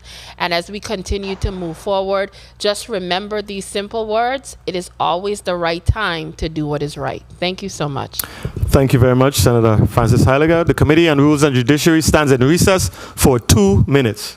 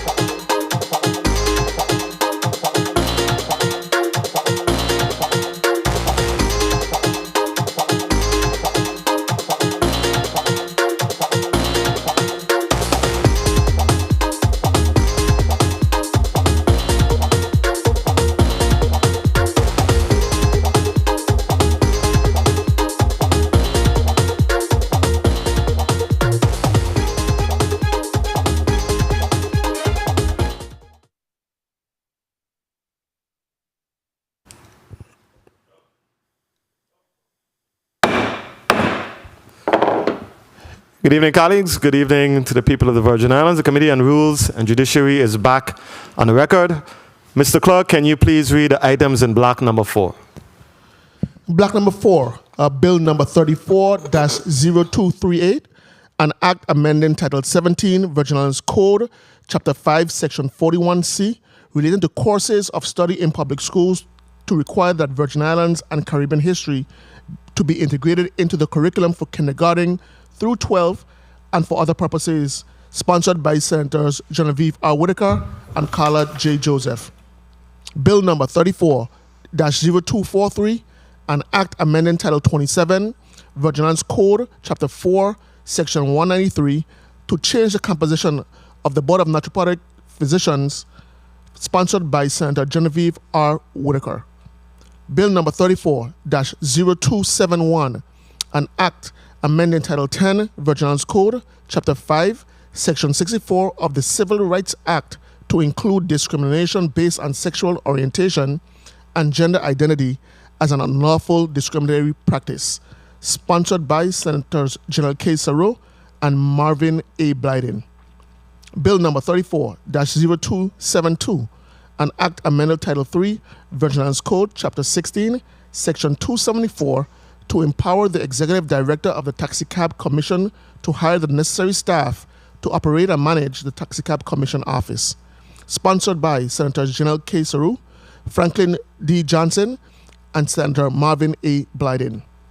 Bill number 34-0278, an act approving the lease agreement between the government of the Virgin Islands, acting through the Commissioner of the Department of Property and Procurement on the land DBA OTL Mechanical for the leasing of parcel number 69, Submarine Base, number 4, Southside Quarter, St. Thomas, Virgin Islands, sponsored by Senator Donna A. Fred Gregory.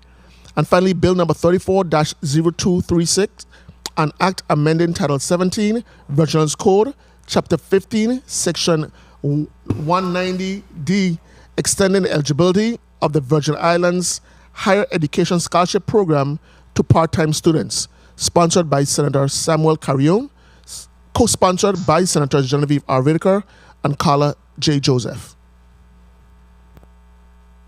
Thank you very much, Mr. Clerk. Colleagues, we'll move right along with the final block of the evening, starting with Bill number 34-0238. Who speaks to this bill?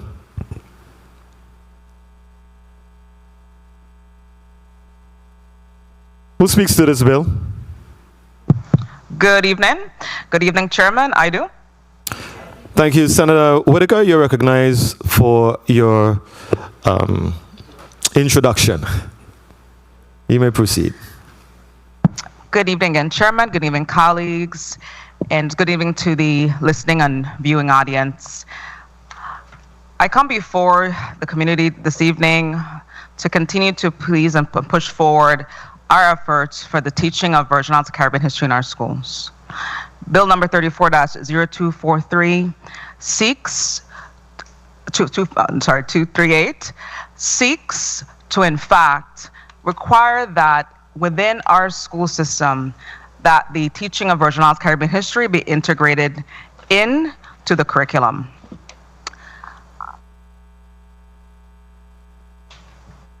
Back in 1983, an effort was made by former senators to require that the teaching of Virgin Islands Caribbean history in our schools take place. Then we would have 3 years later, where in 1986, the then Commissioner, Charles Wesley Turnbull, got together with his superintendents and others to put together a guideline for the teachers and resources for the teachers to, in fact, teach Virgin Islands Caribbean history. A guide and standards that have long been rather buried. I want to acknowledge especially Senators Cleo Creaky Maynard and Senator Adelbert Bryan and other senators who, in fact, back in 1983, moved the legislation forward. But we would find these 39 years later where in fact, especially even in the era of Caribbean history, it is not being taught in our schools. And I just want to put on the record, as has been placed on the record, that in fact, the Department of Education is seeking funding to support the movement of the Caribbean history curriculum forward. Why do we want this bill? Why is this measure so important? It's because too many of our children in the wider community do not know and understand their history. We are taught, as it's reflected in much of the curriculum in our current schools, everyone else's history but our own. We need to learn also from our mistakes, but also really revere our leaders of the past and even present. And I really believe if the implementation and integration of Virgin Islands Caribbean fully takes place, we would find that, especially in the area of crime prevention, that there will be a movement away from the level of crime and violence we experience, because of more would understand really the true meaning of life, and it would not be taken so lightly. History is not just a story about just a story. It brings us to revelations of the past and to inform us going forward. It's not so that students can just be bogged down by references to dates and so on. We want our students to learn who have sacrificed for us, who have died, who fought for change. And our of course, history is always revolutionary, evolutionary. And so I ask my colleagues once again, as I've moved it through former committee, the Committee on Education, Workforce Development, that we bring this measure forward. And I leave with this quote by Marcus Mosiah Garvey. If we as a people realize the greatness from which we came, we will be less likely to disrespect ourselves. Thank you, Chairman, and I humbly ask for the support of my colleagues in moving Bill number 34-0238 forward. Thank you. Thank you very much, Senator Whitaker. Who speaks to Bill number 34-0243?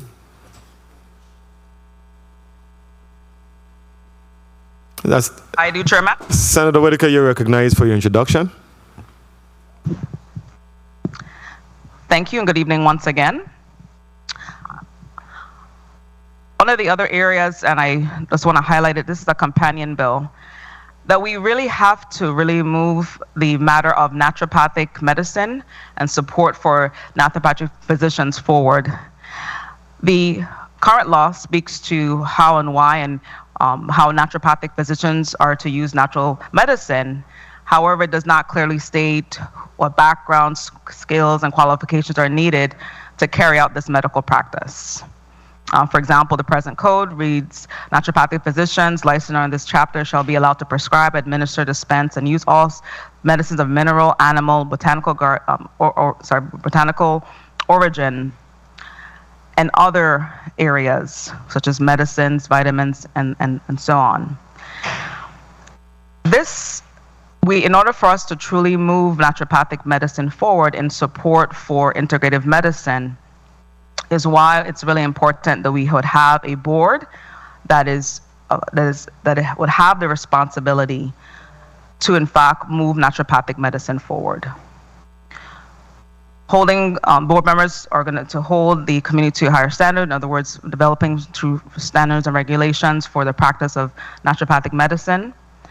This bill presently is asking for persons from the community to include, obviously we'll have physicians. It's also an effort to work with also our medical traditional doctors, as well as persons who are versed and trained in natural remedies, as testimony was provided for this bill was brought forward. These persons will be required to practice restraint and to really move forward a strategic way to implement this medicine in a suitable manner. If this bill is successful, the residents can look forward to the potential courses on naturopathic medicine added to the collegiate level as instructed by naturopathic physicians. To include, I encourage my colleagues to approach information and as I've shared previously, and to, again, thank you for the support in advance and hoping to move this forward. Let us move together to really push and drive and improve our healthcare system in the Virgin Islands. Thank you, Chairman. Thank you, Senator Whitaker. Thank you, Senator. Who speaks to Bill number 34-0271? Senator Blyden, you're recognized for your introduction. Thank you so much, Mr. Chair. Bill number 34-0271, which is an act amending Title 10 Virgin Islands Code, Chapter 5, Section 64 of the Civil Rights Act, to include discrimination based on sexual orientation and gender identity as an unlawful discriminatory practice. It was sponsored by Senator Janis and I co-sponsored it. And basically, as black people in the United States of America, we have had to fight tooth and nail for every scrap and every inch of liberty and freedom that we have in this country. From the right to work and live where we choose, to the right to equal accommodations when it comes to housing, etc. And I believe that we should be the last people on this earth to seek to deny those rights to anyone in terms of discriminatory practices, regardless of any personal feelings we may have. So, Mr. Chair, I'm not on this committee, but I'm just introducing a bill on behalf of myself and the main sponsor of this bill. Thank you. Thank you very much, Senator Blyden. Who speaks to bill number 34-0272? Senator Blyden. Mr. Chair. Senator Francis, you're recognized for your introduction. Thank you very much, Mr. Chair. Bill number 34-0272 is an act amending Title 3 Virgin Islands Code, Chapter 16, Section 274, to empower the Executive Director of the Taxi Cab Commission to hire the necessary staff to operate and manage the Taxi Cabs Office. It is my privilege to present this bill on behalf of the bill sponsors, Senator Janelle K. Saro and Senator Blyden. This bill gives the Executive Director of the Virgin Islands Taxi Commission great authority for operational decisions that are critical to the management of the agency. This bill is not intended to undermine in whatsoever way, shape, or form the authority of the Commission members. Instead, it creates a pathway for better operations and oversight of an agency that supports our taxi operators and is central to our transportation systems and tourism. I ask for my colleagues' support on behalf of the bill sponsor and bill number 34-0272. Thank you very much. Thank you very much, Senator Francis. Who speaks to bill number 34-0278? I do, Mr. Chair. Senator Francis, please proceed with your introduction. Thank you very much. Bill number 34-0278, an act approving the lease agreement between the Government of the Virgin Islands, acting through the Commissioner of the Department of Property and Procurement, and on the level, doing business as OTL Mechanical for the leasing of parcel number 69, submarine base number 4, South Side Quarter, St. Thomas, Virgin Islands. This bill was heard in the Committee of the Whole, and again, it seeks to allow for a 20-year lease between the Government of the Virgin Islands and OTL Mechanical. And in respect to the request, they're actually leasing 0.68 U.S. acres at the cost of $17,943.72 per year, payable in monthly installments of $1,495.31 to operate the general construction and plumbing contractors business and for no other purposes. I'm asking for my colleagues' support on this. And again, this is being sponsored by the President at the request of the Governor, Senator Donna A. Fred Gregory. Thank you very much. Thank you very much, Senator Francis. And finally, who speaks to bill number 34-0236? I do. Senator Francis, you may proceed with your introduction. Senator Samuel Carrion. I apologize, Senator Carrion. I didn't see you over there. Senator Carrion, the author of the legislation, you may proceed with your introduction, sir. Thank you. Thank you for the opportunity, Mr. Chair, to introduce to my colleagues and to everyone Bill 34-0236, which seeks to expand eligibility for the Virgin Islands Higher Education Scholarship Program to part-time students. By extending the Virgin Islands Higher Education Scholarship Program to part-time students, I hope to increase the accessibility to higher education. The Virgin Islands, through the University of the Virgin Islands, must be a pioneer in the implementation of the tuition-free college policies by targeting those students most burdened and challenged by the expenses of higher education. The more people we can get involved in this initiative, the better our chances of creating a robust workforce and expanding economic prospects for the people. Colleagues, this measure has been properly vetted and supported by key stakeholders. We've heard it in the committee of its jurisdiction, and I have two amendments that were circulated. First, Amendment 34-534 speaks to changing the GPA requirement from 2.5 to 2.0. This change will bring the GPA requirement in alignment with the GPA requirement of federal programs like financial aid and others. And this change was requested by the University of the Virgin Islands to do exactly that, bring it in alignment with other federal programs and grants programs for free tuition that are available. The second amendment, amendment number 34-633, was drafted because several of my colleagues were concerned about how this law would be applied. Accordingly, the University of the Virgin Islands must develop new regulations for part-time students, as they did with the passage of Act 8155. For the record, the amendment that states Bill number 34-0236, Section 1, is amended by adding a new, appropriately numbered subsection as follows. Subsection I is amended by adding a new sentence to add, the regulations must establish requirements for part-time students' participation in the scholarship program, including timelines for completion of degrees and the minimum number of semester credit hours that must be taken, and the manner of fulfillment of the obligations to work in the territory pursuant to subsection E. So, colleagues, my question to you today is whether or not we are truly committed in making higher education accessible to our students.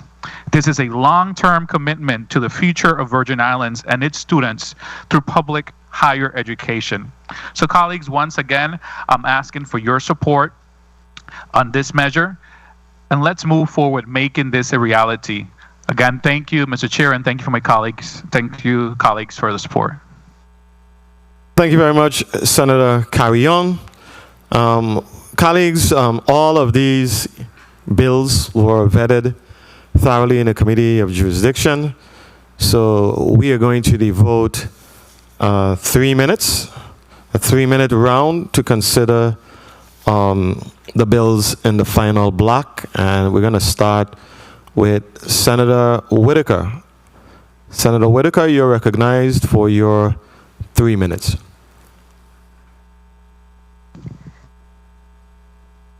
Thank you. Good evening again. I rise in support. I support all measures in this block. Really speaking to, of course, as I've brought Bill number 34-0238 to really push forward with the integration of Virgin Islands Caribbean history in our schools. Bill number 34-0243, and I also want to highlight that I have an amendment in the nature of a substitute, as one of the stakeholders, one of the key stakeholders who's a naturopathic physician, offered some very good information that this is much better just to overhaul the bill itself, and which really, works on making sure that we have the right persons on the board, and as we look to move forward integrative medicine, striking that correct balance, as well as outlining something that's really important, because when it comes to what is taking place right now, it is important that the board properly regulate the issue, they regulate the practice, so that persons can be properly licensed and effectively meet the national and local standards for the practice. I also really commend the bill sponsor 34-0236, as I've joined as a co-sponsor, as it's really important, as I am actually a former part-time professor at the University of the Virgin Islands for nearly 10 years, and so it is really fitting that in fact we make sure that students who, many of those who are part-time, who have a full, day job, and they are doing the best to complete their education, that they be provided with the opportunity to, in fact, complete their education. So that's a really good support in that. I also, as one who has worked with the LGBTQIA community, because I also wear a human rights hat. In fact, I was part of a fellowship where we continue to address the issues surrounding the matters surrounding human rights education, and also ensuring that we're fair and just. So I definitely support Bill number 34-0271, as we really have to ensure that we stamp out discrimination of any form. So yes, and so my hat's off to the sponsors of that measure. Bill number 34-0272. Very important. I also commend the sponsors, as one who I have legislation, in fact, because one of the languishing areas, not just of this, as this measure addresses the hiring of staff, but we have a commission that has sat on 17 years of not raising the tariffs. So in support of the taxi cab operators, I offer such a measure. And I want to also put on this, again, emphasize, as I hear it in the community, I have no interest in Uber or Lyft coming in this community. I am Senator Whitaker, who stands by local economic development, and I know what that means, because I want the hands and the money of our people. So let me make sure I continue to emphasize that. Bill number 34-0278, really straightforward. I do want to say, when it comes to the zoning and comes to the process of the procurement process, I continue to encourage the Department of Property and Procurement to continue to revolutionize and to move forward, so that we have processing of lease in a much more expeditious manner. And so I, again, support all the measures in this block, and I will vote in the affirmative. Thank you, Chairman. Thank you very much, Senator Whitaker. Senator Bolkes, you're recognized for your 3 minutes. Thank you, Mr. Chair.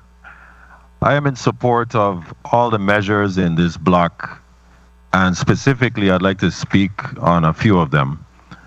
Notably, about 40 years ago, in 1983, the measure to create what we call the course for Virgin Islands history came about. And 40 years until now, we have had challenges implementing the law in the curriculum. The bill sponsor is now trying to further clarify or assist with the implementation of this very notable and very much needed course in our schools. We are a melting pot of society, and our history should be reflected as such. It is important that we understand ourselves so that we can understand the world around us. There's a history in everything. There's history in medicine, there's history in music, there's history in food, there's history in art. There is history in our people. And it is absolutely necessary that we make sure to empower our young children with the history of the Virgin Islands. I'm in support of that measure. When the time comes, I will vote it affirmative. Another measure that I'm very passionate about concerns discrimination. I too have been discriminated upon because of my appearance and the choices that I've had to make for the life that I live. So I understand discrimination. Some discrimination comes in many different shapes and sizes and forms. People discriminate against you because they may not understand what your choices are in life. But your life is your life. You will live it however you choose to live it. So when it comes to that measure, I'm very passionate about that, because regardless of whatever you choose in your life, it is your choice, and people ought to respect the choices that you make in your life. And also, in reference to the Taxi Cab Commission, I 30 believe seconds. that is a... Sorry? 30 seconds, I apologize. Concerning the Taxi Cab Commission, I believe that definitely there needs to be a lot more straightforward action in that commission, because we have seen a flurry of incidences that have not reflected good upon the commission, and I believe that this measure is going to further clarify or help the commission to be able to operate on a high functioning level. Thank you for the time, Mr. Chair, and I'm ready to vote when the time comes. Thank you very much, Senator Bolkes. Senator Francis, you're recognized for your 3 minutes. Thank you very much, Mr. Chair. I intend to consider all of the bills in block number 4. I've had an opportunity in one way, shape, or form to entertain them in the Committee of Jurisdiction. I must caution, and I will be carefully looking at bill number 34-0238. Again, I have received several calls in respect to that the amendment that is being endeavored to be moved in this respect speaks to integration of Virgin Islands history as well as Caribbean history. I moved a measure before in respect to civics with a VI-centric appeal to it. And we have here in the Virgin Islands history is very distinguished and unique, and intermingling again presents some challenges. We have world, U.S., American history, and it's important that we focus in on the Virgin Islands history. I receive a number of calls, even as I'm sitting here, where even the very proponents that continue to advocate for VI history to be taught in school believe that we're losing the essence by now integrating other curriculum in respect to this. So I will be making my decision at the voting time on this particular measure. All of the other measures before us, I certainly will be supporting. Bill number 34-0236. Again, I had some reservations about lowering the standard to 2.0, but I believe that we don't want to in any way, shape, or form is to allow for any barriers for our students to be successful in their ability to have higher education. So while 2.0 is really a C, I believe that in some instances that will be sufficient in at least passing on to the next area. So I will be supporting that measure in its entirety. Of course, the request from the government for the lease agreement, I am also in support of that. And in regards to bill number 34-0272, which speaks to the taxi cab commission, again, we have to really empower the executive director to be able to make some decision so that we could be able to move our number one product in the Virgin Islands, tourism, that we could be able to get that to be moved forward. And this one in no way will minimize the responsibility of the board. 30 seconds. We just need to be our executive director to be able to make some decision. At the end of the day, we want to see that the tariff be put in place, as well as the guidelines, the rules and regs be published, so that the everyone involved with the Taxi Cab Commission could understand clearly what their responsibilities, their duties are in regards to moving our tourism product forward. Thank you very much for the opportunity. At the appropriate time, I'll be voting my conscience on these measures. Thank you. Thank you very much, Senator Francis. Senator Whitaker, you're recognized for your point of information. Thank you, Chairman. I want to really emphasize and make it clear that, I also received correspondence from individuals who have yet to provide not one piece of research to support their position of standalone courses.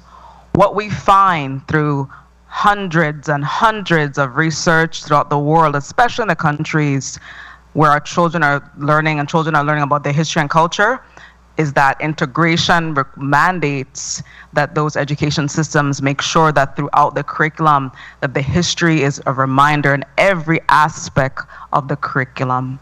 And I've already received commitment from the Virgin Islands Department of Education and also the Board of Education in support. So we want our children not to learn surface level history. We want that to be embedded in their hearts and minds, and that is through integration. So I invite you as a public to do your own. Type in, you can do your own Google search. But, and for me, I do more than Google search because I have a background in this area. So to that, I really want to submit that it's integration of Virgin Islands and Caribbean history, and it's important so that our children can get it in their hearts, their minds, and understand it for themselves in a much deeper way than a surface level course only. Thank you. Thank you, Senator Whitaker. Senator Johnson, you're recognized for your 5 minutes. For your 3 minutes, sorry. 3 minutes, Senator. Mr. Chair. Can't take it back. You give it already. Mr. Chair, I rise in support of most of these measures, and I too do have a little issues with the integrated part. Today we had a lesson here on how VI history could stand on its own merits and its own ground. We had a proper education and just one individual, just one. But the VI history is deep, it's long, it's strong. And I do think it could stand on its own course. So at the appropriate time, I will decide that. Bill number 340278, I have some issues here. I see what you're doing at 20 years extension here, but I see no mention of no kind of increase in the rent upon the renewal of this piece of measure. So that too, I have some issues with. I feel that we continue giving away this Virgin Island government and we expect to bring revenues and no way of increment. Any place you go and you do a lease renewal and you do an extension, there should be some phases of increments. Anytime the government do a contract with someone else, the government pays its increment. The government pays their share. So why don't the government collect their fair share? The rest of the measures, I definitely will be in support and I reserve the rest of my time for you, Mr. Chair. Thank you very much. Thank you very much, Senator Johnson. Senator Joseph, you're recognized for your 3 minutes.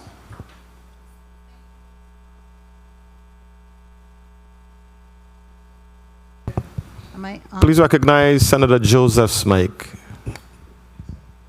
Thank you so much, Mr. Chairman.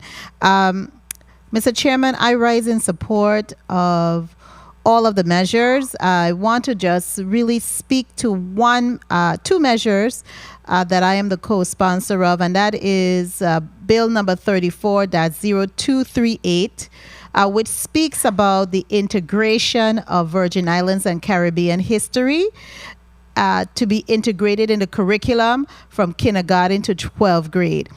Anyone, and I have taught school, anyone knows that when you give a level of repetition in teaching, it stays with the human mind. So what this integration would mean is that in all of your key subject areas, maths, science, and the like, our Virgin Islands history and our Caribbean history will be a part of it. So it's not, and that's farther reaching because then it adds relevance and rigor to the teaching and the understanding for the young people so that now they're going to be able to understand how relevant the history is and apply it in everyday work when they go forward in life. And they're going to remember certain aspect of it. So that's one of the reasons I really supported it.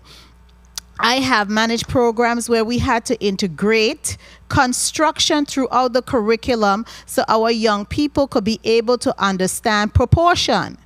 Math, easy math, sometimes it stands alone, but when you put it into an integration now, it adds a level of relevance. So I am in support of that, and that's why I signed on as a co-sponsor. I have seen and I understand, and I also know the outcomes, the positive outcomes and the increase in the numeracy and literacy level when you have a certain aspect that is integrated throughout the curriculum. I also stand in support of Bill number 34.0236. I do have a concern regarding one of the amendments that is going to be put forward, which lowers the GPA requirements from 2.5 to now 2.0. we need to continue to have a raised bar and that standard, because this is in fact a scholarship. We have to be able to challenge our young people and our people to strive for higher. This money comes from our taxpayers' dollars. My money, your money, our money, right? And so why do we want to water it down and not have it held up to a higher level? Some scholarships, when you offer it, you have to maintain a 3.0 or even a 3.45 average. We have here in the original legislation that's in codified with a scholarship, with a free tuition. Mr. Chairman, I'm going to wrap up, right? That we offer 2.5. 2.5 is not a high level. 2.5 is attainable once you put the work in it. And the University of the Virgin Islands has the capacity to provide the remedial service as well as the additional tutoring that would be required for persons to maintain this level of GPA. So I really do have some concerns about lowering that standard. Mr. Chairman, thank you for the leeway, and I appreciate your graciousness. Thank you. Thank you very much, Senator Joseph. Senator Javon James, you're recognized for your 7 minutes. Your 3 minutes. You're number 7. You're number 7 on the lineup here, but you only have 3 minutes. Point of information. Senator, carry on. Point of information. Thank you, Mr. Chair. I just would like to clarify, and I know this was a concern that was raised by some of my colleagues in the previous committee hearing that we had. And just to be able to clarify, this was a request done by the University of the Virgin Islands, in which part of what Dr. Hall also stated in our meetings, and Dr. McKillum, I think, mentioned it when we were here in our committee, was that originally it should have been 2.0, and it was 2.5. And what they're looking for is equity. The federal programs, the GPA that they have established to be able to receive that federal aid assistance is 2.0.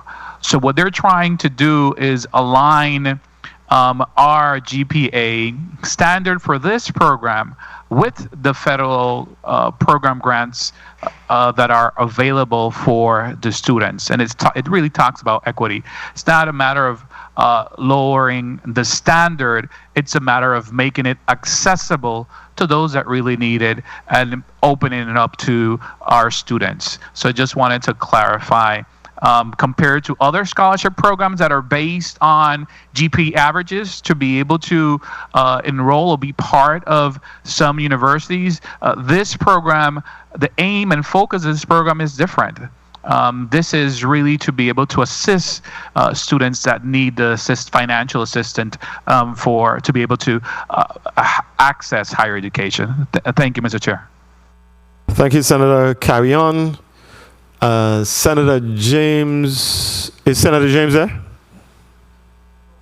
Senator James is not there. We will proceed with Senator Gittens. You're recognized for your 3 minutes. Gittens is not there? Okay. So that is it. That's me. Colleagues, I rise in support of the vast majority of the items before us in block number 4, bill number 34-0238, the Caribbean History Integration Bill for K through 12. I too have some concerns with regards to assurances with the Department of Education, assurances that we are going to have material particularly in the K through 8 level, to ensure that our young people have a consistent and well thought out strategy for teaching and learning with regards to our history. I think that is very important, and right now, that the literature, the study material, the instructional material does not exist, but I am going to go on faith and hopes, just based on the information that we received from the Department of Education, that that material is going to be forthcoming. So we're going to really hold the department's feet to the fire in that regard. Also, we are definitely in need of updated material. I think right now we have a good book, the umbilical cord, which is used at a high school level. But it is going to be imperative that we identify the material in which we want to mandate that instruction is given. It's important for us to teach history. History is not just a collection of dates, and events. I think it's a roadmap for our future. We understand our past. It's a roadmap into a future. So it is something that I will support. The bill number 34-0271, the anti-discrimination bill with regards to sexual orientation. Everyone is deserving to exist in a society that is free from discrimination. The Taxi Cab Commission bill, I am comfortable with empowering the Taxi Cab Commission Executive Director with the ability to hire professional staff. That is something that should fall within their abilities. Bill number 34-0278, the lease agreement between the government of the Virgin Islands and OTL Mechanical, I am in support of. And the educational scholarship bill, bill number 34-0236, I'm in support of. I think that most of the student aid requirements, like a Pell, etc., the requirement is a 2.0. And this opens it up for all people, anybody who really wants to further their education and they can't do it on a full-time basis should be allowed an opportunity to do so on a part-time basis and gradually earn a college degree. Education is the great equalizer, and we must provide our people with as many vehicles as possible to obtain a college education. So I'm completely comfortable with that initiative. Colleagues, I believe we have exhausted our testimony, our debate on these bills in block number 4. And at this time, 1, 2, 3, 4, 5, 6, we have 6 bills. At this time, I will entertain a motion. Motion. We're going to start with bill number 34-0238. Senator Whitaker, you're recognized for your motion. Thank you. I move that bill number 34-0238, an act amending Title 17 Virgin Islands Code, Chapter 5, Section 41C, relating to the courses of study in public schools to require that Virgin Islands and Caribbean history be integrated into the curriculum for kindergarten through 12th grade and for other purposes. I so move. Is there a second? Second.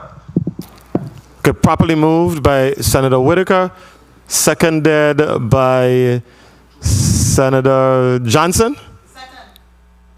No. Bolquez. Oh, Senator Bolquez. And Senator Joseph.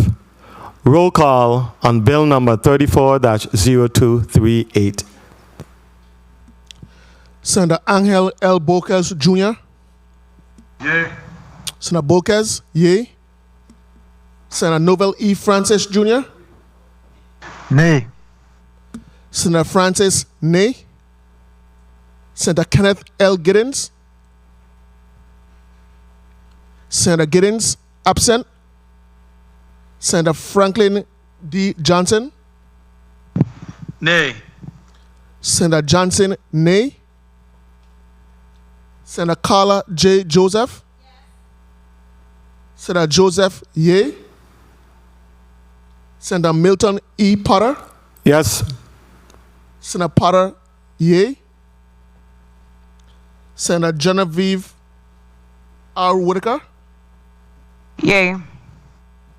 Senator Whitaker, yea. Senator, we have 4 yeas, 2 nay, 1 absent.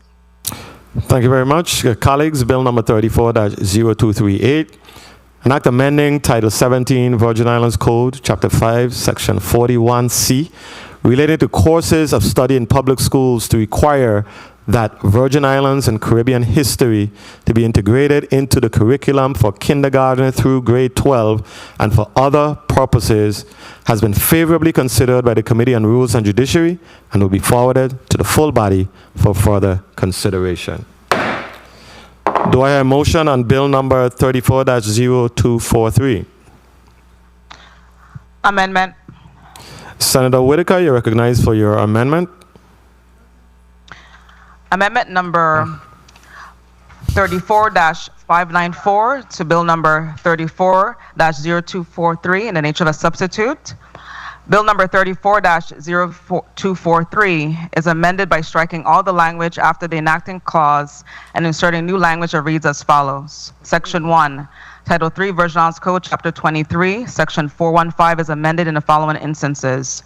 A, subsection A is amended by adding paragraph 9 to read as follows. 9. The Board of Naturopathic Physicians, 4 naturopathic physicians licensed to practice naturopathic medicine in the Virgin Islands, 1 physician licensed to practice medicine in the Virgin Islands who practices integrative medicine, and 1 member from the community who's versed in herbal or natural remedies by training or experience. At least 1 naturopathic physician must be a resident of the District of St. Croix. At least 1 naturopathic physician must be a resident of the districts of St. Thomas and St. John. The members of the board must be appointed for staggered terms of 4 years, except for the initial board. The initial board, 1 naturopathic physician, 1 medical physician, shall serve a 4-year term. 1 naturopathic physician and the committee member shall serve a 3-year term, and 1 naturopathic physician shall serve a 2-year term. B, members may be reappointed. Upon the expiration of a member's term, the member may serve until the member's successor is appointed and confirmed. The governor may appoint a new member to fill any vacancy on the board for the remainder of an unexpired term. Section 2, Title 27, Virgin Islands Code, Chapter 4, Section 193 is amended in the following instances. Subsection A is stricken in its entirety, and a new subsection A is inserted to read as follows. The Board of Naturopathic Physicians, established in 3 VIC, Section 415A9, shall regulate the practice of naturopathic medicine in the Virgin Islands in accordance with this chapter. B, subsection B is amended by adding paragraph 5 to read as follows. 5, board members are entitled to receive compensation, but are entitled to per diem and travel expenses as provided in 3 VIC, Section 65. I so move. Properly moved by, properly moved by Senator Whitaker, seconded by Senator, I believe, Senator Bolkes. Hearing no objections, so ordered. Is there a motion? Senator Whitaker, you're recognized for your motion. Thank you, Chairman. I move that Bill number 34-0243, an act amending Title 27 Virgin Islands Code, Chapter 4, Section 193, to change the composition of the Board of Naturopathic Physicians, be forwarded to the full body for consideration. I so move. As amended, I so move. Second. Properly moved by Senator Whitaker, seconded by Senator Bolkes. Roll call on Bill number 34-0243 as amended. Senator Angel L. Bolkes Jr. Yeah. Senator Angel L. Bolkes Jr. I think he said yeah. Yeah. Senator Bolkes, yea. Senator Novel E. Francis Jr. Yeah. Senator Francis, yay. Senator Kenneth L. Gittins. Senator Gittins absent. Senator Franklin D. Johnson. Yay. Senator Johnson, yay. Senator Carla J. Joseph. Senator Joseph, yay. Senator Milton E. Potter. Yes. Senator Potter, yay. Senator Genevieve R. Whitaker. Yay. Senator Whitaker, yay. Mr. Chair, 6 yay, 1 absent. Thank you very much. Colleagues, Bill number 34-0243, an act amending Title 27, Virgin Islands Code, Chapter 4, Section 193, to change the composition of the Board of Naturopathic Physicians, as amended, has been favorably considered by the Committee on Rules and Judiciary and will be forwarded to the full body for further consideration. Do I have a motion on Bill number 34-0271? Motion. Senator Francis, you're recognized for your motion. Thank you very much, Mr. Chair. Mr. Chair and colleagues, I move that Bill number 34-0271, an act amending Title 10, Virgin Islands Code, Chapter 5, Section 64 of the Civil Rights Act to include discrimination based on sexual orientation and gender identity as an unlawful discriminatory practice be approved by the Committee of Rules and Judiciary and sent to the full body for further consideration. I so move. Properly moved by Senator Francis.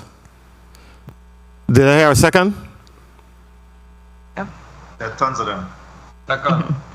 Seconded by Senator Johnson. I guess so. Both ways. Who else? Senator Bolkes, Senator Whitaker. We're not hearing you very clearly over here. That's why I am inquiring and verifying the seconds. That's it. Roll call on Bill number 34-0271. Senator Angel L. Bolkes Jr. Yay. Senator Bolkes, yay. Senator Novel E. Francis Jr. Yay. Senator Francis, yay. Senator Kenneth L. Gittins, absent. Senator Franklin D. Johnson. Yay. Senator Johnson, yay. Senator Carla J. Joseph. Senator Joseph, yay. Senator Milton E. Potter. Yes.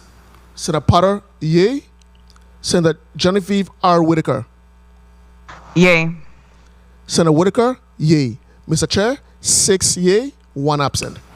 Thank you very much, Mr. Clerk. Colleagues, Bill number 34-0271, an act amending Title 10, Virgin Islands Code, Chapter 5, Section 64 of the Civil Rights Act to include discrimination based on sexual orientation and gender identity as an unlawful discriminatory practice has been favorably considered by the Committee on Rules and Judiciary and will be forwarded to the full body for further consideration. Do I hear a motion on Bill number 34-0272? Motion, Mr. Chair. Senator Francis, you're recognized for your motion.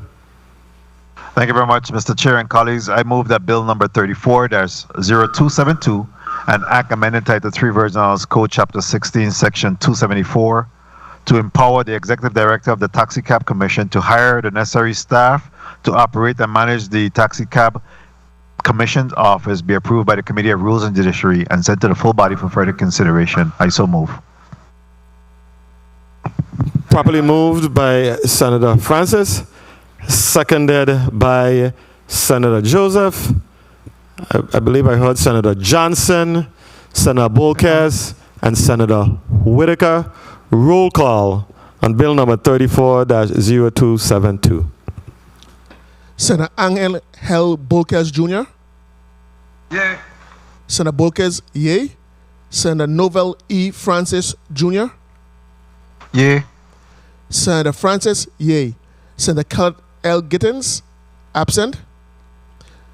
Senator Franklin D. Johnson.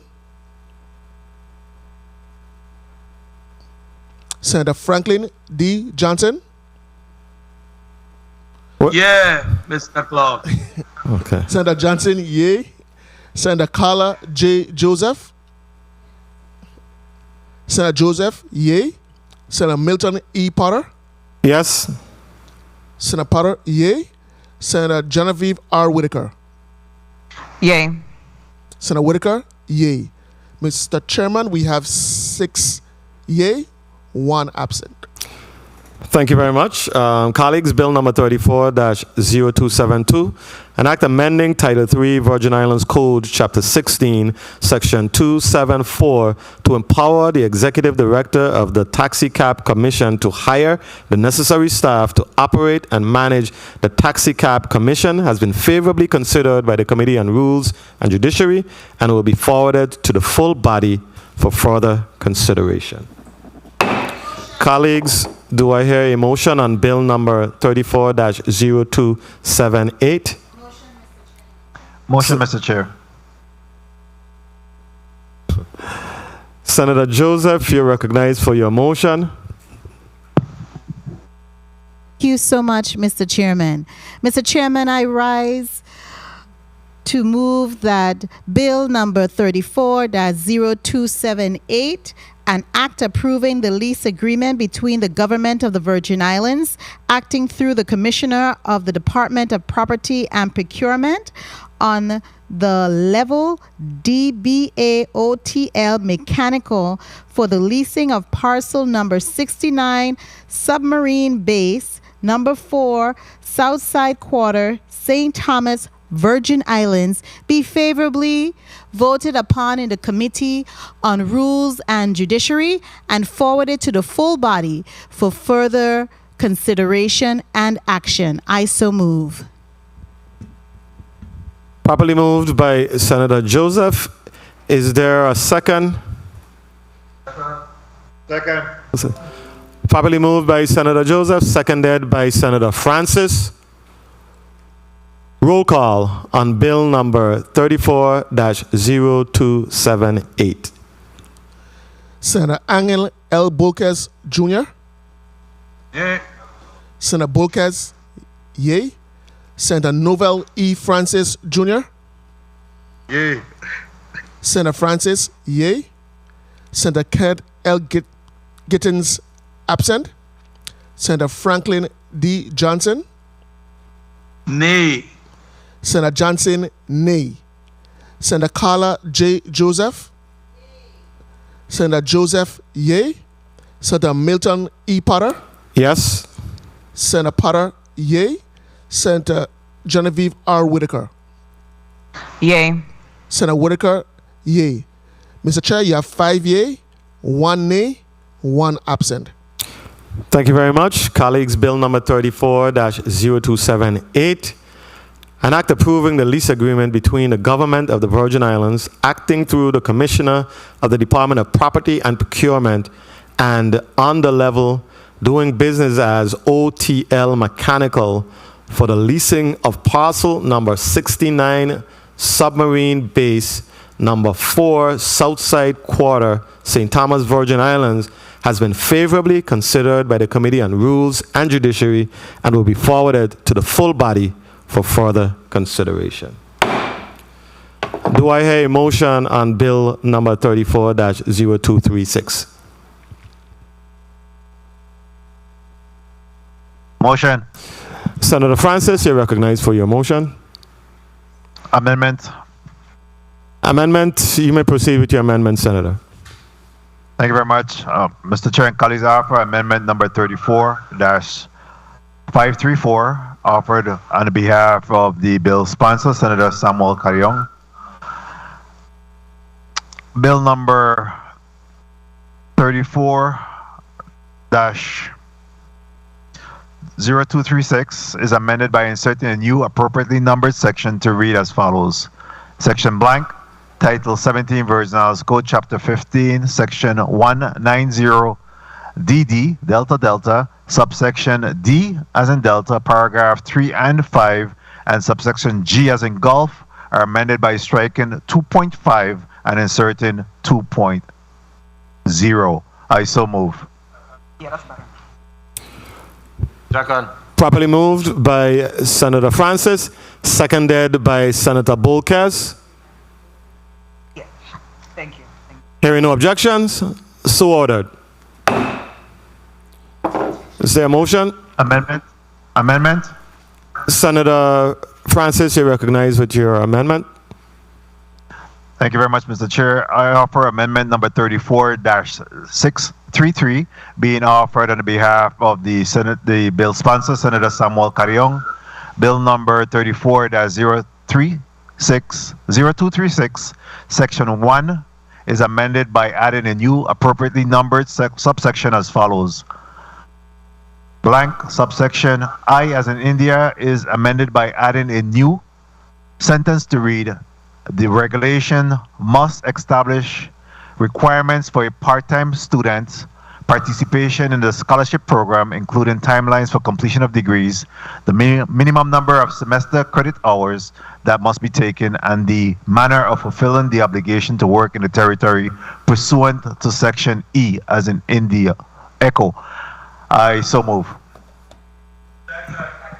Properly moved by Senator Francis, seconded by Senator Joseph, and I heard some seconds on St. Croix also. Okay. Senator Johnson, Senator Whitaker, and Senator Bolkes. Hearing no objections, so ordered. Is there a motion? Motion, Mr. Chair. Senator Francis, please proceed. You're recognized for your motion.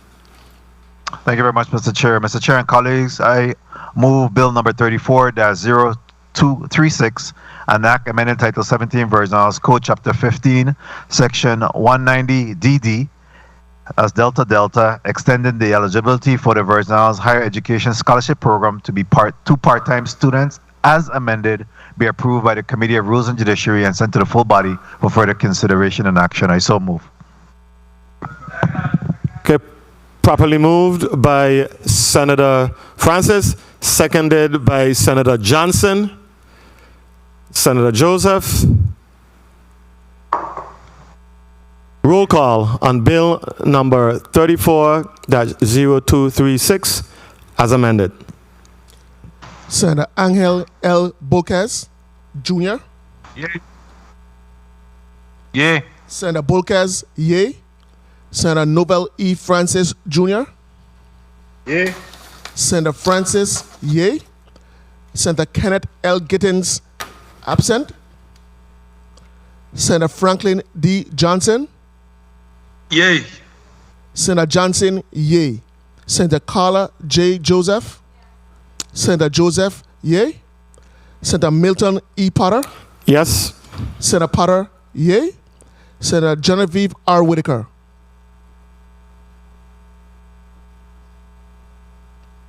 Senator Genevieve R. Whitaker. Yay. Senator Whitaker, yay. Mr. Chair, 6 yay, 1 absent. Thank you very much, Mr. Clerk. Colleagues, bill number 34-0236, an act amending Title 17 Virgin Islands Code, Chapter 15, Section 190DD, extending the eligibility for the Virgin Islands Higher Education Scholarship Program to part-time students, as amended, has been favorably considered by the Committee on Rules and Judiciary and will be forwarded to the full body for further consideration. Colleagues, that has exhausted our agenda for the day. Thank you very much for your support. Senator Whitaker, before we adjourn, you're recognized for your point of personal privilege. Thank you, Chairman. I just want to really thank my colleagues for their support today for the measures. I do have some more work to do to convince, of course, the rest of my colleagues, but I truly believe that we will achieve, through the integration of Virgin Islands Caribbean history, really in the hearts and minds of our children, and I believe this measure will move that forward. I also want to thank the members of the committee also, especially for helping to move naturopathic medicine forward in the Virgin Islands. Thank you very much, and I really appreciate the support. Thank you. Thank you very much, Senator Whitaker. Colleagues, that again has exhausted our day, our agenda. I want to thank you very much for participating in a very productive meeting and doing the people's business. I wish to express my personal gratitude to my staff for all their support, and a particular kudos and thank you to our hard-working central staff who do a whole lot of work behind the scenes to help this territory move forward, and to help this committee, to help us all as elected officials move forward positively. Thank you very much. The Committee on Rules and Judiciary meeting for Thursday, October 13, 2022 is officially adjourned.